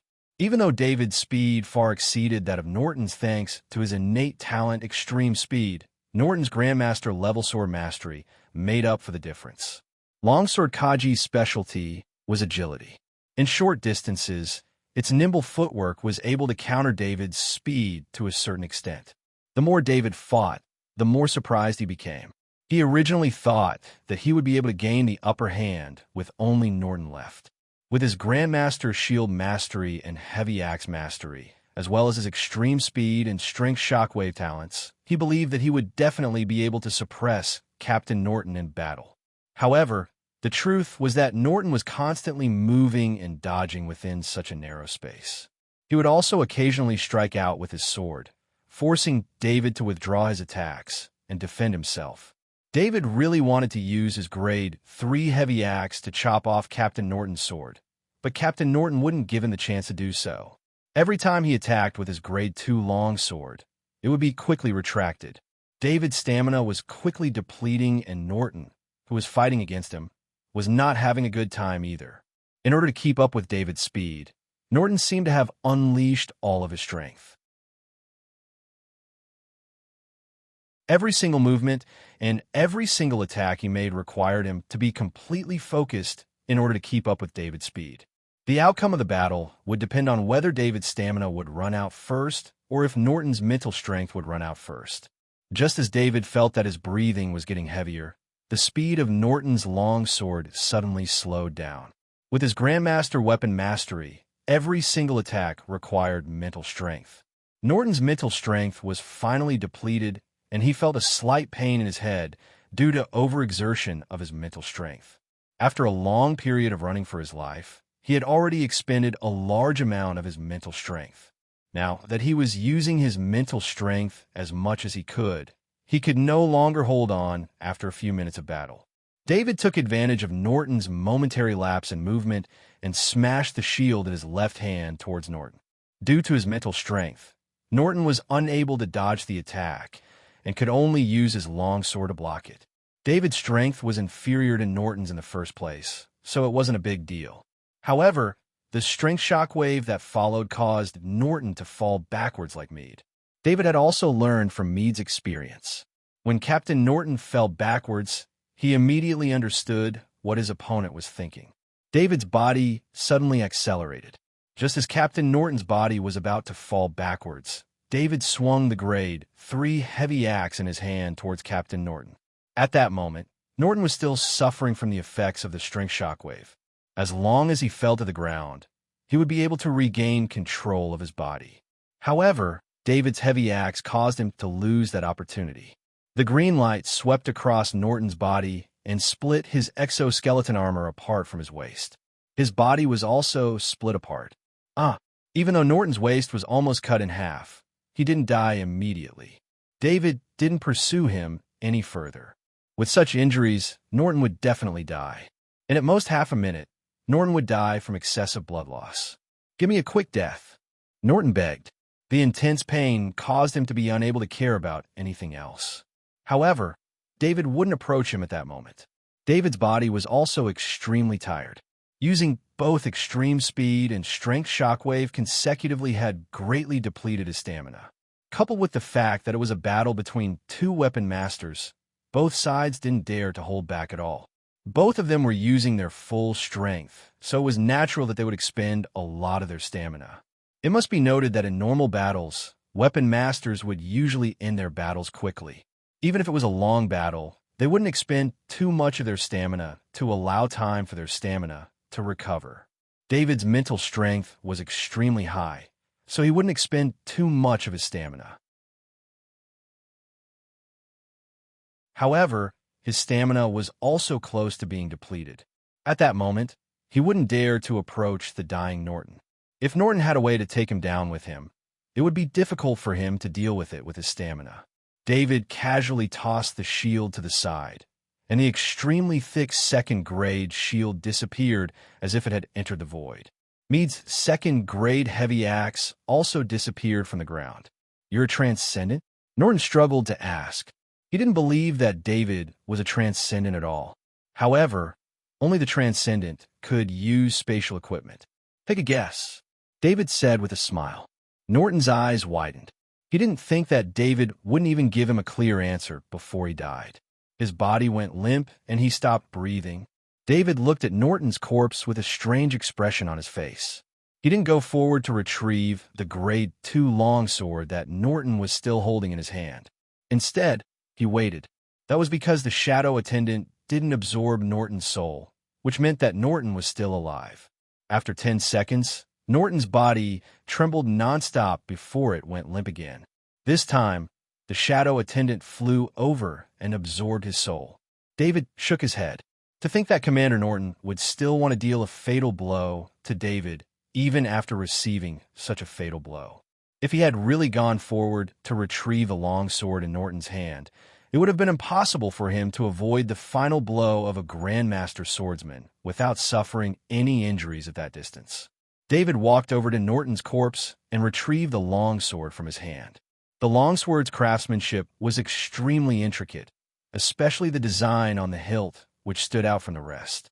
David called the shadow attendant over and stored the longsword away. At the same time, he took the scabbard from Norton's back. He had thought it through. Once he obtained Norton's Grandmaster swordsman ability, he would no longer be able to use his previous dual swords and would have to change to this longsword. He also stored away Oppo's Grade 2 warhammer. As for Kaji's exoskeleton armor, David's Grade 3 heavy axe sliced it apart, and David couldn't be bothered to store it away. He took out a nutrient solution and drank it as he sat on the ground to rest. This time, it was extremely dangerous, but it also allowed him to truly understand the strength of Kaji. In a battle between battleships in space, as long as Kaji entered the enemy's battleship, it would be a contest of strength between Kaji, and the enemy's heavy weaponry would be rendered useless. He was lucky this time, as he encountered such an ambush right after he obtained a Grade 3 heavy axe. Otherwise, if he had used a Grade 2 weapon, it would have been difficult for him to achieve such results. At the very least, it would have been difficult for him to break through the tough walls so easily.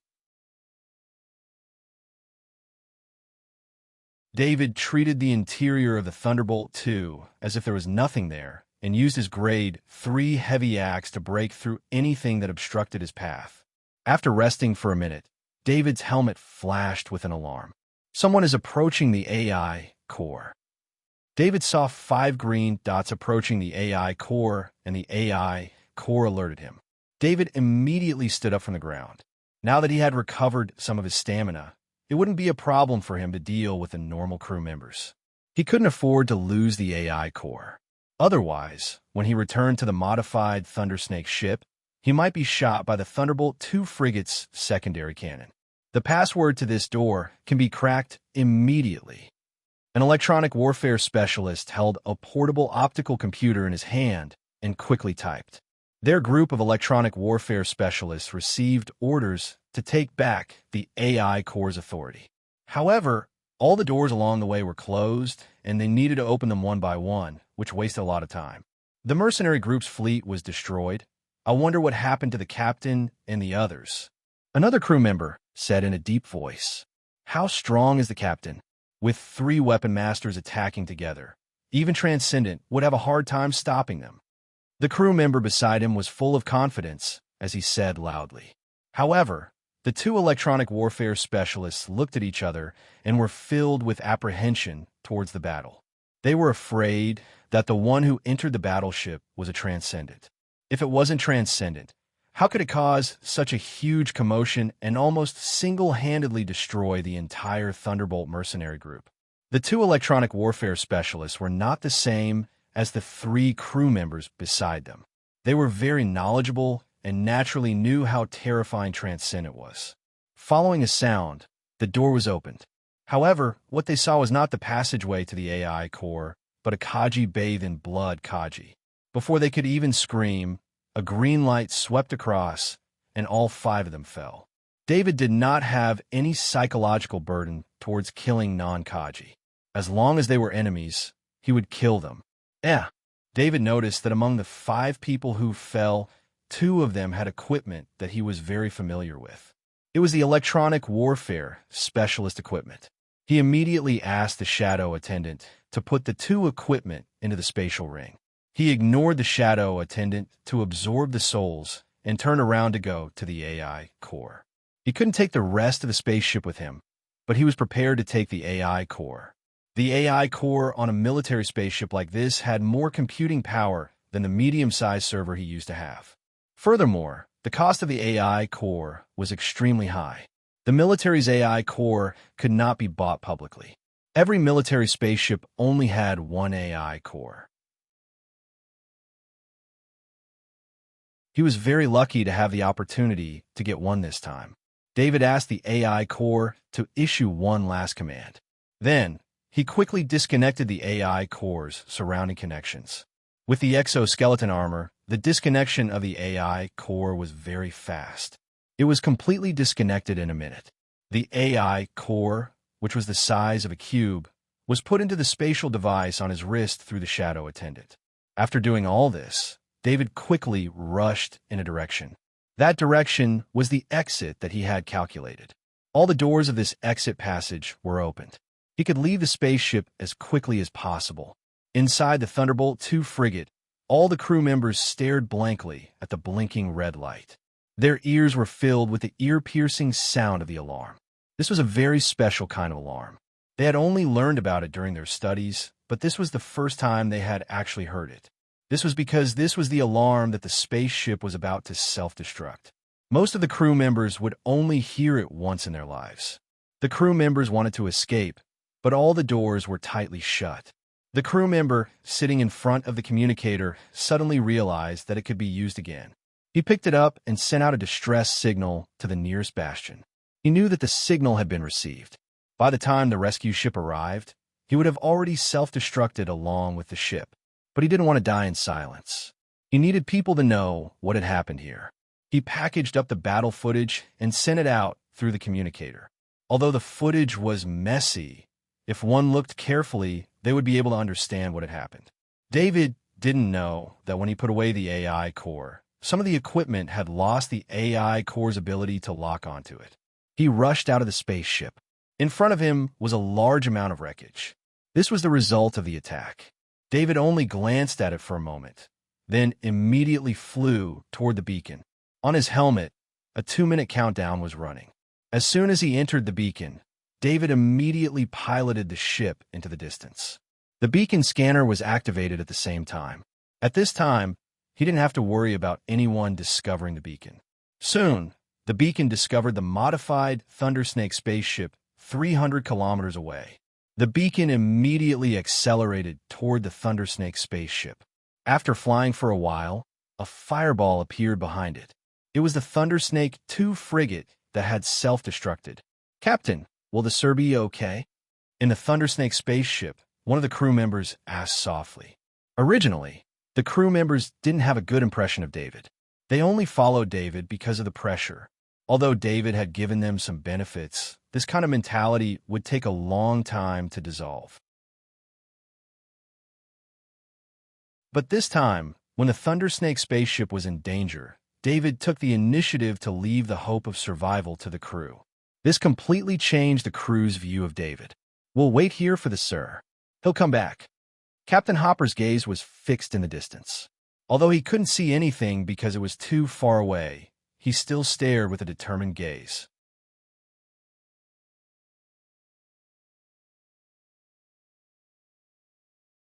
Chapter 225. "Captain, come and see this." The crew member in charge of the scanning device exclaimed. "What happened?" Captain Hopper withdrew his gaze and turned to look at the huge display in front of him. Without waiting for the crew to answer, Captain Hopper saw the situation of the fleet in the distance. Spaceships disappeared from the scan, and in just a few minutes, there was only one spaceship left in the fleet. Did they leave? Captain Hopper's heart tightened.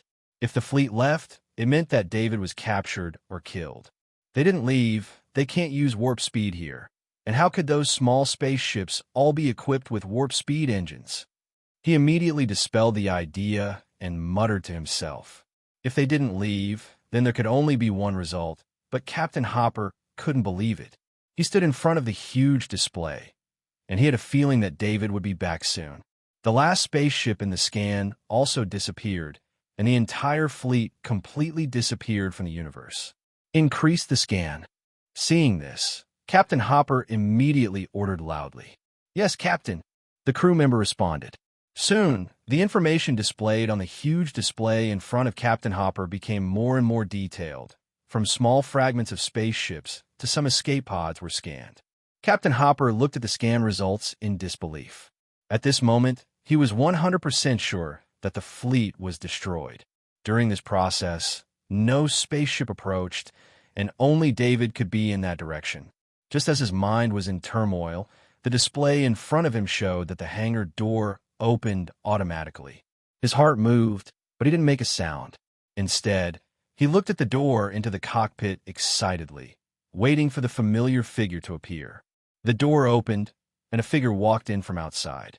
With the figure came a strong smell of blood, and all eyes looking at the figure were filled with horror. What appeared in the cockpit was a man covered in blood, and the original color of the exoskeleton armor was almost impossible to see. It was completely dyed red with blood. Captain Hopper, ask someone to clean my exoskeleton armor. David opened the faceplate, then took off the exoskeleton armor and ordered. Yes, sir. Captain Hopper's response was so loud that David was stunned. No one mentioned anything about the fleet, but everyone knew what happened to the fleet. The fleet was here to capture David. Now that David was here covered in blood and the fleet had disappeared, it was needless to say what happened to the fleet. The crew's eyes were full of worship. In the war zone, the strong were the most respected. Although David had killed Castle Transcendent before, everyone knew that David could not kill Castle Transcendent by force alone, so the crew only feared David. Now that David had faced an entire fleet alone and returned with a complete annihilation, this was enough to earn the admiration of the crew. Sir, please wash up first. We will prepare lunch for you, the two chefs said excitedly. They couldn't wait to cook a sumptuous meal for David to express their feelings in this way. Sorry to trouble you. David nodded with a smile. He was indeed starving. Although the nutrient potion could replenish his energy, it could not stop him from feeling empty. After David left the cockpit and returned to his room, there was a cheer in the cockpit. David returned to his room and washed up, then changed into a new set of clothes and sat on a chair. He called the shadow attendant. David wanted to see how many knowledge orbs he had obtained this time. When he placed his hand on the shadow attendant's shoulder, a warm energy entered his soul. Soul Rain mist appeared again in the Soul Fortress. The Soul Fortress became stronger in the mist, and the space inside also became larger. Even the crystal that enveloped the Soul Fortress became more crystalline, flashing with a strange light. After the Soul Rain mist disappeared, David checked his status panel through the shadow attendant and found that his spirit had increased greatly. His spirit had increased from 535 to 595. He had killed so many level 1 Zergs, but he did not obtain so much soul energy. David then checked the knowledge orbs in the shadow attendant's body. The knowledge orbs in the shadow attendant's body had almost turned into a nebula. David paid the most attention to the green knowledge orbs, which were the most useful to him at the moment. Heavy Axe Mastery, 55% perfection. Warhammer Mastery, 52% perfection. Longsword Mastery, 67% perfection. He had expected these 3 green knowledge orbs, but he only paid attention to the percentage of perfection. Other than these 3 green knowledge orbs, he also saw 3 more green knowledge orbs. Electronic Countermeasures, 22% perfection. Mechanical maintenance, 87% perfection. Spaceship maintenance, 65% perfection. David looked at the 3 green knowledge orbs and was stunned. He could not help but think of the 5 crew members who went to the Artificial Intelligence Corps. Could it be so coincidental that he killed 3 masters with one swing of his axe? In fact, David's swing of his axe was definitely the most valuable swing in the history of the Interstellar Federation. That swing of his axe killed an electronic countermeasures master, a mechanical maintenance master, a spaceship maintenance master, and a quasi-master electronic countermeasures master and mechanical maintenance master. Among them, the electronic countermeasures master was invited by Captain Norton. The mechanical maintenance master and spaceship maintenance master were poached by Captain Norton with a large sum of money. For these 5 masters and quasi-masters, the Lightning Mercenary Group paid a huge price, and there was also a lot of luck involved. It should be known that masters in certain industries were already the top existences in that industry. For example, the mechanical maintenance master and spaceship maintenance master only needed to instruct their disciples on normal days, and they would not be required to do anything personally. However, because the Artificial Intelligence Corps' access was too important, the Interstellar Federation sent such a strong technical team. Only someone like David, who did not know anything, would kill them all with one swing of his axe. If it were any other battle, no one would harm such technical talents. Even if the Lightning Mercenary Group was defeated, these technical talents would still be respected and used. David's mood instantly became better. Among the 6 green knowledge balls, other than the heavy axe mastery which was repeated, the rest were all new master's abilities.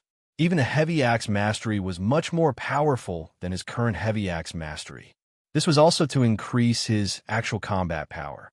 Due to the fact that he had a grade 3 heavy axe, at least for a long time, his main weapon would be a grade 3 heavy axe. Therefore, the increase in his mastery of the heavy axe would greatly increase his combat strength. After placing the green knowledge balls aside, he started to count the remaining knowledge balls. There were orange and yellow knowledge balls.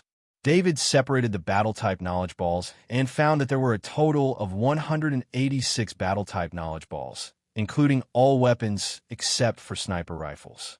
However, no matter how many there were, these knowledge balls were useless to David. This was because the knowledge balls could not be piled up to a perfect level. In addition, other than his sniper ability, after absorbing the green knowledge balls, the rest of his weapon mastery would all be upgraded to the master level.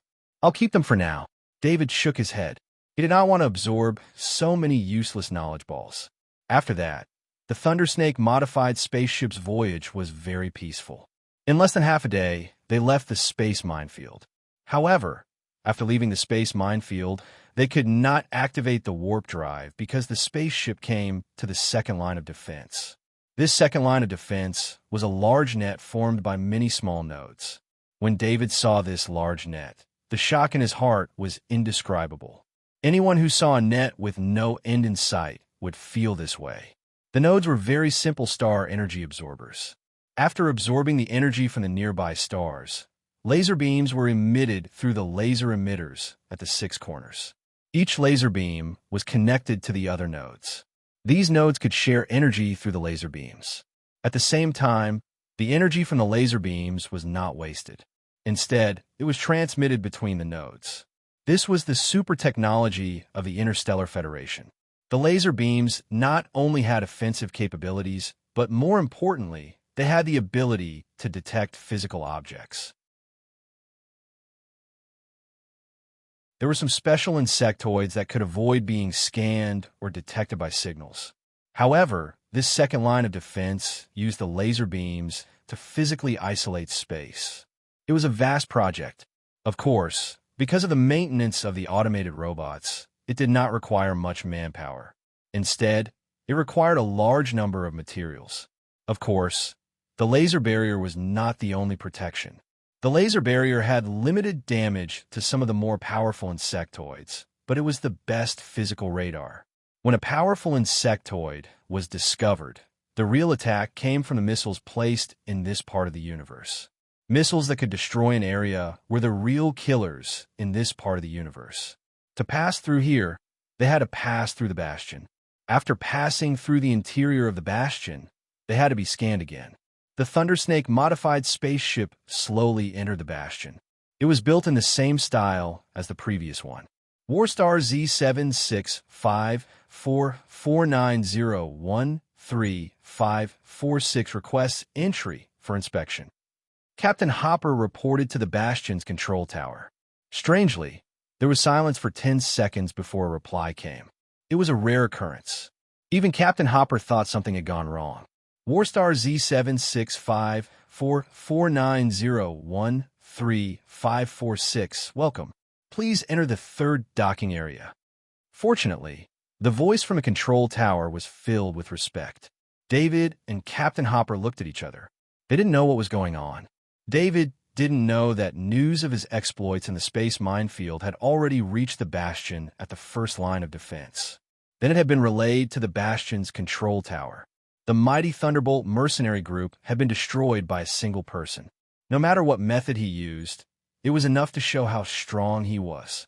When the command tower heard the Thundersnake modified spaceship's request, they knew it was the ship that had been hunted down by the Thunderbolt mercenaries. Now that it was here, it meant the news was true. The modified Thundersnake was scanned, and David and the crew disembarked. They still had an hour to tour the area. This was a rare experience, and David wasn't about to miss it. This time, he only carried a long sword on his back and held the exoskeleton armor in his hand. Because he had absorbed the knowledge of longsword mastery, 67% perfection. On the way, his longsword mastery was already his strongest master-level weapon mastery. The third-ranked great axe was too conspicuous, and he didn't want to attract any more trouble. On the other side of the ship, Captain Hopper and the crew entered the crew bar.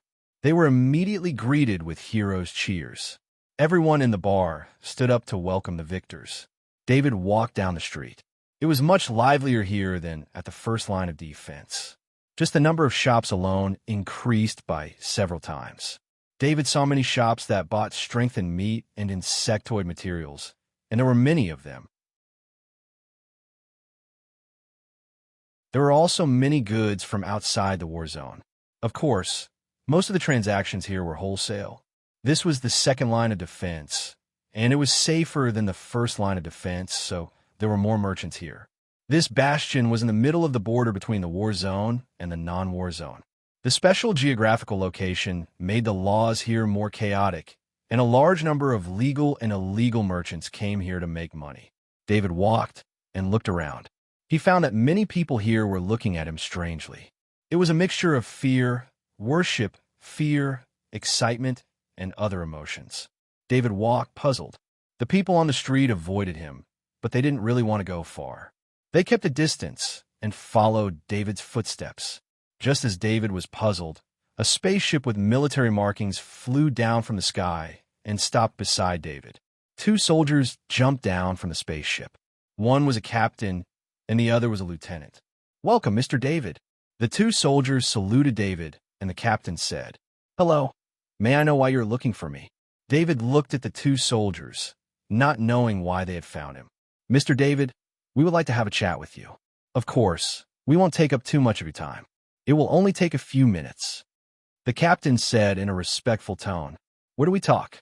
David looked around, looking for a place. "Not here. Let's go to the barracks." The captain looked around and shook his head.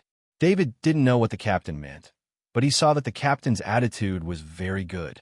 Especially since the captain had been using honorifics, he didn't think they would make things difficult for him. Of course, even if the military wanted to make things difficult for him, there was nothing he could do. The military had the final say here. He wasn't without a foundation. Monolith was his base. There was no evidence in front of so many people. If the military wanted to deal with him, they would have to consider his background. They sat in a military spaceship and arrived at a barracks on the bastion. They entered a meeting room and sat down. "Mr. David, it's best if you don't walk around the streets. Although you destroyed the Thunder and Lightning's fleet, there are still a lot of people related to them. It's hard to say if they won't come after you for revenge." As soon as they sat down, the captain said something that surprised David. It turned out that news of his victory had already spread. No wonder the people on the bastion looked like that.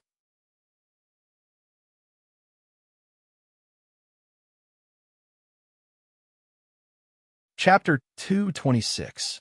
Thank you for your reminder, Captain, said David gratefully. No need to thank me. I'm only here on orders, said the captain with a smile on his face. May I know who asked you to come and warn me? Asked David as he tried to guess who it was from the military. It has nothing to do with you. We're just at odds with the Lightning mercenary crew and the faction behind them. Your destruction of the Lightning mercenary crew is the same as helping us, said the captain with a smile. David understood that as long as there were people, there would be benefits. It was the same for the military. Just from the fact that the Lightning mercenary crew was able to own 2 Lightning II corvettes, it was easy to imagine how deep their background was in the military. Transcendent Castle was one of the more famous Transcendent forces on Warstar. Even so, they only had a single modified corvette from the military. It was easy to see that there was something wrong with them. The captain was also in a good mood. David's destruction of the Lightning mercenary crew's fleet was equivalent to cutting off 2 of their arms. However, he also had something he was more concerned about. That was why he invited David over, because the faction behind him wanted to know more about the battle. Mr. David, do you know if Captain Norton is still alive? When the captain asked that question, his breathing became a little tense. After all, at least half of the Lightning mercenary crew's strength came from Captain Norton. As long as Captain Norton was still alive, the Lightning mercenary crew would be able to form a new one if given enough time. Captain Norton is dead, replied David with certainty. There was no need for him to hide that. As long as Captain Norton didn't show up in the next 2 days, everyone would know about it. The location of the battle was in a space minefield. As long as Norton didn't return in 2 days, there was no need to worry about his survival. Are you sure? Asked the first lieutenant agitatedly after hearing David's reply. I'm sure. I killed him with my own hands. He was a powerful opponent, said David with a nod. David's words caused the captain's gaze to tighten. According to David's words, Norton had been killed in a direct battle. David was very strong. This could be seen from David's information. He was a newly promoted spear master, had the Silver Star badge of the military, swept through the elite Kaji's team, and had terrifying long-range sniping abilities. All of these showed that David was extremely strong. However, David was only 17 years old, while Norton was a veteran master swordsman who was considered to be one of the best master swordsmen out there. Despite such a lopsided battle, David still managed to survive and even managed to kill Commander Norton. Mr. David, may I ask how many Thunder and Lightning mercenary groups Kaji you killed? The captain thought for a while and continued to ask. He could use this to judge the remaining strength of the Thunder and Lightning mercenary group, and also let his own mercenary group eliminate the remaining strength of the Thunder and Lightning mercenary group and take over the corresponding benefits. David raised his head and looked at the captain. He didn't understand why the captain was asking so clearly. Mr. David, this answer is very useful to us.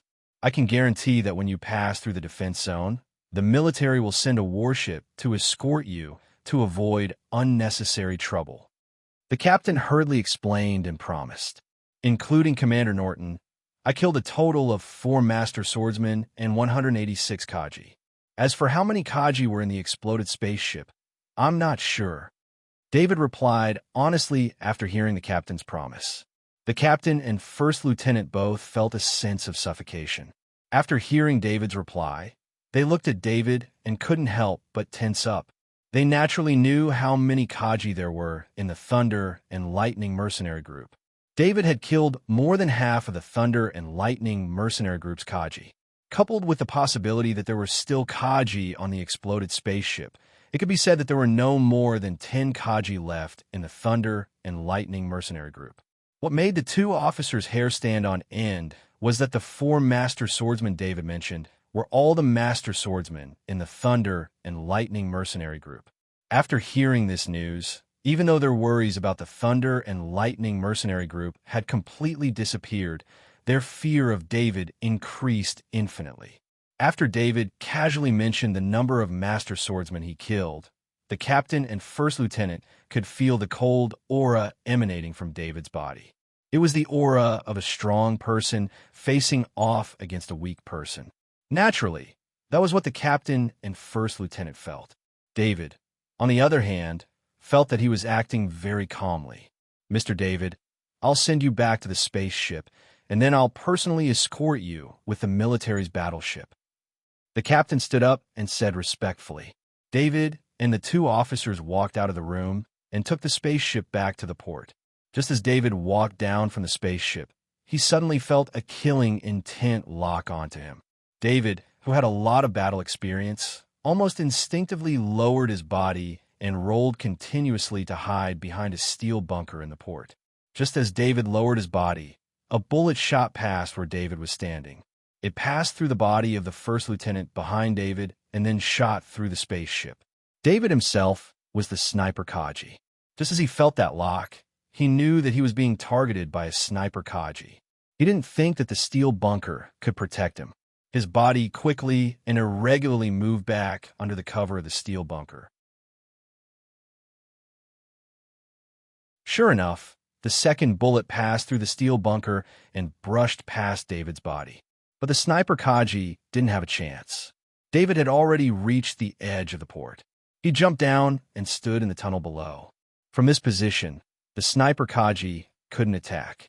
"How dare you?" The captain's face was ashen as he stared at the dead lieutenant. He didn't think that someone would use a sniper rifle on his own bastion. Just moments ago, he'd promised David that he'd protect David. It was the price he'd paid for the information David had provided him. But now he'd been slapped in the face. "Alert! Sniper Kaji has killed Lieutenant Jeffrey. Lock down the bastion and use a large scanner to find him. Use all means to attack." The captain shouted through his bracelet. Sniper Kaji was lying on the roof of a building 2 kilometers away. He was covered in a military camouflage cloth. The camouflage cloth was the same color as the surroundings and had a special anti-scanning coating. It was a piece of military equipment. There were 2 compartments around him to ensure that he could snipe without making a sound. "Stone, did you miss?" A voice asked through the communication channel of the sniper Kaji's exoskeleton armor. Yes, the target was very vigilant. He reacted instinctively to sniping. Kaji answered. He didn't move. This was the sniper's position he'd chosen. He couldn't leave until he'd received the order to evacuate. "I'll buy you 5 minutes. I don't care what you do. You have to eliminate the target. Otherwise, we won't be able to hold our heads up high in the military." The man's voice was heavy. "Yes, sir," Kaji answered. The captain's order had been given, but it hadn't been carried out. The large scanner was a big deal, so it couldn't have been so quiet. There were no attacks aimed at the sniper soldiers either, which made him surprised. "Why didn't you carry out the order?" The captain asked loudly. "Captain, your order has been overruled. The law enforcement team is on their way to your location. They'll be responsible for the investigation." The soldier on the other end of the line was also surprised. His voice was strange. "Damn it, they're doing this just to kill David." The captain muttered to himself. Overruling a superior's orders and delaying an opportunity at the most critical moment were the most taboo actions in the military. No matter what the final outcome of this matter was, the person who overruled his order, the law enforcement team sent, and all the soldiers involved would be punished accordingly. The lightest punishment was expulsion from the military. The most severe punishment would be court-martial. But the enemy was willing to pay such a price. They were willing to sacrifice the future of this bastion to kill David. The captain's face was ugly. He used his bracelet to contact his superiors. He wanted to solve the problem as soon as possible. David had already put on his exoskeleton armor. Fortunately, he brought the armor's case with him. Warning: Bastion armor is illegal. Detected attack. Self-defense armor legal. As soon as he put on his armor, he heard the voice of the Bastion's AI. David relaxed a little. He carried his second-rank sword on his back. Before he put on his armor, he was worried that armor wasn't allowed here. But in a life-threatening situation, citizens had the right to defend themselves. This was written into the basic law. Sure enough, the Bastion's AI determined that his armor was legal. He wouldn't be attacked by the Bastion. With the exoskeleton armor, he was more confident in dealing with Kaji. On the other side, Sniper Kaji's helmet was connected to the Bastion surveillance system. Although David's figure was hidden from his direct line of sight, he couldn't avoid the ubiquitous surveillance system. An expensive second-rank homing projectile was pressed into the compartment. This kind of homing projectile was almost impossible to find in the outside world. The second-rank homing projectile wasn't valuable because of its materials, but the special micro-device inside. This type of bullet had a huge flaw, but it was the best bullet for Kaji to deal with enemies who were hiding in blind spots. Kaji's face was expressionless as he pressed the second-rank homing projectile into the compartment. Then he used the display on his arm to set it up. Position, distance, position, angle, and so on. These were all very complicated. They required a lot of professional knowledge to fill in. David's position was entered into the settings. Kaji fired his sniper rifle. The second-rank homing projectile flew out of the barrel. As soon as the projectile left the barrel, a fine-tuned energy spurted out from the rear to change the projectile's trajectory. The reason why he used second-rank materials to make the homing projectile was because he had no other choice. During the flight, the homing projectile would lose a lot of kinetic energy due to the fine-tuning of its trajectory. If it was made with first-rank materials, it wouldn't even be able to penetrate the exoskeleton armor. That was why only second-rank materials could guarantee the homing projectile's power. The second-rank homing projectile drew a strange arc in the 2-kilometer distance and flew toward David, who had just put on his armor. The feeling of being locked on made David feel extremely surprised. How could there be such a feeling in such a position? Just as he was stunned, the second-rank homing projectile had already bypassed the obstacle and was flying toward him. The extreme sense of danger made his spirit explode. He saw the second-rank homing projectile flying toward him. At the same time, he activated his extreme speed talent. With his master-level longsword mastery and his extreme speed talent, he could block the homing projectile in the shortest and most suitable way. With a crisp sound, David's body shook. The homing projectile fell in front of him. David used his longsword to pick up the homing projectile that was glowing with a faint blue light. His eyes flashed with anger. There was information about homing projectiles in his knowledge. Only the military had homing projectiles. It was a bullet that civilians were forbidden from using by Kaji. When he saw the homing projectile, David knew that the sniper Kaji was the military sniper Kaji. The military sniper Kaji's job was to protect the Federation and not become a tool for other forces. 2 kilometers away, Kaji, who was nicknamed Stone, was shocked when he saw David block the homing projectile with his sword. Although the homing projectile was not as fast as a real sniper bullet, it was still a few times faster than a normal sniper bullet. Theoretically, such a bullet could not be blocked by a sword. David did not hide anymore. Since the enemy could use the homing projectile, there was no point for him to hide anymore. Moreover, he was wearing the exoskeleton armor and had the ability to fight back. David exerted force on his legs and appeared on the port platform again. He used a special posture and rushed in the direction of Kaji. He held the second-grade longsword in his right hand vertically in front of him as he charged sideways at a high speed. The sniper warrior, Rock, did not hesitate. A rank 1 sniper bullet was fired, and with terrifying speed, the bullet appeared in front of David in an instant. However, what happened next made Kaji Sniperstone scalp numb. David's second-grade longsword blocked the first-grade sniper bullet accurately. This time, he used the angle of the sword to change the direction of the bullet. It flew past David's side. This made it so that only a small part of the terrifying potential of the first-grade sniper bullet hit David. Such a small amount of potential was not enough to affect David's speed. The rest of the people on the port also realized that something was wrong. A Kaji wearing exoskeleton armor appeared. It was not the military's Kaji. In addition, the sound of the sniper bullet being diverted by David and hitting the ground made these people realize that something big had happened. They quickly rushed into the building.